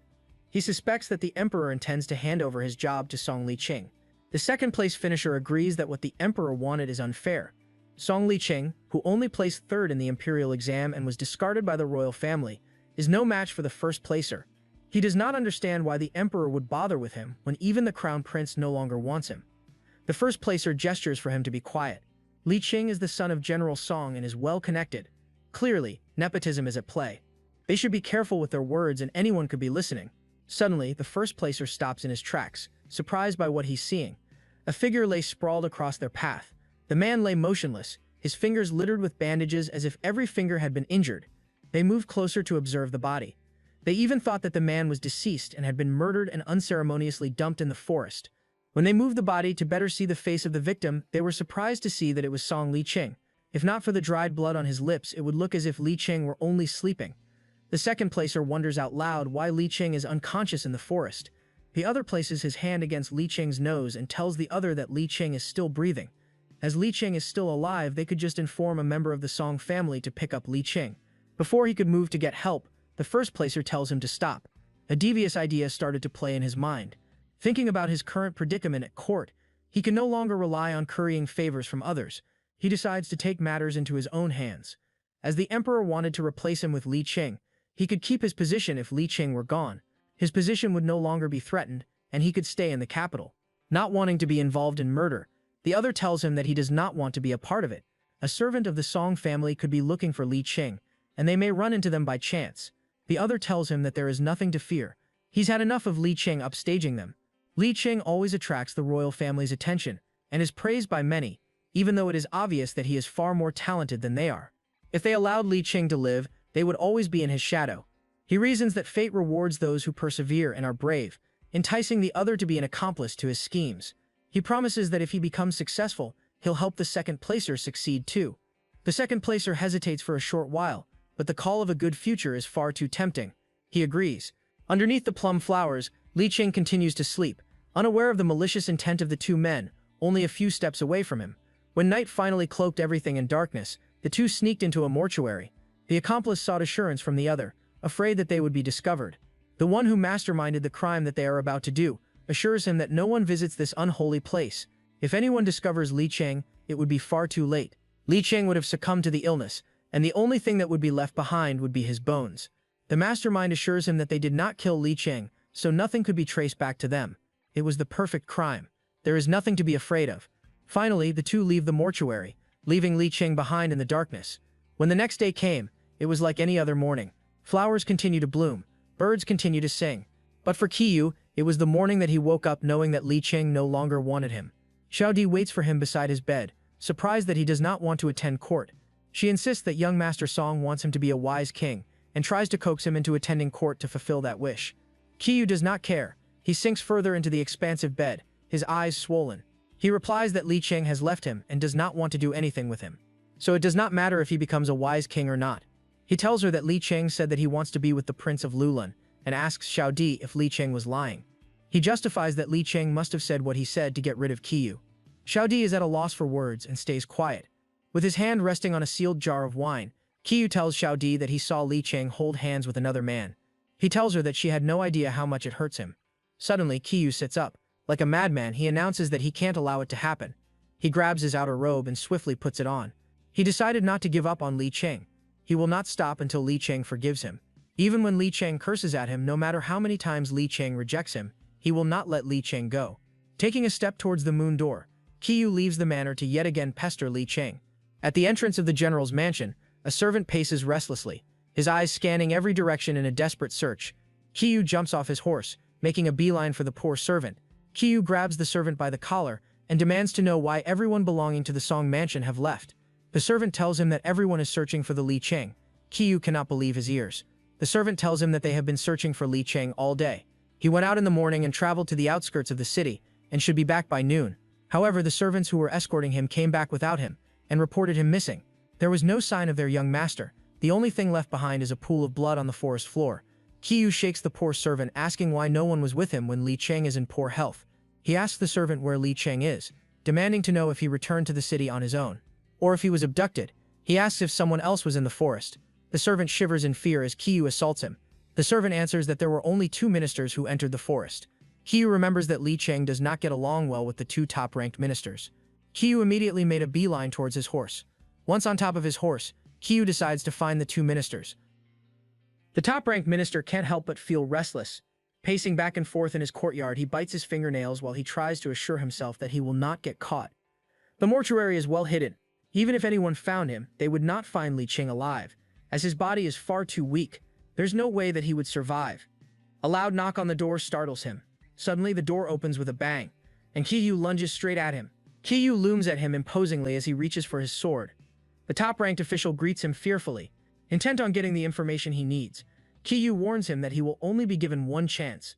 Drawing his sword to the top-ranked official, Qiyu asks him where Li Qing is. With the sword dangerously pressed against his neck, the official tells him that he saw Li Qing and Pei Xingqiu in the forest. He claims that Li Qing does not want to part with the Lulan prince.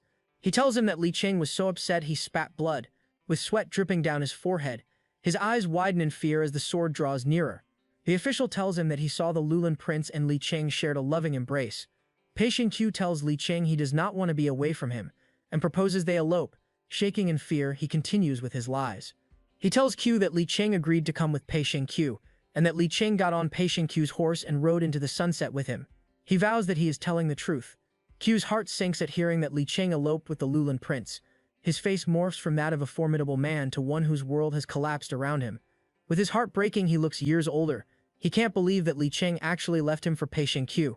He slowly lowers his sword, his eyes downcast, his shoulders slumped. The official lets out a sigh of relief, for he gets to live another day. Even with his heart broken in pieces, Q is still unwilling to let him go. He must find Li Qing. He would find him.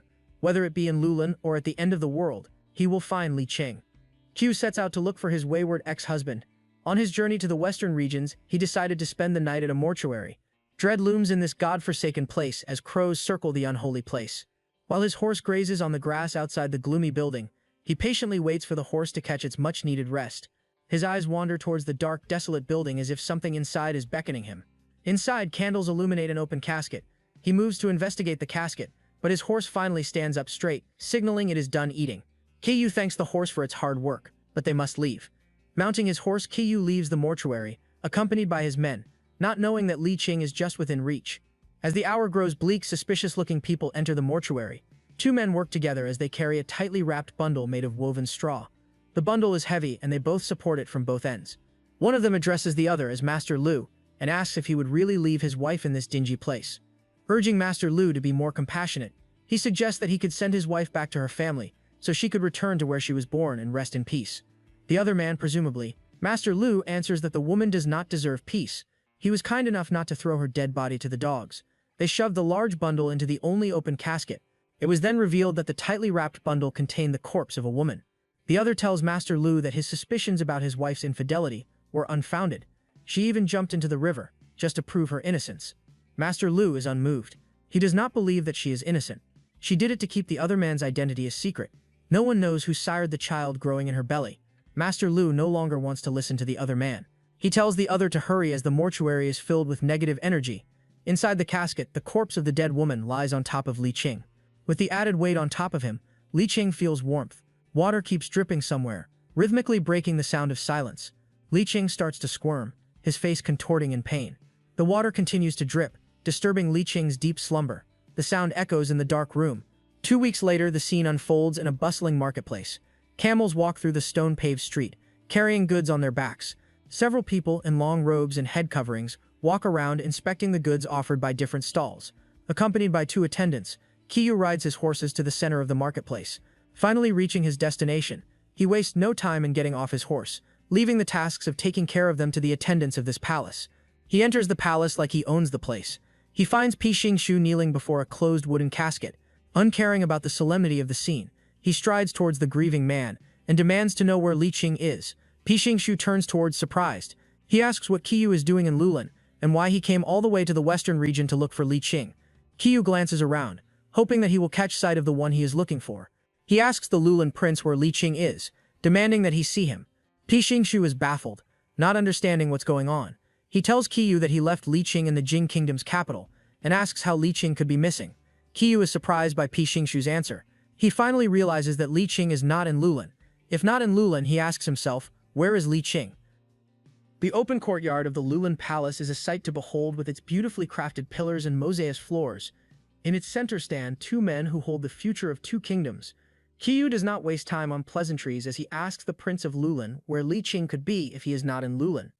Closing the space between them, he demands that Pi Xingqiu stop lying. He tells him that he is concerned about Li Qing and just wants to know if he is safe. He promises not to force Li Qing to come back with him. Pi Xingqiu grabs him by the collar. He looks at Kiyu sincerely as he tells him what happened in the plum forest when he left. He swears that although Li Qing was there to send him off, he refused to come with Pi Xingqiu to Lulan. He shoves off the stunned Kiyu. The fear of not knowing grips Kiyu's heart. He tells Pi Xingqiu that no one has seen Li Qing since he went to see Pi Xingqiu off at the outskirts of the plum forest. He ordered a messenger to monitor any news of Li Qing's return and to update him every 2 hours. It's been 2 weeks and no one has found Li Qing in the capital of the Jing Kingdom. Hearing what happened, Pi Xingqiu fists his hand in anger. Kiyu covers his face in shame and fear. When Pi Xingqiu calms down, he tells Kiyu that his own carelessness caused this. He knew that Li Qing had mobility issues and he shouldn't have allowed Li Qing to see him off. Sighing in defeat, Kiyu lowers his hand and expresses his condolences for Pi Xingqiu's loss. The once proud Qiyu stands hunched in the middle of Lulan's courtyard. He vows to find Li Qing. Gathering his resolve, he grits his teeth and turns around to leave. Pi Qingshu observes that Qiyu has changed a kit since the last time he saw him. He is much calmer now. Li Qing's disappearance must have taken its toll on him. Pi Qingshu calls Qiyu.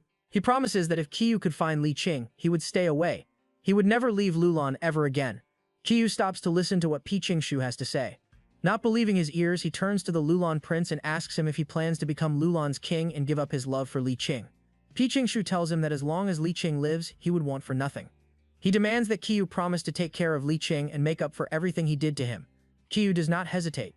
As Qiyu reflects on everything that happened, it becomes clearer that he loves Li Qing and would not be able to let him go. But there's a catch. Pi Qingshu wants to make a deal with him. If he finds Li Qing first, he wants Qiyu to give up on Li Qing and to never show his face again. Qiyu hesitates. He can't imagine himself ever letting go of Li Qing. But this time, he is confident that he will not lose. He would give Li Qing his all. With that in mind, he makes his promise. Even with Qiyu gone, Pi Qingshu stays rooted in the courtyard. He murmurs an apology to Li Qing for using him like a prized toy in his wager with Qiyu. He made that deal as he can finally see that Qiyu is worthy of Li Qing's love. The water dungeon is dark and gloomy. The top-ranked official is thrown in a dingy cell. He grunts in pain at the harsh treatment. With arms crossed, his face devoid of emotion, Qiyu asks the prisoners where Li Qing is, promising to let the first one to confess live. Otherwise, their entire family will be at stake. In front of him, the top-ranked and second-ranked scholar kneels in supplication. The top-ranked official immediately begged for mercy, claiming innocence.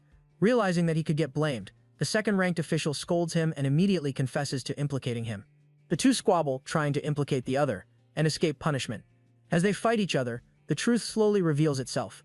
Qiyu watches them as they pathetically point a finger at each other. Running out of patience, Qiyu ordered the guards to issue a decree. The second-ranked scholar will lose his position and will be exiled, while the top-ranked scholar will be executed, and all of his relatives will be banned from the capital, and none of them will be able to participate in the imperial exams. The two scholars slump down in defeat as the guards carry out the decree. Qiyu rides his horse as if the demon himself is behind him. He urges his horse to run faster, cold sweat dripping down the side of his face. He slams open the door of the mortuary. Inside, he finds a corpse. His face morphs into fear as he calls out for Li Qing.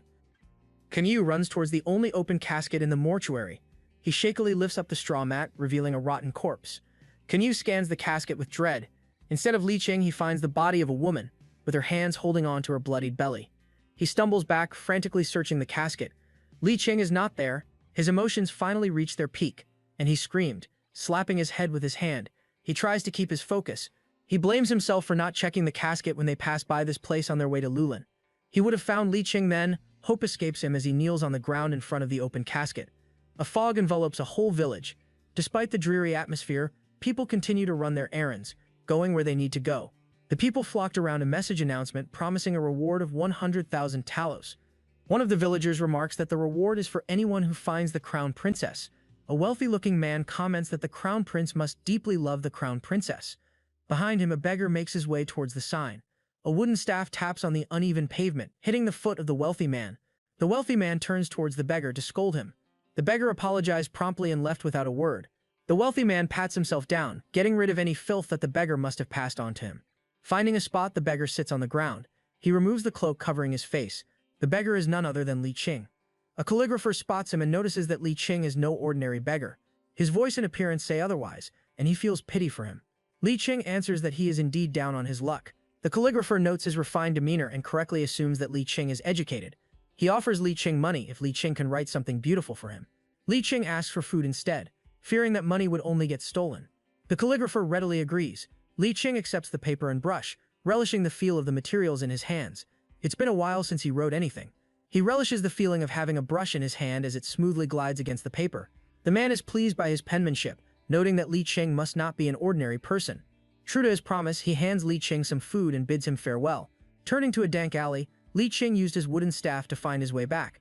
He finally finds the spot he's been looking for, and removes the bundle he carries on his back.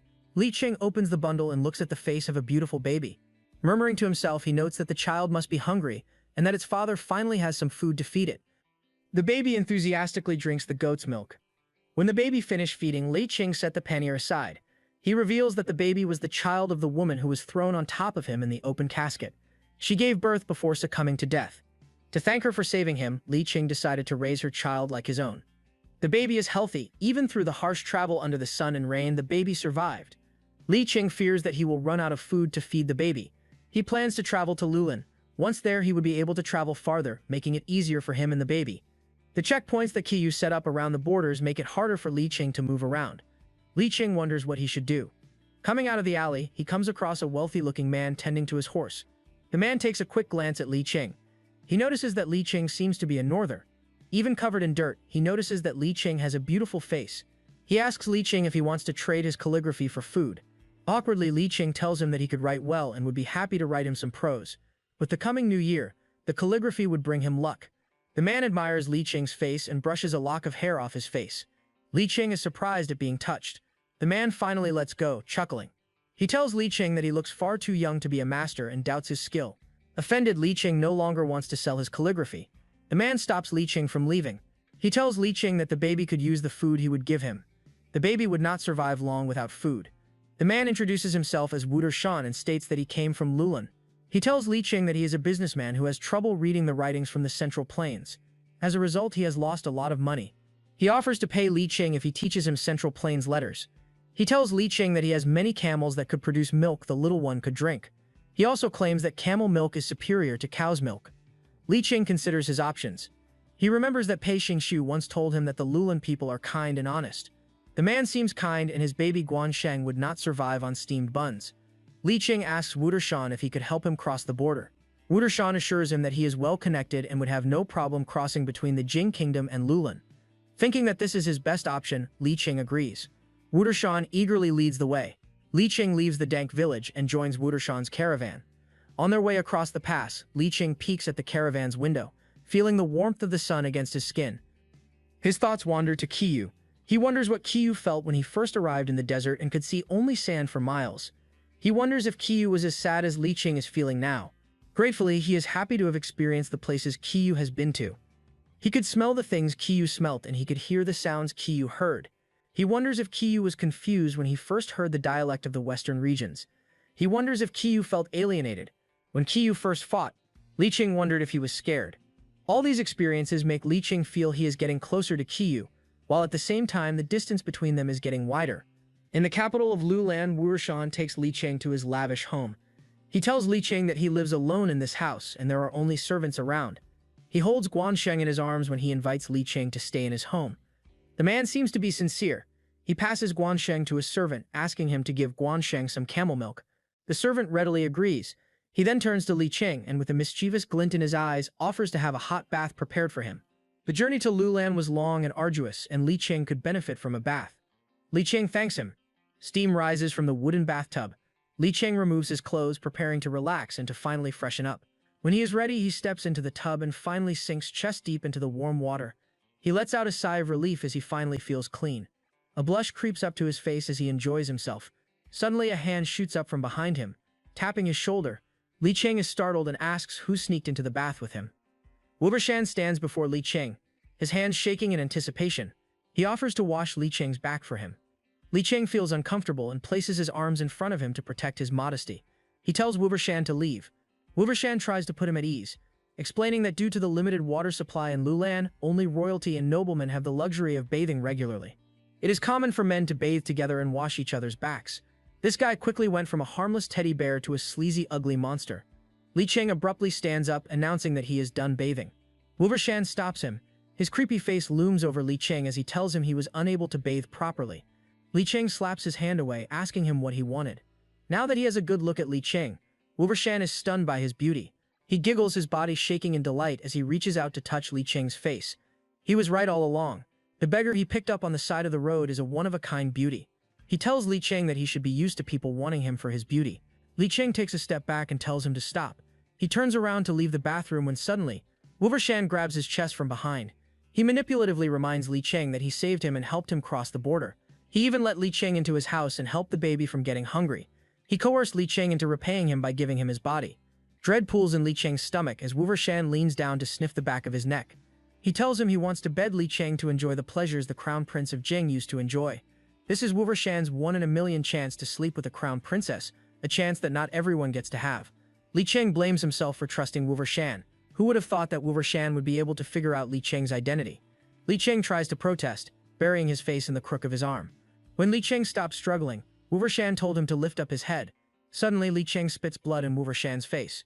Wu Vershan finally backs away, his hands wiping the blood off his eyes.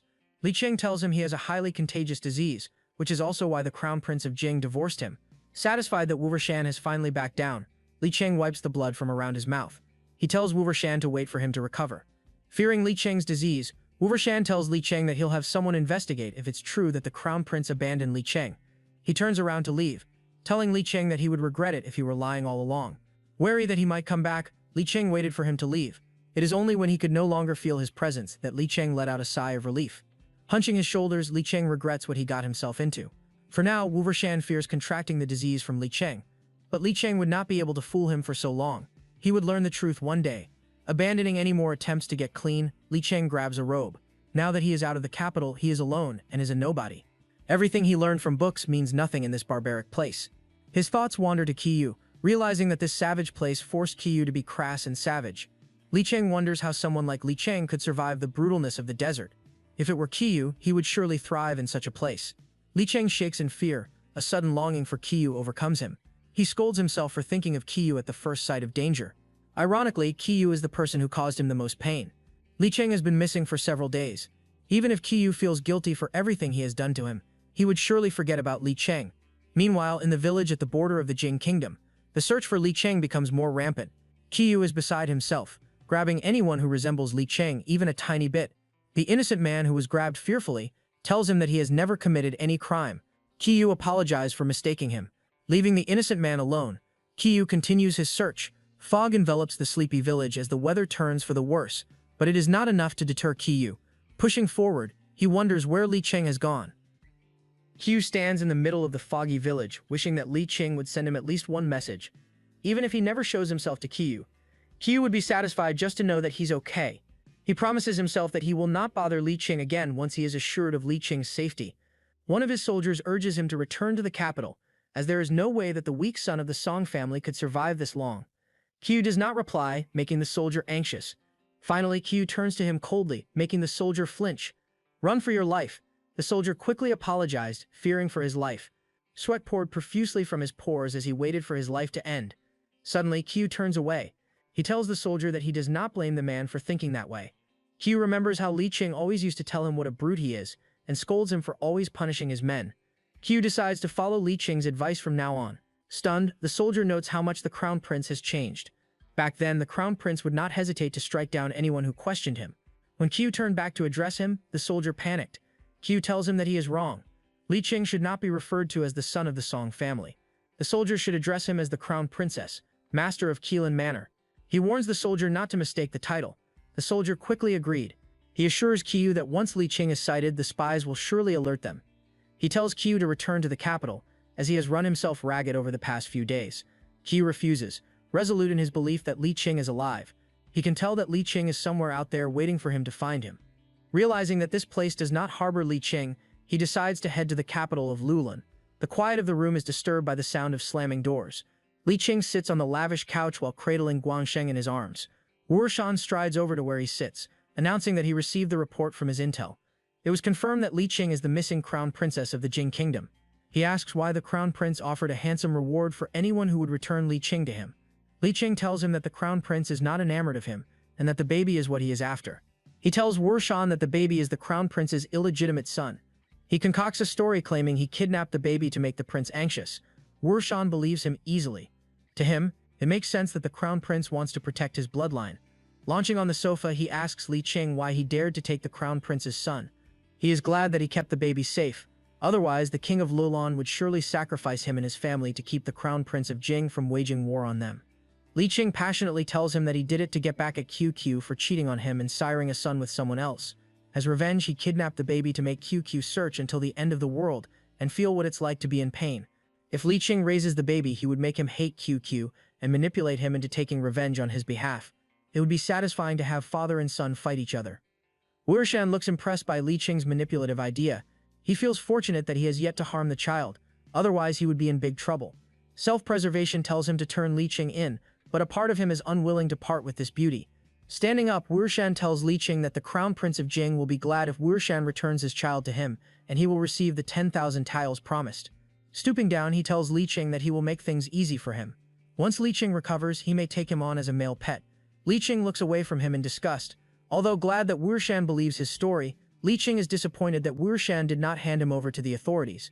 Instead, the sleazy bastard has yet to let go of his desire for Li Qing. On the bright side, Guangsheng will be safe. Wu'ershan stands up straight to tell Li Qing that Lulan has a new king and he must prepare a gift for him. He tells Li Qing that once he recovers, he will let Li Qing out of the room. This news catches Li Qing's attention. He asks what happened to the former king, who should still be young and strong. Wu'ershan tells him that the previous king passed away due to illness.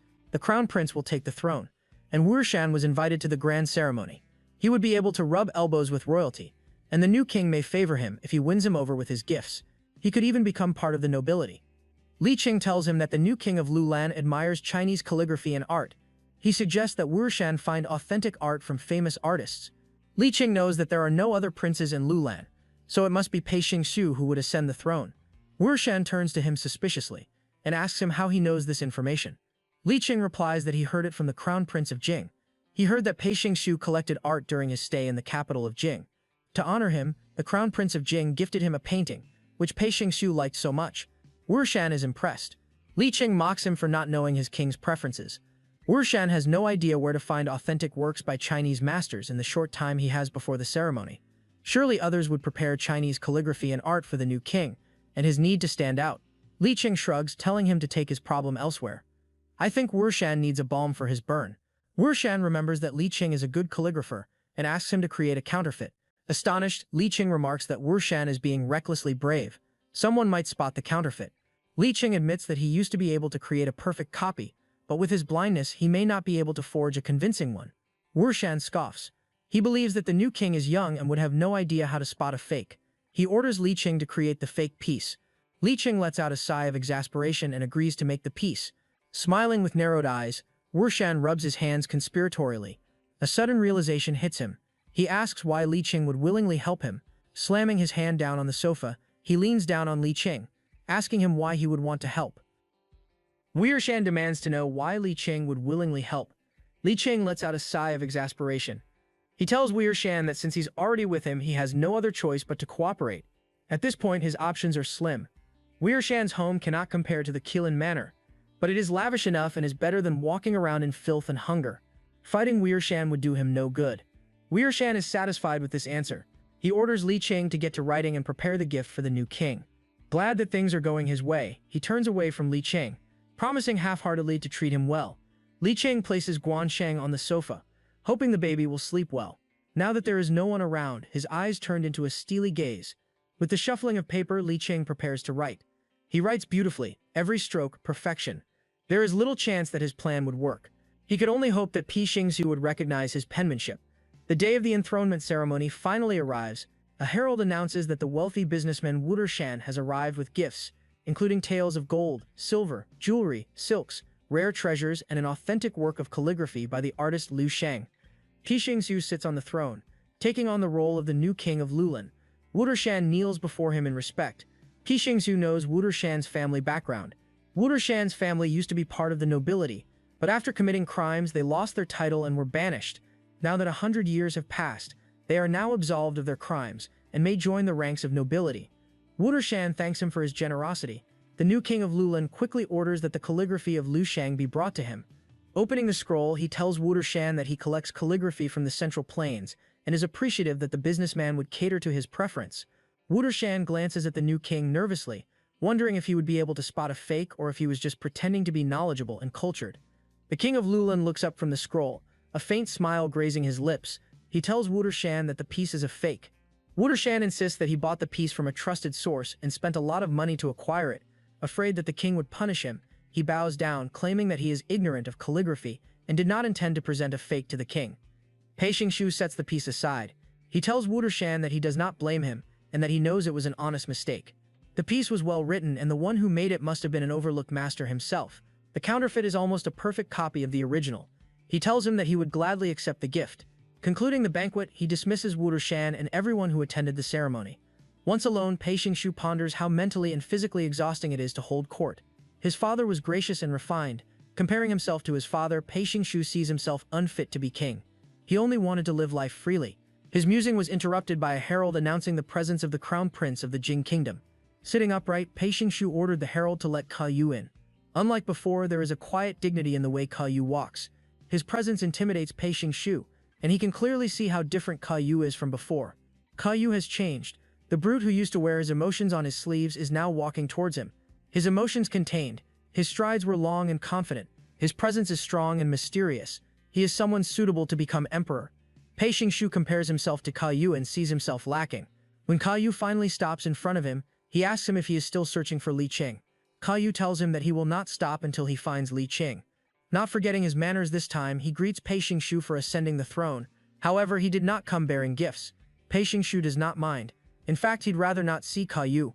Whenever he sees him, he is reminded of how Li Qing suffered in Ka Yu's hands. He guilt-tripped Ka Yu further by reminding him that he is the cause of Li Qing's blindness. Had Li Qing retained his sight, he would not have gotten lost. Ka Yu slumps down on the nearest couch. Throwing his head back, he lets out a sigh of exasperation. He admits to Pei Xingshu that he hates himself more. He admits to being gullible and shallow, allowing those who gave him false praise to manipulate him and discard the one person who truly loved him. Ka Yu covers his face in shame. Had he loved Li Qing for even a tenth of Li Qing's love for him, he would not be in his current predicament. Smiling wanly, he tells Pei Xingshu that it should be Li Qing who should hear his words of regret. Deciding that this visit is a waste of time, he bids farewell to Pei Xingshu. Before he could leave, Pei Xingshu reminded him of their bet. Li Qing glances at Pei Xingshu sideways. Something catches his attention, and his blue eyes widen. Suddenly, Ka Yu lunges towards the scroll on top of Pei Xingshu's side table. Gripping the calligraphy in his hands, he scrutinizes the handwriting. His heart soars with hope as he recognizes the penmanship. It's Li Qing's. There's no way that he could be wrong. Li Qing is alive. He turns to Pei Xingshu, demanding to know where the calligraphy piece came from. Pei Xingshu looks at him, astonished. Ki Yu lowers the scroll and tells Pei Xingshu that the person who gifted the scroll must know where to find Li Qing. A loud bang reverberates through the peaceful room where Li Qing is being kept. Li Qing is visibly startled. He cradles Guangsheng closer in fear. Guangsheng cries from being startled, and Li Qing tries to soothe him. Shan storms into the room in anger, looking for the person responsible for his embarrassment in front of the new king of Lulun. He grabs Li Qing by the scruff of his neck and throws him down on the floor. With a whip in his hand, he demands to know if Li Qing deliberately made a mistake on the scroll that the king of Lulun was easily able to declare the piece a counterfeit. Li Qing grunts in pain while Guangsheng continues to wail, cushioned in Li Qing's arms. Shan raises the whip and harshly strikes down Li Qing multiple times, each strike breaking skin. Li Qing wraps his arms around Guangsheng, protecting him with his body, taking the blows. Shan claims that he escaped punishment by the skin of his teeth due to his quick-wittedness. In his anger, he threatens to end Li Qing's life. Guangsheng cries while Li Qing continues to protect him. Striking Li Qing with the whip was not enough for Shan, and he decides to kick him too. Annoyed by the crying baby, he grabs Guangsheng, separating him from Li Qing. Li Qing begs Shan not to harm the baby. Dangling the baby by the head, he accuses Li Qing of caring for the crown prince's son, whom he hates. He asks him whose child the baby is, threatening to harm Li Qing further if he lies again. Li Qing insists that the baby is the royal heir of the Jing kingdom. Shan can see through Li Qing's lies and threatens to harm the baby. He raises the baby out of Li Qing's reach. Li Qing warns him that if the baby is harmed, he would lose the reward money, and he would bring ruin to himself. Shan stops, finally coming to his senses. He warns Li Qing that if he fools him again, there shall be dire consequences. His anger still unquelled, he continues to lash out at Li Qing, intending to make him learn his lesson. He tells Li Qing that there's no way that a blind man like him could ever escape. Grabbing Li Qing by the hair, he tells him that he is only letting him leave because of his pretty face. From outside the door, Shan could hear people looking for him. Asking who is bothering him in his home, he storms out only to find the king of Lulun and another guest striding towards him. The royal guards stand to the side, escorting the king. The Lulun king has a serious look on his face, and the other notable guest is shrouded in mystery, but his presence is even more imposing. Shan sweats at the thought of the new king visiting him at home and asks what the visit is for. The man who came with the king walks closer to him. The gaze in his eyes could kill. Shan feels a shiver run down his spine and wonders who this man is. He is even scarier than the Lulun king. Shibyo enters Shan's home as he owns it. He looks around and his eyes land on a prone figure on the floor. With light seeping through a window, he finds Li Qing, bloodied and suffering. He runs towards Li Qing, taking stock of his injuries. He wonders how this could have happened. Li Qing shivers in his hands. Cradling his love, he blames himself for Li Qing's suffering, and a tear falls from his eyes. A teardrop falls on Li Qing's hand, prompting him to open his eyes. For a second, he is able to see something. a drop of water on his hand. He asks if it was Pi Qing holding him. Qifu does not answer him. Li Qing asks again, wondering why Pei Xingxiu does not answer him. He assures Pei Xingxiu that he is all right. Qifu swallows the lump in his throat and tells Li Qing that it is he, Jun Qihu, who came to save him. Li Qing's vision returns to darkness. He is upset that of all people, it has to be Qihu, the person he never wanted to see. Sweat pours on his face, as he also contemplates how Qihu is the first to show up when he needs help the most. Li Qing sits up with Qihu's help, but once he finds his balance, he places a hand on Qihu's chest to put distance between them. Qihu unwillingly lets him go. He does not speak, his heart a mess of emotions. Finally, he finds the strength to speak. Clenching his fists, he asks Li Qing if he's okay. Li Qing avoids his gaze, telling him that he should rest easy. Li Qing is hard to kill. Qifu asks him not to be too heartless in his response, since Qihu searched day and night for him. Li Qing faces him grumpily. He asks why Qihu has been looking for him. Qihu tells him that he has been worried sick, wondering where Li Qing had gone. He was not able to sleep peacefully for the past few months. He remarks that although Li Qing does not believe him now, he wants Li Qing to know that he can't live without him. He declares his love for Li Qing. Li Qing brushes off Qihu's declaration of love.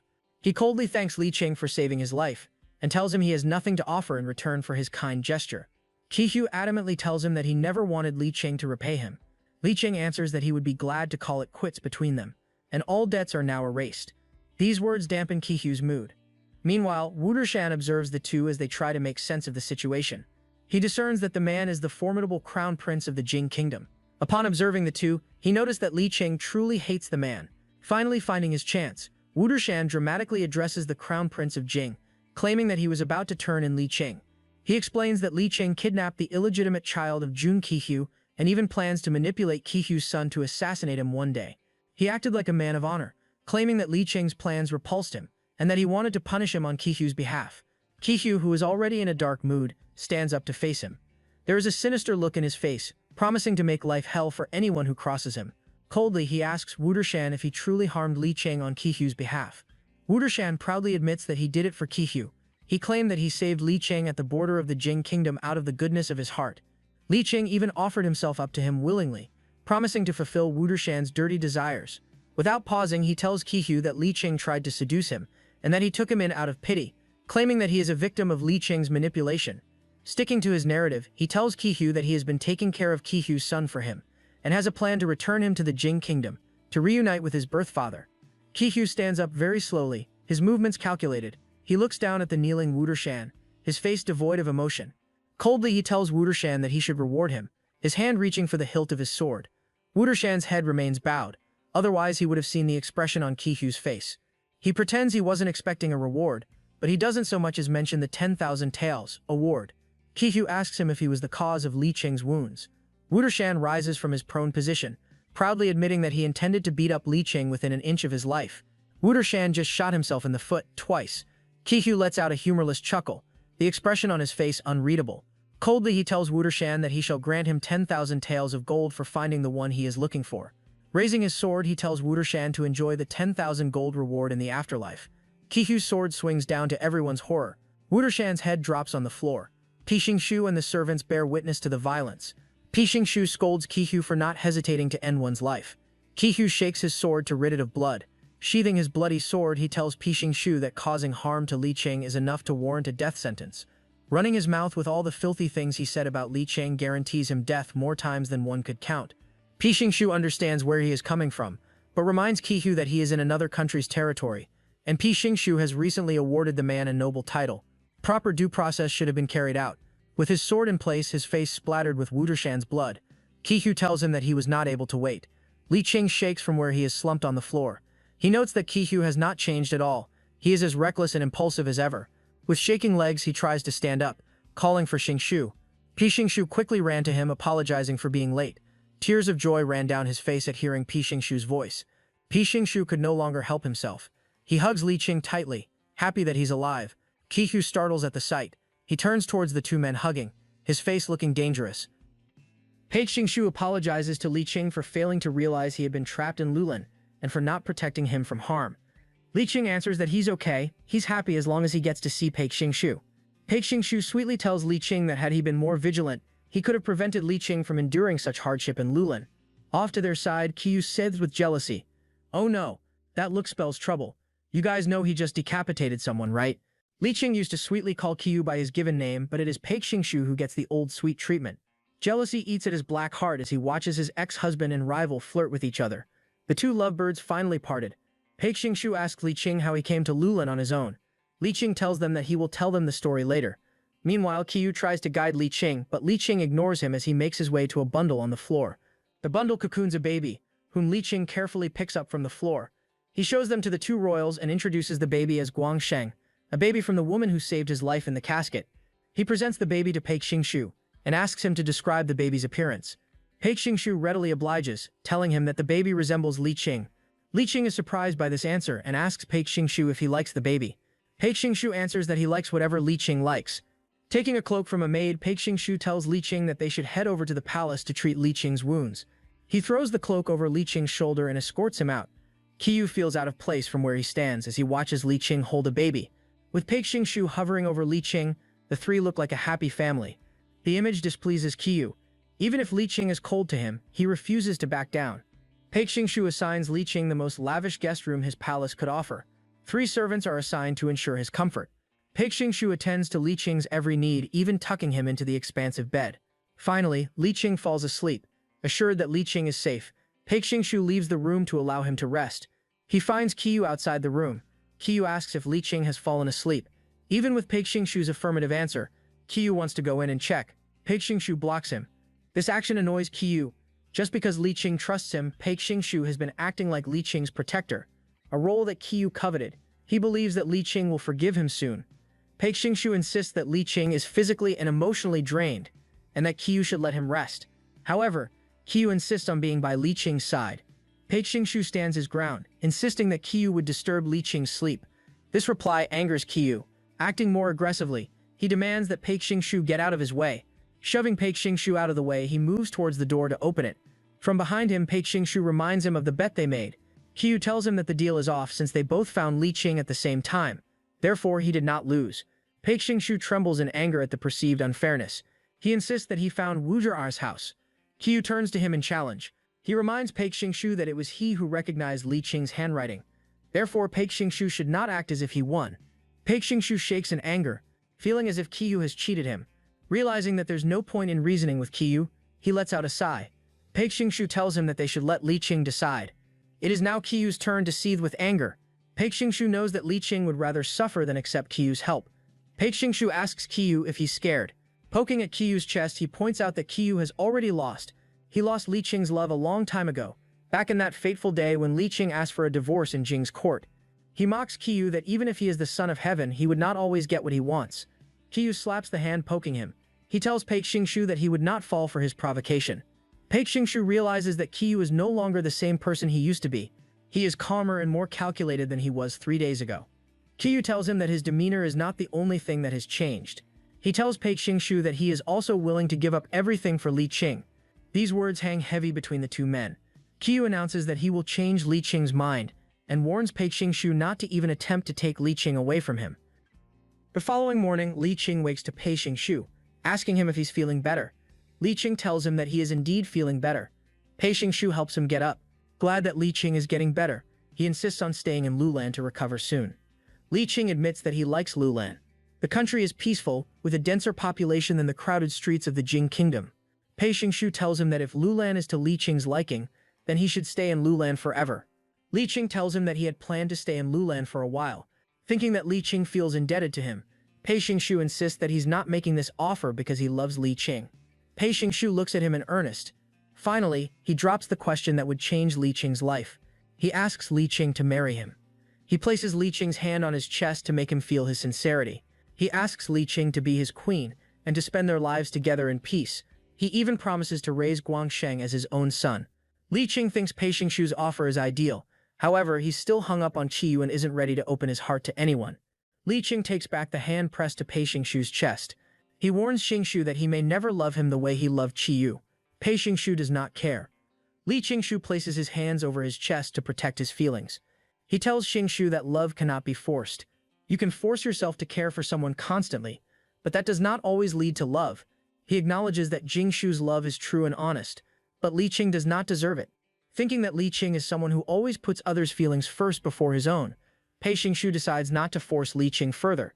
He will wait to hear his answer when he is ready. That night, Li Qing wakes up shivering. The door to his room is ajar, which is probably what's causing the cold breeze to enter Li Qing's chambers. Li Ying stands up from his bed, wondering if the strong wind caused the door to open. Barefoot, Li Qing navigates blindly in his room, heading in the direction of the door. In the dark room, he bumps into something hard, and he lets out a grunt of surprise. The thing blocking his path wrapped its arms around him. Finally, a familiar voice calls his name.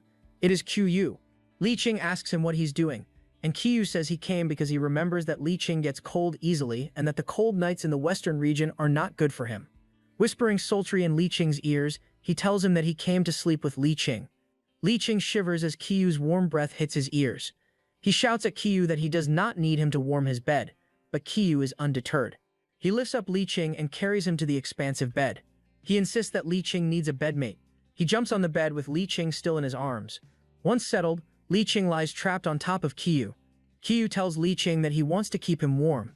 Li Qing visibly shivers, but this time it is not from the cold. Qiyu asks him if he's cold. Holding Li Qing's hand, he notices that his fingers are swollen from the cold, an indication of Li Qing's poor health. He offers to warm up Li Qing's bed, so that Li Qing can sleep well. Yeah, right, you just want to keep him warm. Li Qing tells him to stop acting weird and calls out Qiyu for pretending to be drunk. Realizing that he won't be able to fool Li Qing, he tries to get Li Qing to listen to him. Li Qing shakes in anger, and he finally gathers enough strength to lift himself off Qiyu. He warns him that if he insists on staying, he will call the guards. He starts to count backward from 3. Qiyu insists he has no malicious intent. He only wants to keep Li Qing warm. At the count of 2, he insists that Li Qing should treat him like a hot water bottle. Finally, the countdown turns warm, but before Li Qing could scream, Qiyu shuts him up by kissing him. When they finally part, Li Qing haltingly tells him to leave. Li Qing tries to catch his breath mingling with Qiyu's. Before he could protest, Qiyu turned the tide and pushed Li Qing down on the bed. Now that he is on top of him, he kisses Li Qing some more, intertwining their fingers together. A surge of anger, shame, and disgust envelops him. He bites down hard on Qiyu's lips to stop him. Qiyu lets out an angry hiss, not believing that Li Qing would actually bite him. Li Qing clenches his fist and tries to get up. He asks Qiyu angrily whether he thought Li Qing was only playing hard to get. Qiyu looks at him softly while he tells Li Qing that he misses him so much, as if all his strength had left him. He slumps onto Li Qing, putting most of his weight on him. He kept on repeating that he misses Li Qing so much, he nearly went crazy while looking for Li Qing. He's never missed anyone this much in the past. He tells Li Qing that he finally understands what poems often describe as longing. He tells Li Qing that losing him was unbearable. Li Qing tells him to get off of him and to stop clinging to him like some drunkard. Qiyu does not move from his position. Instead, he presses his nose against Li Qing's neck, sniffing his scent, taking it all in. He tells Li Qing he's not leaving and wants to stay close to him. Li Qing tries to push him off, accusing Qiyu of being shameless. He spitefully asks Qiyu if he thinks that he could do whatever he wants. Qiyu insists he knows Li Qing would not be willing and promises to be gentle so as not to hurt him. He reaches down to undo the ties on Li Qing's robe. Li Qing screams at him that being gentle is not the main point. He tells Qiyu that if he's going to act lasciviously, then he should call for a brothel woman or slave to help him. He shouldn't bother Li Qing with his dirty needs. Qiyu does not leave. He tells Li Qing that he only wants to stay close to him and does not want anyone else. His words do not melt Li Qing. Instead, it made him angrier. He tells Qiyu that there's no way in hell that he would sleep with him. He tells Qiyu that he finds him dirty because he has slept with so many others. Qiyu momentarily steps back in surprise. Sporting a bleeding lower lip, he notes that Li Qing had minded his lack of loyalty and asked him why he never mentioned it before. Of course he minded. He's your husband. Li Qing was speechless. Qiyu takes advantage of Li Qing's surprise. Qiyu pushes him further down on the bed. Li Qing coldly tells him that they have nothing to do with each other, so Li Qing's words should never concern Qiyu. Not that it did before. Acting as if he is the one who is being wronged, Qiyu tells Li Qing that he shouldn't be cold towards him again. Reaching down, he parts Li Qing's collar, exposing his smooth collarbone and chest. Li Qing cusses at him to stop him. Leaning down, his face close to Li Qing's exposed chest, Qiyu tells him that he does not believe that Li Qing could easily forget him. He does not believe that Li Qing has lost all his love for him. I think torture is an effective way of making someone lose all their love for you. Li Qing shivers in a mixture of hate and disgust. Li Qing's hand claws tightly on the sheets in an attempt to ground himself. Finally, hot tears flow down the side of his face uncontrollably. Qiyu finally stops, raising his body up to take a good look at Li Qing's quivering form. He mistook Li Qing's shivers for want and taunted him that he was right all along. Li Qing still cares for him. He stops. The moonlit night reflects Li Qing's true feelings. His clothes were disheveled, his eyes and face soaked with tears. He had a distant look, attempting to disengage from the situation. Qiyu finally understands as he calls for his love's name. The silence that follows feels so sharp that it could cut like a knife. Finally, feeling guilty, Qiyu pulls himself away from Li Qing. Meanwhile, Li Qing stays prone on the bed, silently watching Qiyu. With his eyes soaked in tears, he looks up at Qiyu, taunting him. He asks him why he'd stopped. Qiyu tells him that he did what he did because he only wants to prove that Li Qing still loves him. His answers made Li Qing grit his teeth in disgust. Gathering his strength, he pushes Qiyu off him. He asks Qiyu how he views Li Qing. Clearly, he thinks that Li Qing is just a plaything that he could come back to whenever he's bored. Qiyu denies this. Li Qing does not buy it. Qiyu never treated anyone as a real person. He just assumes that people would move around him, would do his bidding obediently, without any care for their feelings. Li Qing admits he is human with feelings and desires, but he would give himself only to someone he loves. At the time being, Qiyu is not worthy of his love. Li Qing's words hurt Qiyu more than he thought they would. Hearing that Li Qing no longer loves him is something that he just cannot accept. He grabs Li Qing by the shoulders, shaking him. He reminds Li Qing that he promised to love only Qiyu in this lifetime and never to leave him. Alarmed, he asks Li Qing if he's fallen in love with Pi Xingshu. He insists that Li Qing and Pi Xingshu were just pretending to be in love to make him jealous. Li Qing tells him that he's not pretending. Qiu Qing's love is sincere. Otherwise, he would not willingly save Li Qing at the cost of his own life. Now that Li Qing is divorced, he and Pi Qiu could get married, fulfilling his promise to his savior. Qiu's world crashes down around him at Li Qing's words. He accuses Li Qing of lying to him to get rid of him. Li Qing continues to mock him. He tells Qiu that he will see for himself that everything Li Qing says is true when he attends their wedding and drinks the celebratory wine with them. With Qiu's forcefulness, Li Qing was forced to make a quick decision. Qiu looks crushed as he repeats Li Qing's name. With his head down, tears fall from his eyes and he asks Li Qing how he could act so coldly. Seeing Qiu cry almost made Li Qing's heart melt, as a mix of emotions overwhelms him. Li Qing's hand shakes. He scolds himself for wanting to give in. However, he restrains himself. Coldly, he tells Qiu to ask himself why Li Qing is so cold. Acting like a discarded child, Qiu reaches for Li Qing's ask. He asks whether Li Qing no longer wants him or no longer cares for him. Li Qing was the only one who really loved him. There are very few people who genuinely care for him. Li Qing asks him what's there to pity about the Son of Heaven who has the adoration of the masses, whether he deserves it or not. Qiu answers that only the Emperor and the Empress care for him. The others are just there to flatter him, while others are just waiting for him to fall. Li Qing is the only one who truly loves him and sincerely wants him to succeed and become a wise king. He insists that he'd changed. He did everything he could to find Li Qing and endured the journey. He asks Li Qing how he could leave him now. Li Qing coldly pushes him off. Li Qing tells him that no, he will not make the same mistake again. He would not get back with the person who hurt him so much that he felt stripped down to his very core. He asks how Qiu could say that he's changed. He tells Qiu that he's only thinking about himself. Qiu insists that Li Qing will not make the mistake of choosing him, for he has truly changed. He demands that Li Qing give him one more chance to prove he is a different person now. Li Qing does not want to hear any more of his fake groveling. Qiu threatens that if Li Qing pushes him too far, he might do something that they would both regret. The two face each other on the bed. Qiu warns him that there's nothing he could not do when cornered. Li Qing seethes at his answer. Calming them, Li Qing can't help but treat him like a spoiled child throwing a tantrum. Looking at Li Qing's nonchalant expression takes the bite out of Qiu's words. He tells Li Qing he will not let him marry Pei Xingshu and insists he will do anything to stop them. Li Qing decides not to pay him any mind. He tells Qiu that if he's done talking, he should leave him alone so he can rest. Qiu tries to protest, but Li Qing covers himself with the blanket and rolls on the bed to sleep. Dejected, Qiu gets off the bed. He has more to say but decides not to push Li Qing further. His mind made up, he will wait until Li Qing changes his mind. Hush! When morning came, a soft voice beckoned Li Qing to wake. A hand softly shakes him, pulling him from his slumber. Li Qing finally opens his eyes. He remembers that Qiu came to his room last night, and was glad that he did not dream of Qiu at long last. Pei Xingshu playfully pinched his nose to fully wake him.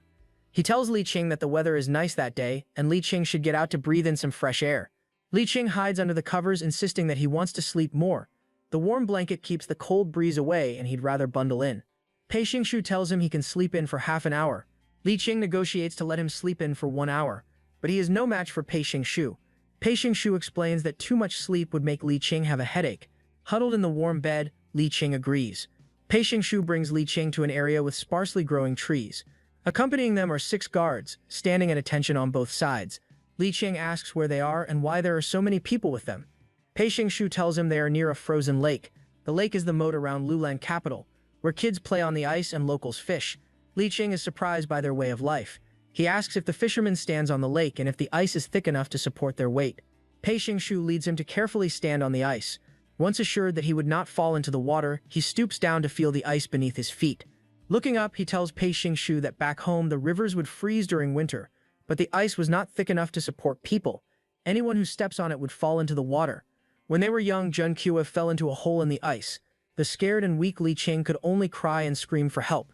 Once Kua was saved, he yelled at Li Qing for being a coward, pretending that being under the ice did not scare him one bit. However, Li Qing could see right through him. He knew that Kua was afraid and that he was only pretending to be brave. Li Qing laughs at the fond memory, while Pei Xingshu takes his cold hand between his dole. The branches rustle along with the soft breeze. Li Qing opens up more to Pei Xingshu. He tells him more about his childhood when he would keep to himself, surrounded by books and scrolls. He would only play when Kua dragged him out. He explains that all his happy childhood memories are because of Kua. Pei Xingshu was understanding. He tells Li Qing that his opening up about Kua shows he is now willing to let Li Qing go. Standing up with Pei Xingshu's help, Li Qing asks him if he really does not mind. Pei Xingshu tells Li Qing that he only cherished the boy who came to play with him. But now that Pei Xingshu is in his life, he promises to make Li Qing fall in love with him, and that they will share their life together. He says this while holding Li Qing's face in his hands. Li Qing touches his hands, asking if he's ever been in love so that he could say sweet words naturally. Pei Xingshu leans in, explaining that his words sound natural because they come from his deep feelings for Li Qing. That was smooth. Marry this guy already. Li Qing giggles and accuses Pei Xingshu of being a natural, hopeless romantic.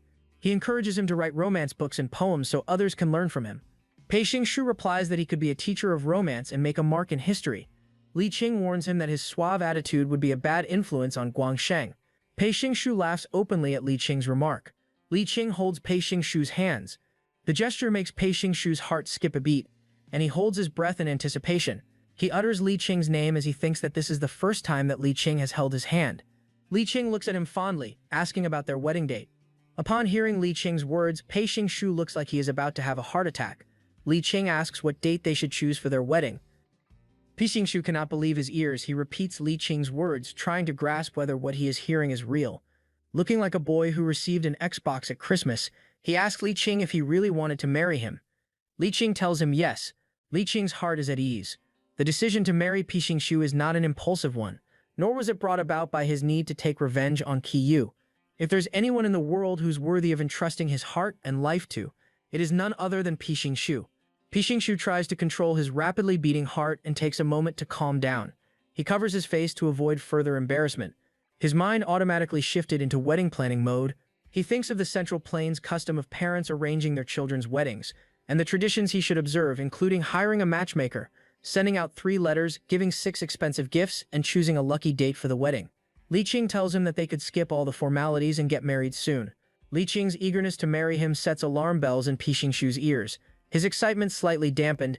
He asks Li Qing whether he'd need more time to think things through. Li Qing tells him that they should not waste time. With Pei Xingshu's life shortened, they should hurry to get married. He then tells Pei Xingshu they should get married next year after the year-end celebrations have died down. Pei Xingshu touches his face. Bringing his face close enough to Li Qing that their foreheads touch, he agrees. Both birds flew as the two embraced, sealing their promise. Li Qing opens his eyes as he justifies to himself that this is the right choice. Pei Xingshu is warm and gentle. His love for Li Qing is deep. With this, he proves to himself that he can forget Qiyu. However, his heart says otherwise. Even with making a promise to marry Pei Xingshu, he still could not bring himself to truly love him. Pei Xingshu is over the moon when they finally part. Upon looking at Li Qing's face, his expression changes. Li Qing has tears in his eyes as he looks up at his new fiancée. Pei Xingshu asks him if he still wants to get married. Li Qing desperately wanted to prove his heart wrong. He grabs Pei Xingshu's arms, closing the distance between them. He kisses Pei Xingshu on the lips. His action shocks Pei Xingshu. He tells Pei Xingshu that he loves him, but his hands quiver. He tries again, but his heart won't let him. Li Qing breaks down in tears, apologizes to Pei Xingshu, and tells him he tried his best to love him. He only asks for more time to completely forget Qiyu. Pei Xingshu understands that it is not easy to stop yourself from loving someone. He assures Li Qing that it is not his fault. and Pixingshu is not mad at him. He holds Li Qing's face as he lets him sob pitifully. The overwhelming emotion made Li Qing's blood disease act up, and he started to bleed from his nose. The sight alarms Pixingshu, and Nan insist that they should return to the palace.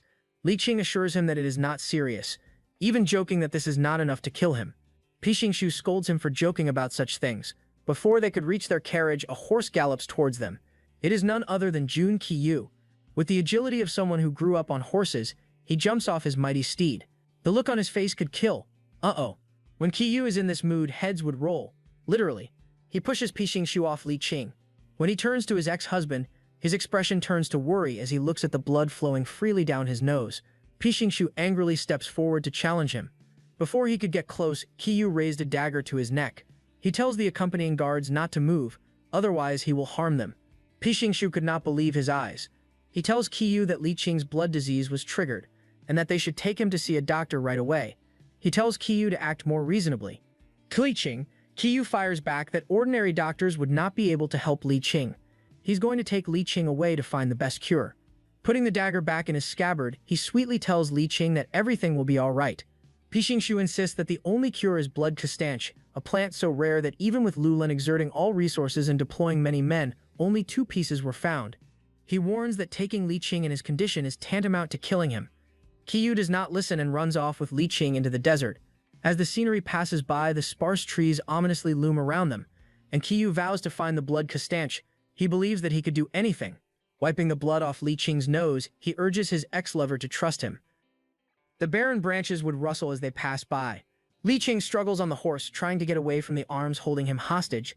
He tells Qiyu to stop as he wants to return to Pixingshu. He tells Qiyu that he had promised Xingshu he would marry him next year. Qiyu does not listen to his pleas. He just tells him to play nicely as he is ill at the moment. Li Qing tries to provoke him further. He tells Qiyu that he'd rather die on Pixingshu's side rather than die before Qiyu. Qiyu does not answer, which annoys Li Qing.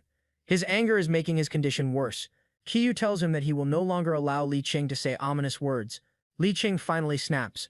He bites down hard on Qiyu's hand until it bleeds. If only Li Qing had rabies. The bite does not seem to hurt Qiyu. Instead, he observes that Li Qing's lips are cold and asks Li Qing if he feels cold. The response annoys Li Qing more. Sulking. Li Qing finally calms down.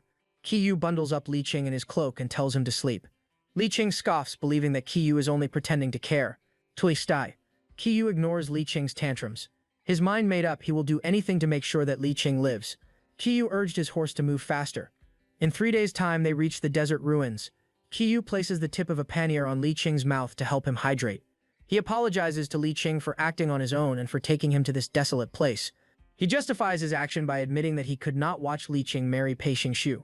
The thought of completely losing Li Qing is too much for him to bear. He promises to find the blood castanche for Li Qing and asks him to believe in him. Li Qing refuses to answer Owenrichi. When Qiyu makes a move to touch him, Li Qing slaps his hand away.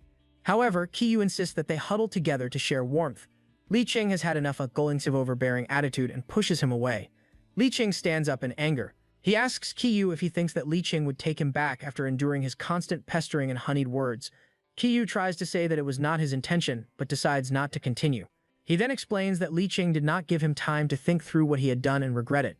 He tells Li Qing that if he still hates him, he should stab Qiyu with a knife. Qiyu is willing to bear the pain if it makes Li Qing feel better. Li Qing looks at him menacingly. He takes the knife and tells Qiyu that he may take him up on the offer. Unsheathing the knife, he raises the knife above his head, declaring that Qiyu would meet his end if he does not quit demanding Li Qing's forgiveness. Qiyu is unfazed. He even looks apologetic, almost too meek. Qiyu's demeanor angers Li Qing more. Gritting his teeth, Li Qing throws the knife away. The knife hits the ground with a clang. Toyima hope surges in Qiyu's heart. He steps forward to Li Qing and happily concludes that since Li Qing cannot kill him, he must love him. Qiyu does not understand the difference between someone who's in love and someone who's just a decent human being. Li Qing looks up at him, his eyes full of venom. He tells Qiyu that it's not that he does not want to kill him. He's just smart enough to know that he won't survive in the desert by himself. Qiyu promises that if they don't find the blood castanche, he will follow Li Qing in the afterlife. Li Qing laughs at him. He asks Qiyu why he's acting like the good guy now. He asks why Qiyu won't leave him alone. With Li Qing's life coming to an end, he should be allowed to live the rest of his life in peace, pouring all the hate he could muster into his words. He tells Qiyu how much he hates him. He tells him how much it hurts to know that the one he loves keeps choosing someone else over him. He tells Kiyu about what he felt when Kiyu implicated Li Qing's entire family. He tells Kiyu how much it hurt when he removed the hot rod brand from his arm. Kiyu is at a loss for words, unable to comprehend how much Li Qing hates him. Li Qing continues. He tells Kiyu that he wants to hate him to the core of his very being. However, Kiyu is the son of heaven. He could not harm the future emperor of the Jing kingdom. So Li Qing endured. Li Qing acted calm and nonchalant, not because he does not hate, but because he's not powerful enough to actually hate him. All the emotions that came pouring out are not good for Li Qing's health, and he starts to cough. Tumi Rafi. Kiyu quickly sprang into action and held Li Qing. He allows Li Qing to heave and catch his breath. Once Li Qing calmed down, he told Li Qing to get some rest so he could have the strength to continue hating Kiyu. He offers Li Qing some food. He hands Li Qing a piece of osmanthus cake, but Li Qing slaps it from his hand, snapping for Kiyu not to touch him. Kiyu ignores Li Qing's protest and threatens to feed him with his mouth if he keeps up with his behavior. Can't you just leave him alone? Li Qing lets out an exasperated sigh. Nothing is going through Kiyu's head. He decides to just let him have his way to keep him from acting recklessly. Li Qing takes the osmanthus cake and nibbles on it. Satisfied, Kiyu watches him eat and tells him to rest as they shall resume their journey at the crack of dawn. Li Qing lies down near the fire. Even in his sleep, Kiyu won't stop bothering him. Kiyu hugs him from behind, their bodies too close for comfort. When morning came, Li Qing was awakened by the sound of a bell. He turns over from his slumber and asks who woke him up. Before he could finish his words, a hand sprang up to cover his mouth. To his surprise, it is Kiyu. Kiyu whispers that there are bandits nearby. He pressed Li Qing down so he could stay hidden. Standing up, Kiyu sneaks quietly to avoid alerting the bandits. The bandits are nearby, dragging along a few men with their hands tied. They are likely victims or potential slaves. The bandits sit atop camels, the ropes dragging the slaves along. One of the bandits notices something amiss. Crouching down, Kiyu signals for Li Qing to run. Thankfully, the two were able to get on Kiyu's horse and galloped away. A bandit notices them and orders the others to run after them. Kiyu urged his horse to run faster as the bandits drew their weapons. With his trusty warhorse, Kiyu was able to put some distance between them and the bandits, and was able to escape. When night came, they hid under a crevice to rest. He hugs Li Qing as they sleep to protect Li Qing from the cold desert night. While Li Qing sleeps, Kiyu laments the fact that all their resources have been depleted. Without food and water, Li Qing's condition turns for the worse. He does not even get the proper rest his body needs. Fearing that Li Qing would die in his sleep, he urges him to stay awake. Meanwhile, Li Qing is so thirsty that he begs for water. If Li Qing does not get any nourishment, he will surely die in this desert. Gritting his teeth, Kiyu makes a decision. He puts Li Qing down against the crevice and slowly walks away, his shoulder hunched yet determined. Under the moonlight, Kiyu walks towards his horse, a creature he fought battles with, the one he trusts more than his man. He pats the mighty steed on his head bowed in apology and regret. Desperation led him to do whatever it took to keep Li Qing alive. Later that night, he hands Li Qing a pannier. He tells Li Qing to drink the liquid inside, saying it is water. Although his face is riddled with guilt, Kiyu watches Li Qing drink slash. Li Qing coughs, his lips laced with something red. Li Qing realizes that it was not water in the pannier, he just drank horse blood. Kiyu must have slain his trusty horse to replenish their supply. With Li Qing too weak to walk, Kiyu carries him on his back. Kiyu trudges slowly in the desert. Li Qing opens his eyes and weakly calls Kiyu. Kiyu snaps back, asking Li Qing if he wanted to scold Kiyu for recklessly endangering a sick person by brainlessly bringing him alone with meager supplies to the desert. Li Qing did not respond to his quip. Instead, he asked Kiyu to put him down. Kiyu finally puts Li Qing down. A canopy of sparsely leaved trees covers them. Li Qing wonders who Kiyu really is. He wonders how someone as sentimental as Kiyu could kill his prized horse, a partner that went through war with him, through journeys where there is little to no guarantee of survival. How could someone like him kill his horse with his own hands? He wonders if he should consider Kiyu cold-blooded. Yet he would carry a dead weight like Li Qing across the desert. Li Qing decides to let Kiyu go. He tells him he does not need to feel obligated to stay with Li Qing and that he should leave Li Qing behind. Li Qing tells Kiyu to go on his own and to stop worrying about him. Kiyu tells him to think about himself and not to worry about Kiyu. Li Qing tells him that he's not worried about him. Li Qing is just too kind-hearted that he always puts his own sake before others. Kiyu tells him that Li Qing must become a great ruler and insists that Li Qing return to the Jing kingdom with him. Li Qing tells him he can't help him. With his life nearing the end and his eyesight gone, he will be of little to no help. Li Qing has given up on finding the blood Kyo stents in this desolate desert, and it's no use talking about the future. Kiyu tells him not to say such depressing things. He tells Kiyu that he would never abandon Li Qing ever again. Kiyu lifts Li Qing up on his back. He promises to get Li Qing out of the desert. Li Qing did not respond and allowed Qiuyu to carry him. In the barren desert, Qiuyu painstakingly carried Li Qing. Li Qing asks how long they've been stuck in the desert. Qiuyu answers that they've been in the desert for 9 days. Li Qing can't believe it's only been 9 days, as it feels like they've been stuck in the desert for a lifetime. Qiuyu insists that there will be more days ahead for them. He assures Li Qing that he will find a way to restore his eyes, and even if his eyesight does not return, Qiuyu will serve as his eyes. He promises to be Li Qing's legs and carry him on his back. Li Qing tells him that it's not what he wants. A heavy silence falls on them. Qiuyu breaks the silence with a sigh. He asks Li Qing to call him again by his given name. Li Qing does not respond. His silence alarmed Qiuyu, and after a beat he called Li Qing's name and put him down. He notices that Li Qing has been shivering. Qiuyu grits his teeth and makes a rash decision. He cuts his palm with his saber and drips a few drops of his blood to nourish Li Qing. Qiuyu is true to his promise to follow Li Qing if he does not make it. He would probably want to get to the afterlife first. Wrapping his arms around Li Qing, he succumbs to the darkness. Together they will go to the afterlife. Qiuyu wakes alarmed, and the first words he utters are Li Qing's name. Taking stock of his surroundings, he realizes that his hands are tied to his back. He is stunned to see Li Qing on the ground, his wrists bound as well. He calls Li Qing by name to confirm whether he's okay. Suddenly, a knife thrusts against his face, threatening to cut him. One of the bandits pursuing them before appears menacingly in front of him, calling them beasts from the capital. The bandit decides to leave Qiuyu alone for now and went stooped down to check out Li Qing. Turning Li Qing on his back, he uses the handle of a knife to raise his chin.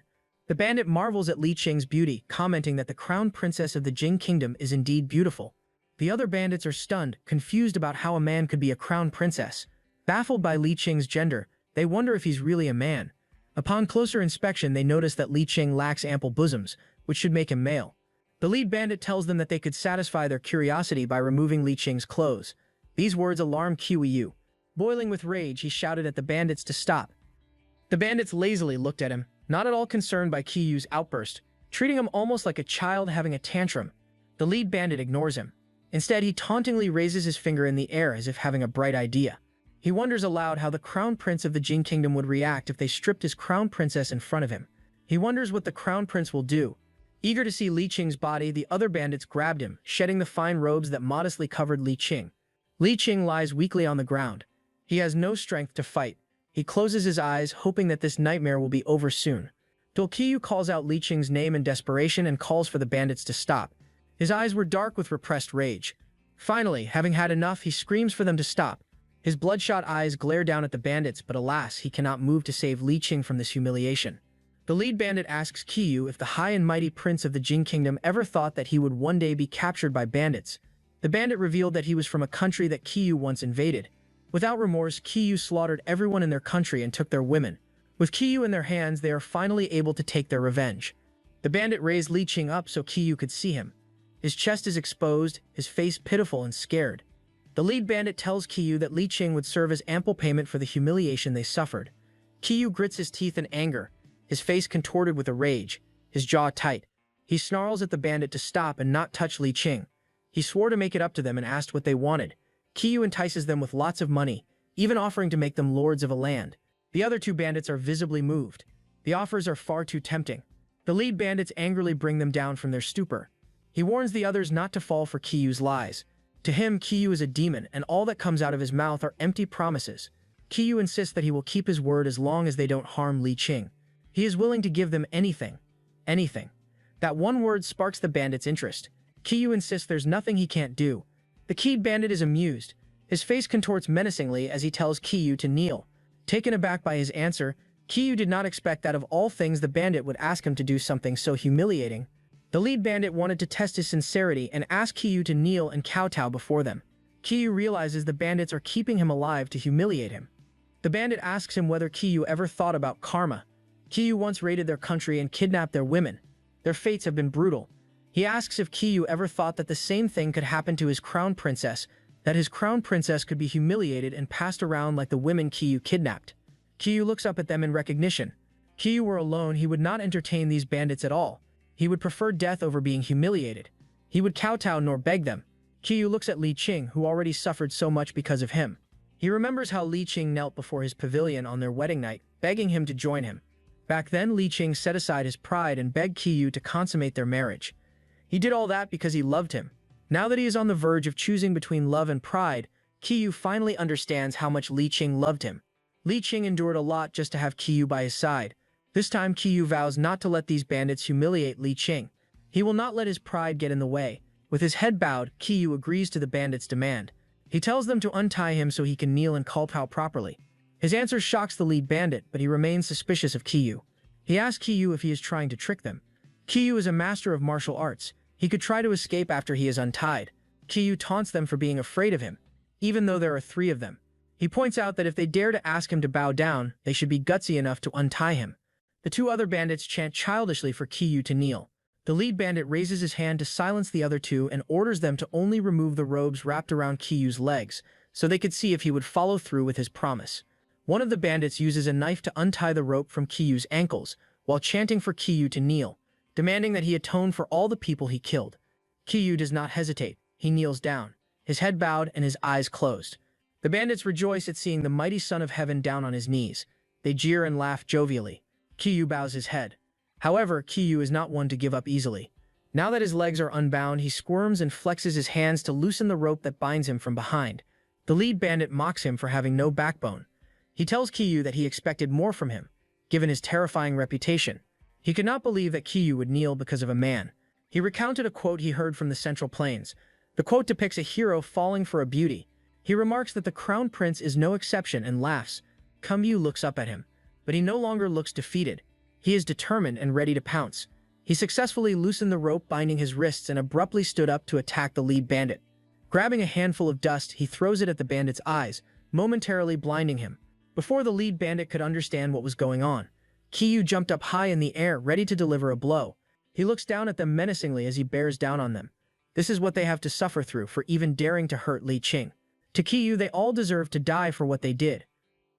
Qiyu's eyes are unforgiving as he looks down at his target. The lead bandit looks up in shock, his eyes wide and fearful. Qiyu slams his knee down on the man's face, grabbing the other's head to create more impact.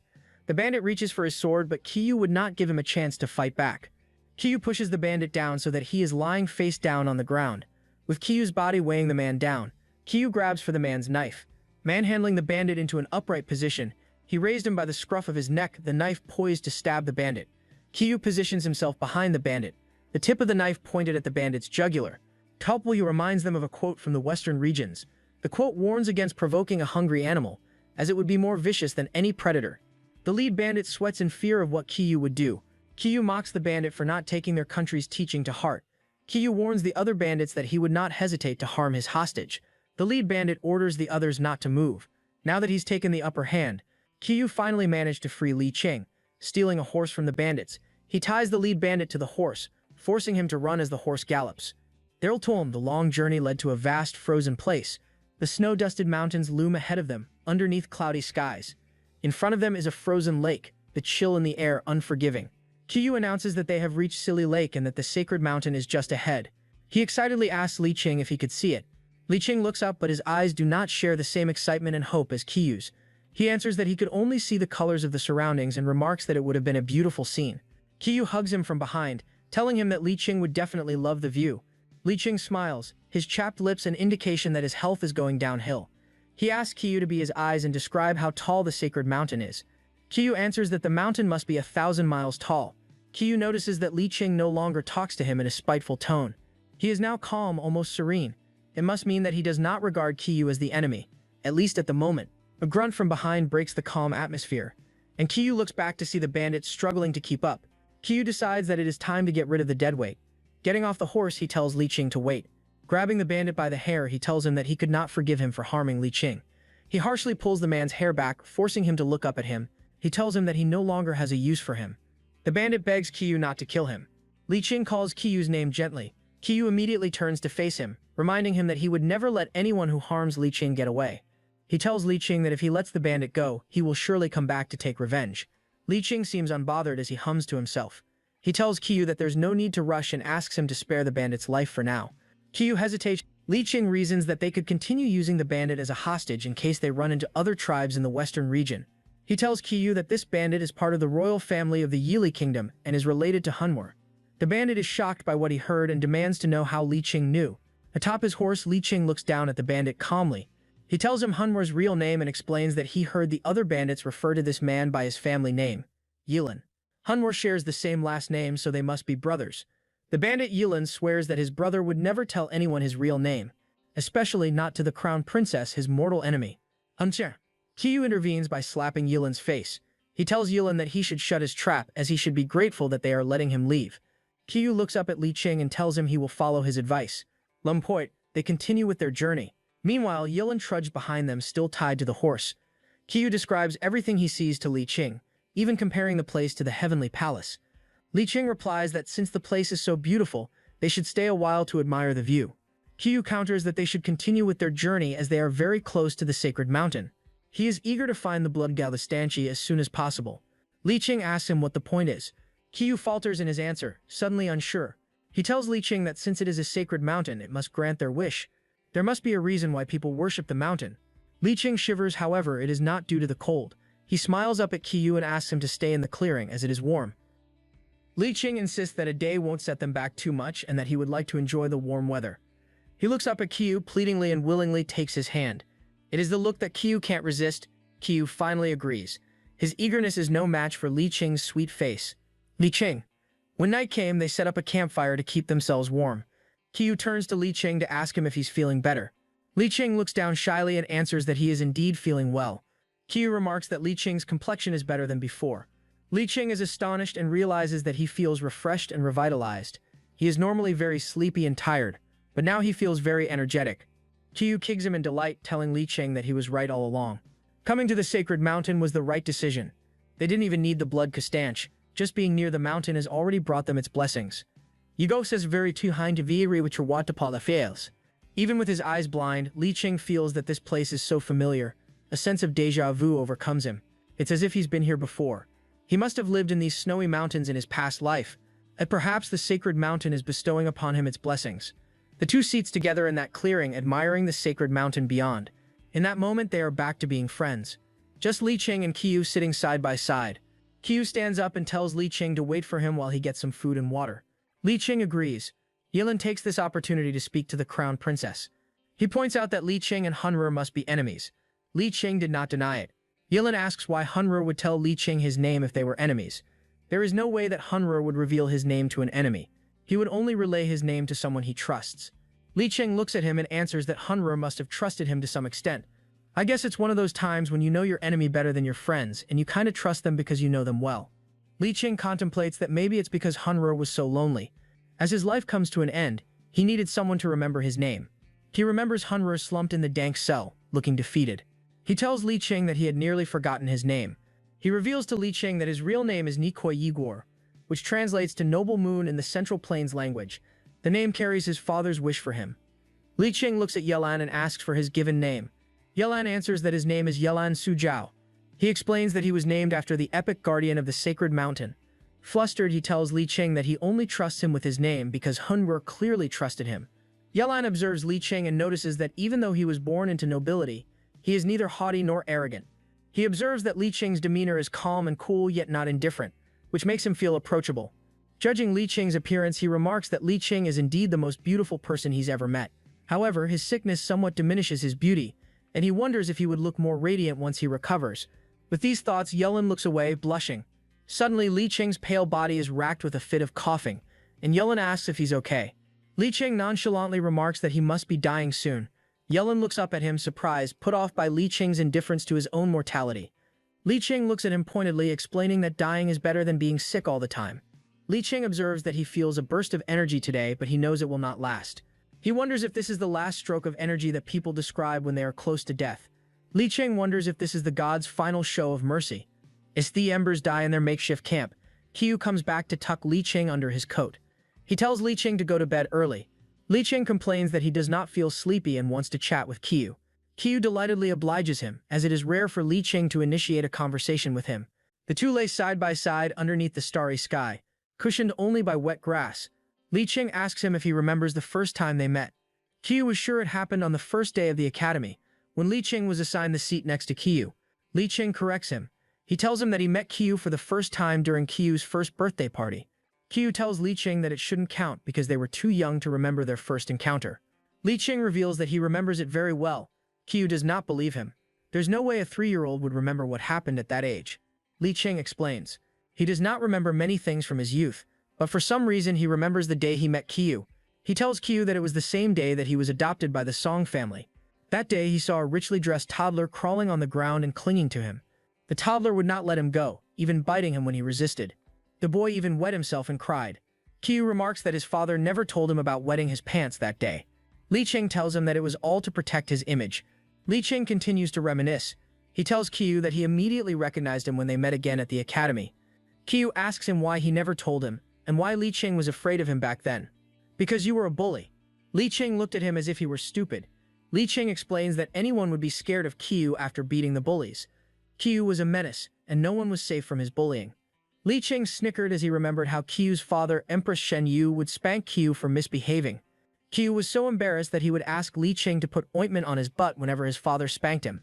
Looking up blindly towards the sparkly skies, Li Qing confesses that he was the happiest when they were young. Kyu sits up holding Li Qing's hand. He promises Li Qing happier days. Now that he has learned his lesson, he will treat Li Qing better, and will not let any hardship befall him. Li Qing looks at him, his face soft. He thinks that Kyu is not only capable of harsh words, but he can also be sweet when he wants to. Raising his hand to touch his face, he asks Kyu what kind of crown princess he would choose when Li Qing dies. Li Qing looks at him seriously, wondering what the new crown princess will be like. His question annoys Kyu and tells Li Qing that he will not let him ask it again. Li Qing insists that he wants to know. He tells Kyu that the scenario is only hypothetical. Kyu answers that if Li Qing dies, he will not marry again. No one else would hold the title of crown princess. Li Qing does not believe him. He tells Kyu that the emperor will surely force Kyu to marry someone to continue the royal bloodline. He tells Kyu that as a compromise, Li Qing would allow him to mourn for at least 100 days, up to 6 months. Then, after that, he could remarry and forget about Li Qing. Li Qing's answer stuns Kyu. He looks as if the idea of forgetting Li Qing is impossible. He leans down to hug Li Qing and tell him they should stop talking about depressing stuff as it could bring them bad luck. Li Qing tells him that Kyu has always believed that whenever he says something, the world will follow. He never thought that there were things that are up for fate to decide. Someone as decisive as Kyu would never believe in superstitions or faith healing. But he suddenly decided to bring Li Qing to the sacred mountains, believing that the gods would bless them. Kyu reveals that he never feared anything, which is why he'd always believed that he could achieve anything with his abilities. But now he has something to fear.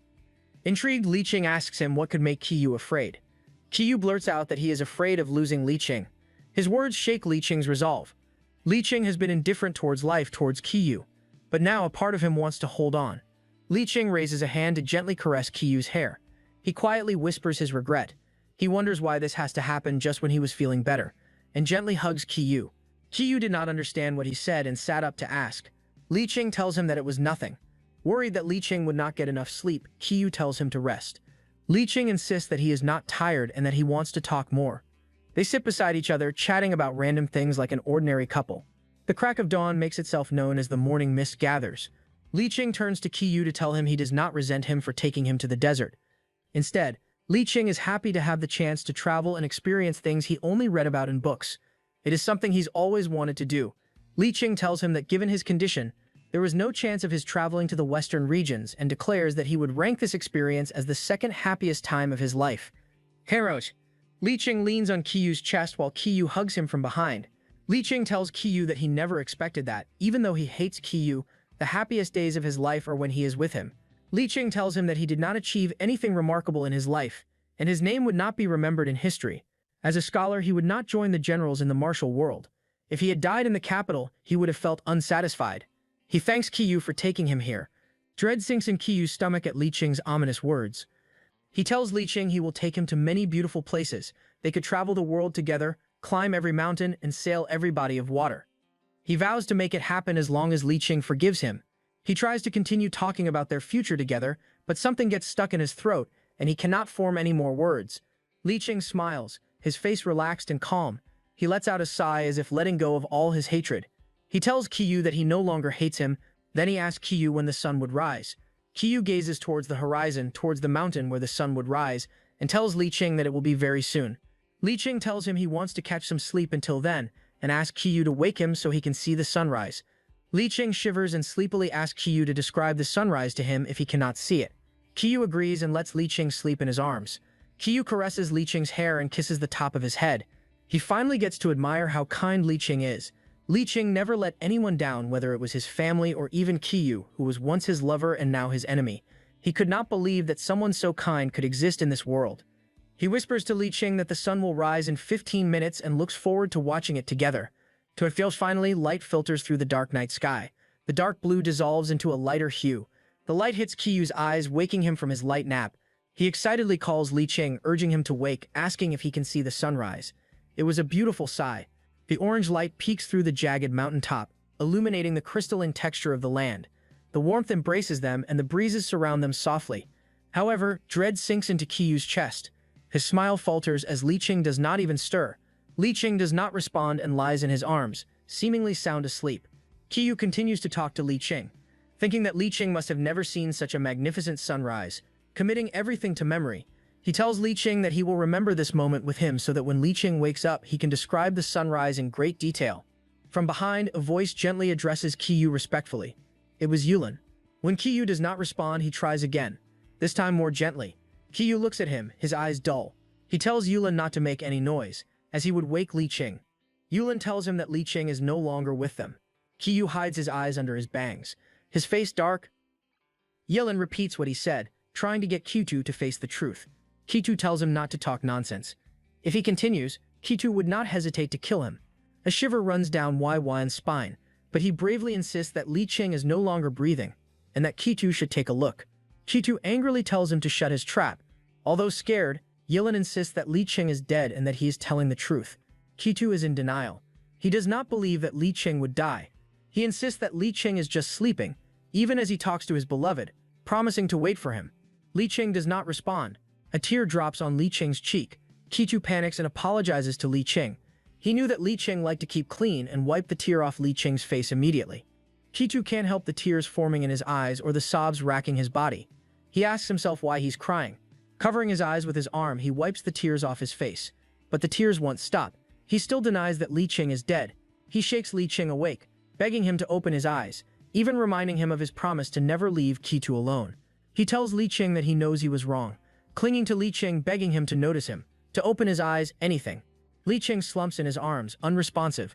Qiyu begs him not to leave him, telling him that he can't leave without him. Qiyu finally understands that Li Qing is dead. Wrapping his arms around Li Qing, he hugs him tightly, burying his face on Li Qing's shoulders, crying his heart out. Qiyu no longer cared if anyone was seeing him, no longer cared that he had an image to uphold as a general and crown prince, no longer cared for his pride. He lets it all out. He never once thought that he would care for someone so deeply, that their absence would leave a mark on his very soul, that the loss could be so unbearable enough to drive him crazy. It is only when they are gone that one comes to realize how important they are to you. Qiyu holds Li Qing for a long time, not wanting to let go. Meanwhile, Yulin awkwardly hops with his ankles tied together and his arms bound behind him. When he finally got close to Qiyu, he told him that if he did not do anything, Li Qing would surely join the afterlife. Qiyu stirs and springs up too quickly. He asks Yulin what he meant. Suddenly, under Qiyu's wide gaze, Yulin shakes in fear. Qiyu looks at him pitifully, asking if there is a way to save Li Qing. Almost automatically, Yulin loudly denies that he knows a way to save Li Qing. Qiyu promises that if Yulin tells him how to save Li Qing, he will let him leave. He even promised to pardon Hunor, who is currently imprisoned in the capital after poisoning the emperor. The offer is too tempting for Yulin, and he couldn't believe it. To prove his sincerity, Qiyu uses his knife to cut through the rope binding Yulin. Qiyu swears that he would make life easy if he helps him save Li Qing. Yulin hesitates, unsure whether he should trust the man who ruined his life. Finally making a decision, he hands Qiyu a bottle. Qiyu asks if it is a medicine that could cure Li Qing's disease. Yulin admits that the bottle contains poison.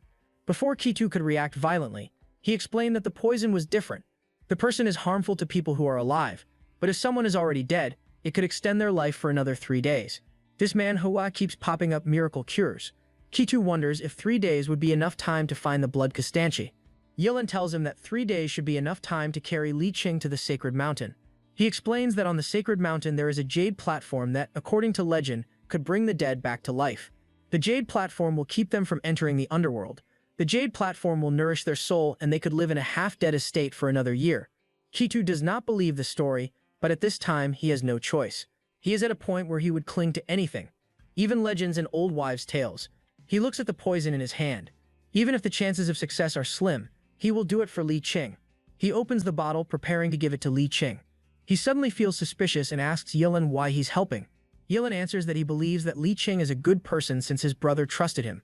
Also, Kitu has his brother's life in the palm of his hands, and he's doing this to save his brother.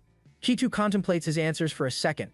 Deciding that he has no choice, he tips the poison into Li Qing's lips. After a while, there is still no sign of life. Kitu wonders why Li Qing has not yet woken up. Yilin sweated bullets, nervously wringing his hands while he told Kitu to be more patient. The medicine would take a while to take effect. Suddenly, Li Qing's soul returns to his body. The warmth in his body returns. His heart starts to beat again, and color returns to his face. Kitu calls his name, but Li Qing does not wake. However, Kitu is sure that he is alive once more. Yilin did not lie to him. Li Qing is back.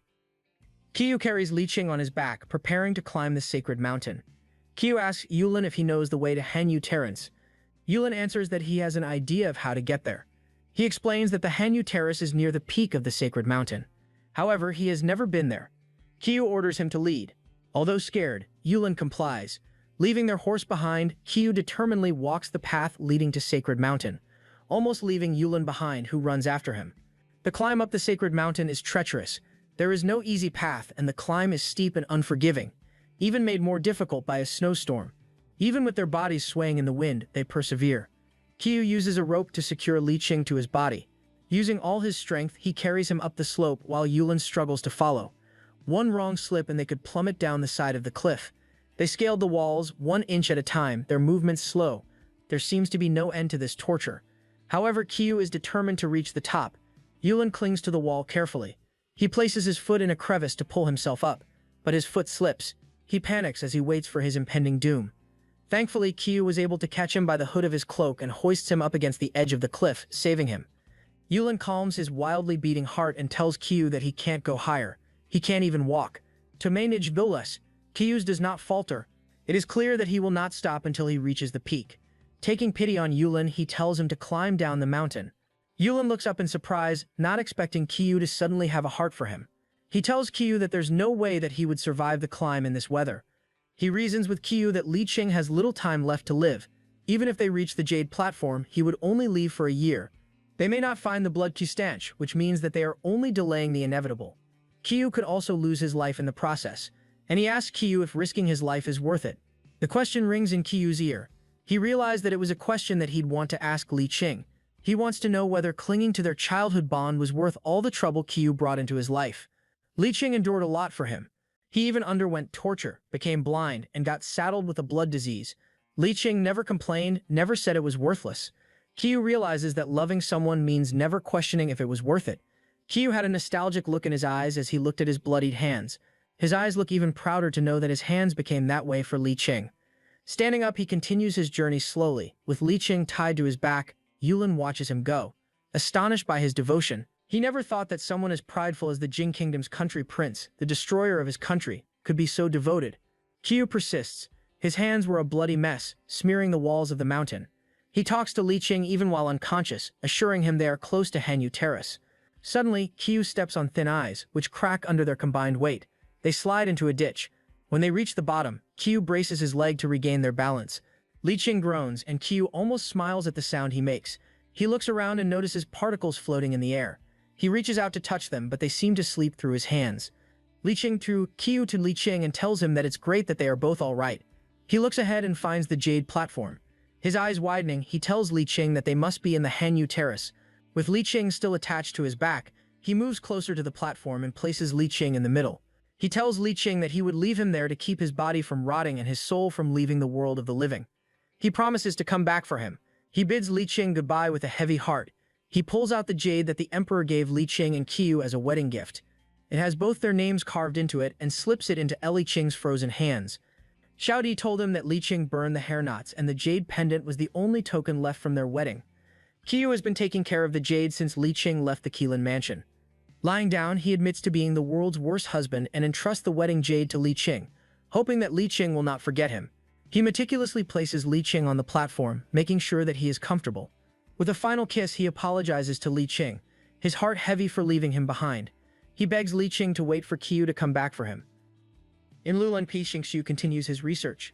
Time and time again, he would search his family's library for the answer, The Lulan family records document the medical records of the Lulan royal family members and the efforts to find blood sustanche. Pi Xingshu sits down on the floor to lean against a shelf containing the ancient scrolls. His research found only 2 blood sustanches, and information about them is unfortunately very limited. Pi Xingshu wonders where he could find another. His family has been cursed with an incurable blood disease, and everyone in the family, men and women, did not live a long life. His father trusted one pill to Pi Xingshu in the hope that Xingshu would use it for himself to continue the family's bloodline. But Pi Xingshu, out of love for Li Qing, used the pills to save him. Pi Xingshu presses the handkerchief in his hand against his nose. When he looks down to check, he finds blood in the white cloth. This only means one thing: Pi Xingshu's blood disease has flared up again. Feeling depressed, he thinks back to his father and all the hope and responsibilities he placed on Pi Xingshu's young shoulders. He feels that he has failed his father and their people. When Pi Xingshu dies, he will single-handedly cause the Lulan royal empire to die out. His body is racked with coughing fits. Once he is able to compose himself again, he leans his head back on the bookshelf, his face serene. He tells himself that he does not regret giving the pills to Li Qing. In fact, if given the chance to redo the choice, he would do the same thing. In his mind, he thinks of Li Qing and how beautiful he looks. It's that face that captivated Pi Xingshu.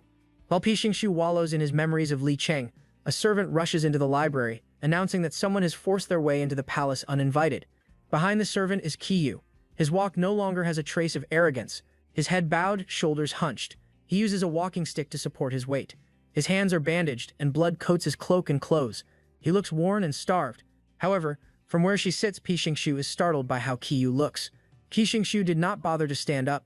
He asks Qiyu why he's alone and where Li Qing is.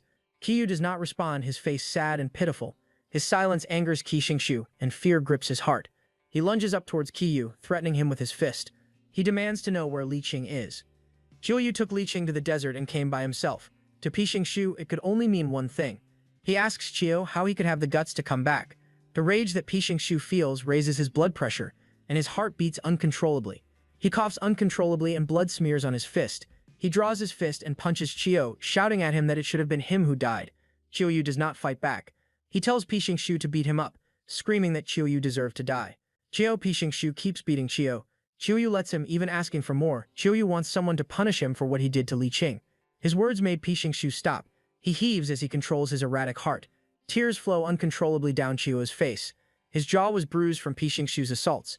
He tells Pi Xingshu that Li Qing died in his arms. His heart stopped beating, and Pi Xingshu's anger flares up once more. He tells Qitu that he wanted so much to draw his sword and kill Qitu. He asks why someone like Qitu exists. It was all Qitu's fault. When Li Qing was the crown princess, he did not receive the honor and care he deserved. Even Li Qing's worsening blood disease was due to Qitu's mistreatment of him. He asks Qitu, mocking him for acting high and mighty. If he were as powerful as he used to be, then it would not be difficult for him to snatch Li Qing back from the underworld. Pi Xingshu straddles Qitu, asking him how he had the guts to return without Li Qing.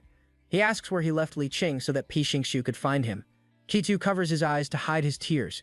He tells Pi Xingshu that he left Li Qing on the jade platform atop the sacred mountain. Li Qing is being kept alive by the poison Yulin gave him. The sacred mountain will keep him alive in a coma state for a year, and they must find the blood sustanche before time runs out. It is the only way for Li Qing to survive. His answer stuns Pi Xingshu. He's heard about the miracles of Sacred Mountain, but he hasn't yet verified whether the claims are true. He looks at Qiyu incredulously. He asks how Qiyu could have left Li Qing all alone in that place. The legend of the Sacred Mountain had not yet been verified, and Qiyu's trust in a legend is absurd. Qiyu asks him what he should have done and what choices he has. How about not taking a sickly person to a barren desert with limited supplies? He tells Pi Xingshu that he would accept all the beating he would give him, and he even encourages him to curse at him and hit him. He tells Pi Xingshu that he only came to ask if he had found the blood sustanche. Pi Xingshu stills, his jaw tight with repressed rage. Weakly he loosens his hands and tells Qiyu that he has not found any. Pi Xingshu's strength leaves him, and Qiyu sits up. Pi Xingshu grabs the staff he has been using to help him walk. He tells Pi Xingshu that he will return to the Jing Kingdom to gather his men to help search for the blood sustanche. He will add more people to the search if the first batch of soldiers is not enough. Looking back at Pi Xingshu, he tells him that he will not stop until he saves Li Qing. Li Seng, with these words, he leaves Pi Xingshu behind. True to his words, Qishu gathered enough men to search the western regions for the blood sustanche. No matter how much they searched, they were never able to find it. He even offered a lucrative reward for anyone who found it, even offering an amount equivalent to his net worth. Some malicious people attempted to scam Qishu, presenting him with fake blood sustanche. Qishu did not let them and severely punished anyone who attempted to scam him. However, the search was not successful. Seasons changed, and still Kishu did not find any. Alas, nearly a year has passed, and he still found nothing. To his surprise, he receives a message from Pishingshu. Shodi tells him that the king of Lulan sent one of his messengers and demanded that Kiru open the letter himself. Kiru is intrigued. When he opens the letter, he notices that it is written on red paper. It is a wedding invitation. He looks down at the letter, gritting his teeth as if the letter itself offends him. Kiyu goes to Lulan to meet Pichingu. The thought that Pichingu has already found someone else to marry does not sit well with Kiyu. Kiyu thought that Pichingu loves Liqing so much that he will not choose anyone else until his death. Unlike the last time they met, Pichingu is calm. Pichingu greets him warmly but tells him he came too early as the wedding is in 10 days. Kiyu tells him that he values their past relationship as rivals and confidants, and that he must honor Pichingu's wedding by coming early. Besides, he also wants to meet Pichingu's chosen queen. Pichingu smoothly changes the conversation away from his betrothal and tells Kiyu to rest up, as he has had a long journey. He coughs into the handkerchief in his hands. Kiyu looks at him sadly. Pichingu's declining health only means that he has not yet found the blood castanche. This must be the reason why he is in a rush to get married. Pichingu needs to continue his bloodline. Pichingu scoffs, clarifying that he will have no blood heirs. Soon a servant enters the throne room chasing after a toddler. The child disregards the scolding he earned from the servant and runs towards Pichingu. Chingu stoops down to pick him up. Pichingu wins the Daddy Award. Pichingu tells him that he is not marrying out of convenience, and he will bestow the throne on the child in his arms. He introduces the child as Guansheng. The child looks up at Pichingu adoringly. Kiyu is surprised that the king of Lulan would make such a drastic choice. Lulan is one of those traditionally inclined families that values family name and blood relations. The child is clearly from the Jing kingdom. He observes the toddler, noting that the child has porcelain-like skin, almost as if carved from jade. Pichingu must have raised the child well. Pichingu admits that he is facing backlash for his choice and asks Kiyu to support him in his plan to put Guansheng on the throne. He tells Kiyu that this is the only way for Lulan to continue its existence. Kiyu thinks the plan is absurd. There is no way Pichingu would want an enemy prince overseeing Lulan. Pichingu admits that the idea is crazy, but there's no one else he can trust. Pichingu tells Kiyu that if he wants to take over Lulan, Kiyu is free to do so, as Pichingu would have no power to stop him. Kiyu looks at him suspiciously. Pichingu seems to have given up. Pichingu tells him that he accepts that such a thing could happen and that not everything goes the way you want. Pichingu knows that Lulan is on the verge of extinction. It just landed on Pichingu's hand when the monarchy is on the brink of collapse. His father always knew that he was not meant to become king and should not blame him so much for his choice. It seems that Pichingu already made peace with the fact that he and Lulan would end soon. The child plays with Pichingu's large hand and Shingu obliges him like a doting father. Pichingu suddenly asks Kiyu about his plans. He wants to know if he plans to continue waiting for Liqing. Kiyu scoffs. He tells Pichingu that he will never give up. He will find the blood castanche so he can save Liqing. His answer wipes the smile off Pichingu's face. He looks at Kiyu seriously and asks him to come with him. He also tells the toddler that he will take him to his father. Guansheng smiles widely, pointing in the direction of his father. At Pichingu's words, Kiyu becomes suspicious. This is the child that Liqing found on the border of the western region. He asks Pichingu who the child's father is. Pichingu tells him that he will know when he meets him. They walk towards the courtyard. Sand covers the ground and they find a small oasis. A cushioned swing was set up between two tropical-looking trees, and a person sits on it under the shade. At a closer glance, that person is Liqing. He sits on the swing, his eyes closed as if sleeping. The wind gets knocked out of Kiyu's chest as he finally gets to see him again. Kiyu walks closer to Liqing, unable to believe his eyes. His footsteps move on their own, each step faster than the last. Liqing finally stirs away, and upon seeing Liqing, he panics, begging him not to come closer. In his panic, he stumbles back on the swing, and Kiyu is frozen in place as he watches Liqing. Kiyu watches Liqing squirm in pain. Not wanting to startle him further, he gently calls his name. He reaches for Liqing, and Liqing scoots further back in fear. Liqing's reaction saddens Kiyu. He kneels down and gently asks Liqing what he's so afraid of. Kiyu coaxes Liqing while Pei Xingshu carries Guansheng in his arms. Pei Xingshu taps him on the shoulder and warns Kiyu not to push Liqing further. He then kneels to comfort Liqing, who immediately latches onto his arm. Liqing dragged Pei Xingshu and Guansheng and hid behind a clay sculpture with them. Pei Xingshu asks what they are hiding from. Liqing asks what they are hiding from. Liqing shushed him, worried that Pei Xingshu might give away their hiding spot. Guansheng adds to the noise, repeatedly calling Liqing daddy. Guansheng even latches onto Liqing and he worriedly looks behind his shoulder, worried that they've been caught. Liqing tells Guansheng that they are hiding to save themselves. Pei Shingshu assures him that Li Qing no longer needs to run and that he is safe with Pei Shingshu. No. Needing assurance, Li Qing holds Pei Shingshu's hands, asking if Heishi's gone. Pei Shingshu asks who he is referring to. Meanwhile, Guansheng jumps from one parent to another. Li Qing's face is serious as he describes his tormentor. In a hushed voice, he tells Pei Shingshu that he is running from his demon of an ex-husband. The ex-husband wants to drag him back to the Jing Kingdom to torture him. Li Qing recounts all the abuse he experienced at his ex-husband's hands, beating him, scolding him, starving him, and even forcing him to study. Pei Shingshu pats Li Qing's head in a placating manner, his eyes looking menacingly at the culprit. He asks Li Qing if he still remembers his tormentor. Meanwhile, Kiyu's eyes are hidden under his bangs mysteriously. Li Qing enthusiastically answers that he does remember his tormentor. He tells Pei Shingshu that his husband is the worst and that no one else has treated him as poorly as his former husband. He considers him a vile and viscous demon. He even remembers that his ex-husband is a crown prince and they must do their best to hide. Pei Shingshu plays with Li Qing, treating him like a child. He tells Li Qing that his ex-husband is now gone and that they should put Guansheng on the swing to play. Li Qing readily agrees. Li Qing places Guansheng on his lap, while Pei Shingshu pushes the swing from behind. The three look like a beautiful, happy family, and Kier is left standing to the side like an idiot. Finally, Pei Shingshu notices him. Kier looks at the happy-looking family. Seeing Li Qing alive and well and seemingly afraid of him makes him feel sad. Pei Shingshu signals for a maid to attend to Li Qing and Guansheng. Impatiently, Kier approaches Pei Shingshu, wanting to know what he's seeing. Pei Shingshu gestures for him to follow. Pei Shingshu takes him to a tent where the two can talk privately. Pei Shingshu reveals that he found the blood cistanche and tells Kier he should be happy about this good news. Kier asks him when he found it. He scolds himself for not finding it himself. He wonders if this is his punishment for all the sins he committed. Fate refuses to grant him the one thing he wanted the most, the ability to save the person he loves. Pei Shingshu hesitates with his answer. He initially wanted to lie and tell Kier that he found the blood cistanche only a month ago, but the truth is, he's had it for half a year now. The answer shakes Kier. This means that he's been searching the whole time aimlessly. Pei Shingshu admits that he brought Li Qing back to life and returned him to Lulan 6 months ago. Kier grabs his shoulder angrily. He's mad that Pei Shingshu kept it a secret this whole time. Pei Shingshu has a mean bone in his body. Keep it up, if there's anyone who knows how long Kier has been in pain, it would have been Pei Shingshu. Pei Shingshu has the grace to look guilty. Kier lets go of him as if his strength has left him. He tells Pei Shingshu how much pain he's been in. Pei Shingshu coughs, aims. All of their encounters are emotionally charged. Maybe these two should end up together instead. Kier takes a step back. Pei Shingshu explains that Kier should understand by now that Pei Shingshu does not have much time to leave. His illness is flaring up again, and the blood cistanche he found is only good for one person. He could have used the blood cistanche for himself, but he chose to give it to Li Qing. He tells Kier that he loves Li Qing more than he does. Kier looks at him stunned.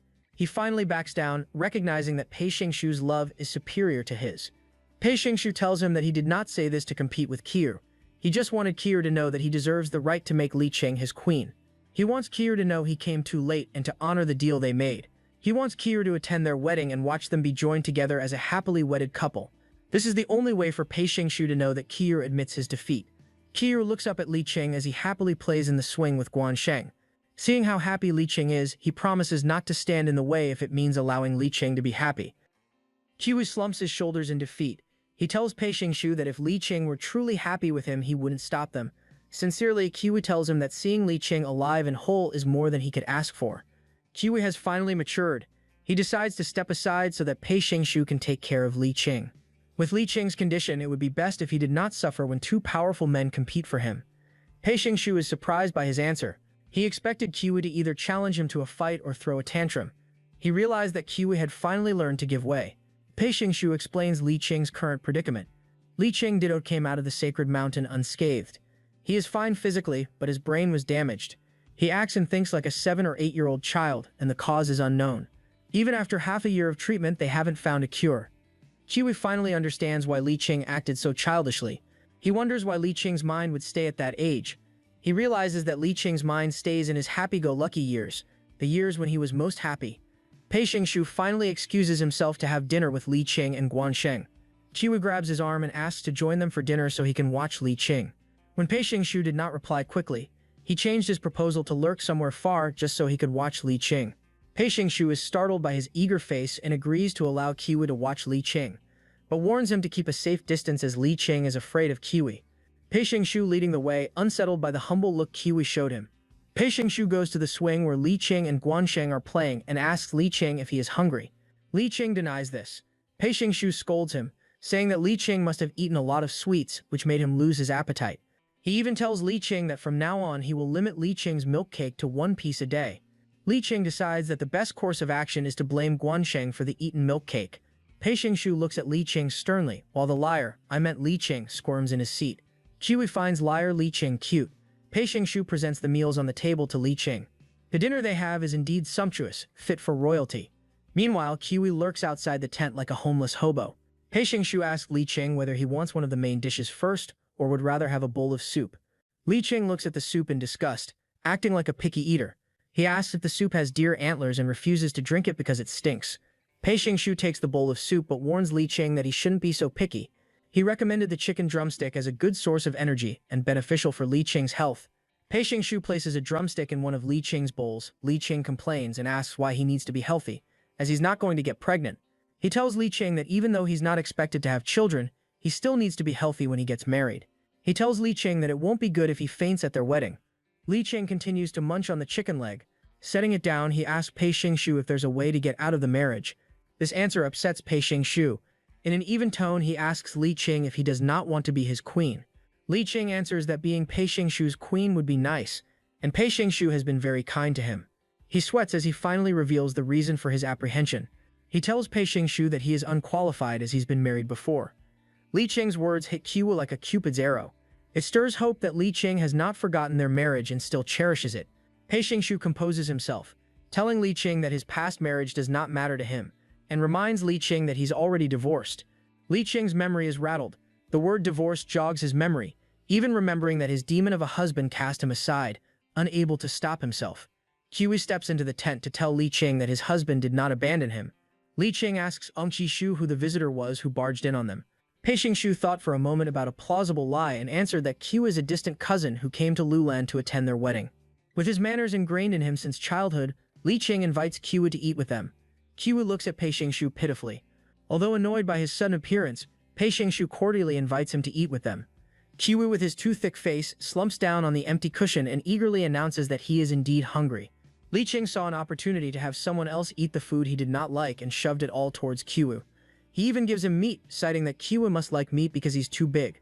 Li Qing used to hate savory food like meat, so he's giving it to Q. Q gratefully accepts the food, even acting like a well-mannered cousin. Suddenly, someone calls Q a bad boy. Li Qing looks up in surprise, while Pei Xingshu looks like he wants to have this dinner over with, and ship Q back to the Jing Kingdom. It was Guansheng. The toddler slaps Q with his dirty hands.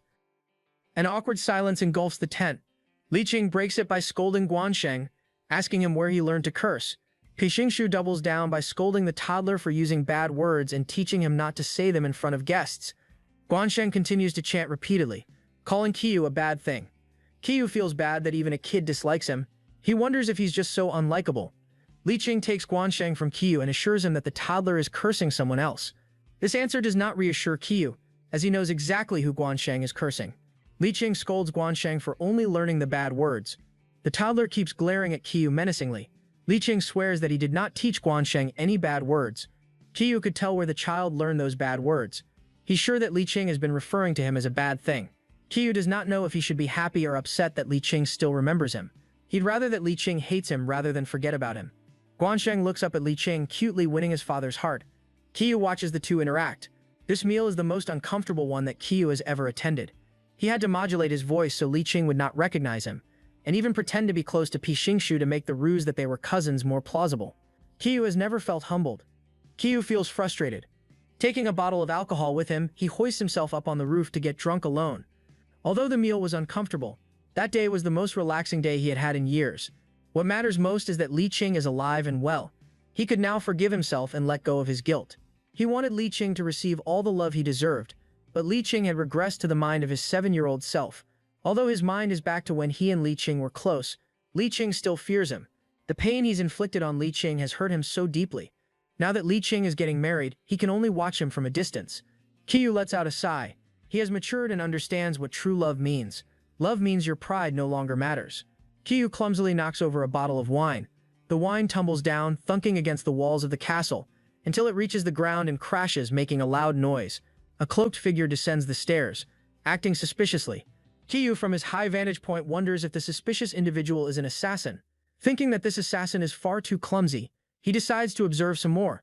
Liqing, the would-be assassin, looks around, looking as if lost. Kiyu jumps down from where he's hiding to follow the assassin. Rounding a corner, the assassin enters a door. Kiyu thinks the assassin's movements look very familiar. Slamming the door open, he shouts to ask who the intruder is. Holding a piece of steak, the assassin jumps in surprise. The assassin is none other than Liqing, and Kiyu caught him stealing from the kitchen. Kiyu asks him if he's here to steal food, which Liqing vehemently denies. He claims that he only came to smell the food. Kiyu does not believe him and asks Liqing if he's worried that he'd tell their cousin Pi-Xingshu. Liqing almost cried as he begged Kiyu not to tattle to Xingshu. With these two, Pi-Xingshu became the honorary dad. Liqing guilt-trips him for eating all the food at dinner, which made Liqing hungry during the night. Liqing knows that if Pi-Xingshu finds out, he would make him eat deer antlers to ensure he has enough nourishment. Kiyu asks Liqing why he did not eat more during dinner. Liqing cries big fat tears as he explains that the cook in Lulan serves terrible food. Even the chef from his family home serves better food than he does. However, Liqing couldn't bring himself to complain to Pi-Xingshu. He begged him not to tattle on him or he would starve to death. Kiyu cannot say no to Liqing and warns him not to eat so much. Liqing agrees, surprised that their honored cousin would take his side. Taking food from the pantry, Kiyu tells Liqing to start eating while Kiyu keeps a lookout. Liqing holds Kiyu's pinky, asking him to stay, as there wouldn't be any people out and about this late at night. Finding his partner in crime, Liqing invites him to sit down and eat with him. Liqing invites him to eat, an offer that Kiyu finds so tempting. Kiyu knows that the right thing to do is to decline the invitation. As Liqing is about to be wed, it would not look good if news of Kiyu frolicking with Liqing at night reached Pi-Xingshu. There would be a bloodbath. Liqing tells him that he could just run very fast if someone caught them. Liqing is confident that Pi-Xingshu will not punish him severely, even offering to take the blame if Kiyu gets caught. He graciously tells Kiyu that he still needs Kiyu's help choosing his food. By that he means he wants Kiyu to eat his leftovers. When Kiyu did not answer, Liqing felt like he had done something wrong. He looks up at Kiyu and he sees that he is blushing. Kiyu is currently experiencing a cuteness overload. Finally, Kiyu agrees. While eating the sumptuous meal, Liqing started hiccuping and asked Kiyu to find them something to drink to help them wash it down. Upon checking the kitchen, Kiyu found only wine and told Liqing that the drink is not suitable for him. Liqing tells him that he is alright with wine as the milk wine in Lulan is not warm and would not get him drunk. Kiyu asks him if he would be able to handle the alcohol, and then that the alcohol may not work well with the medicinal meal that Liqing has been taking. Liqing counters that as milk wine is made from milk, it should be good for him. Kiyu does not buy his reasoning and tells him to only drink 1 cup. Kiyu asks Kiyu why he is as controlling as Pi-Xingshu. Kiyu says he's doing this because he was told Liqing isn't well. Placing a cup of milk wine in front of Liqing, Kiyu tells him to drink.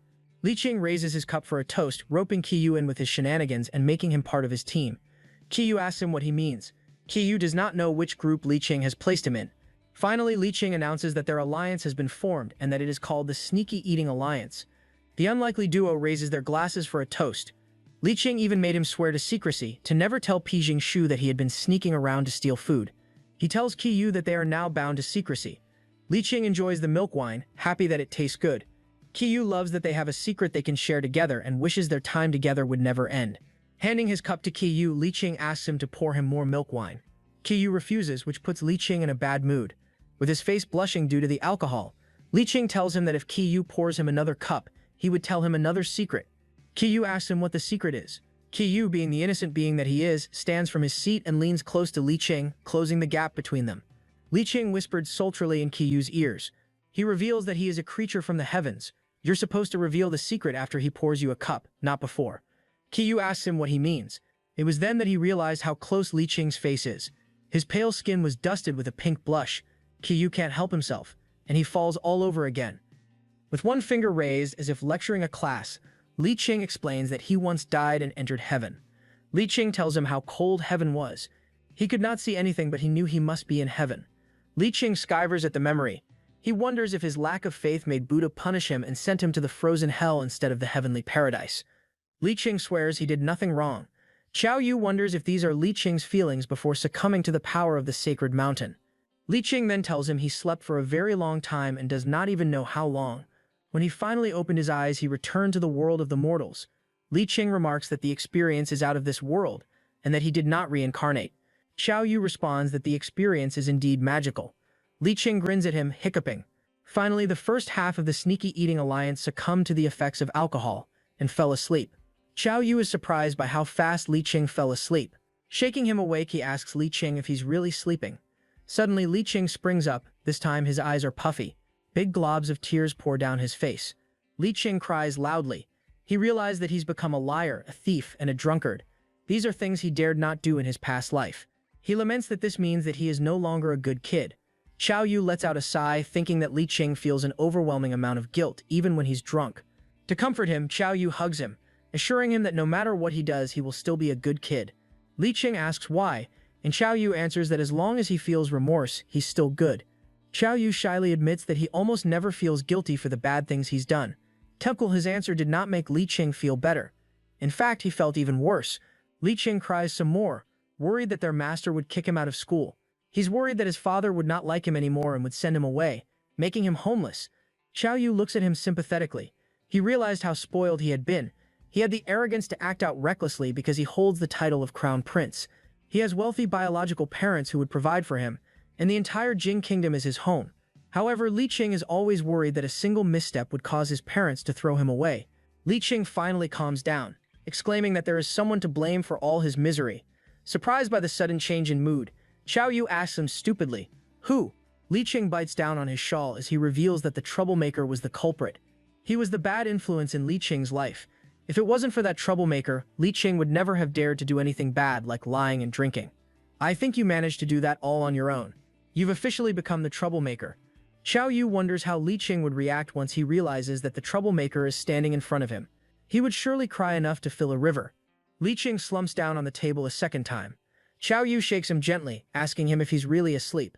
Sweeping a strand of hair off of Li Qing's face, he confirms that Li Qing is indeed asleep. Deciding that Li Qing has had enough fun, he carries him back to his room. Xiao Yu notes that Li Qing is so light he's almost weightless. In that moment, Xiao Yu feels at peace. The love of his life lies asleep, alive and whole in his arms. His heart, that has been searching for so long, finally finds its home. Xiao Yu tells the sleeping Li Qing that he will let him rest in the guest room assigned to him, as he does not know where Li Qing's room is. He promises to be a gentleman, to stay outside and to guard him at the door. Xiao Yu puts Li Qing down on the couch. Li Qing looks restless. It's as if he's having a nightmare. Without opening his eyes, he clings to Xiao Yu. Xiao Yu asks him if he's having a bad dream. Li Qing mumbles that he could smell a familiar scent on him.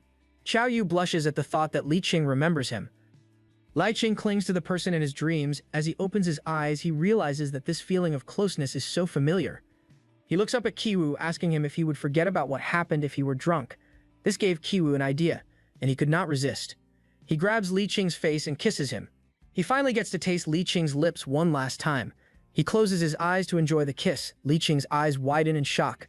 Kiwu finally understands what the old plays meant, from how they describe a simple kiss to mountains collapsing and stars turning upside down. Li Qing slaps him hard.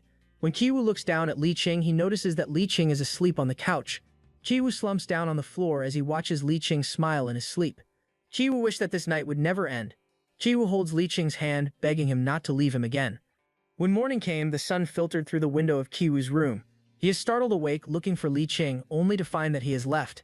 He stomps over to the dining area and finds him having breakfast with Pi Xingshu.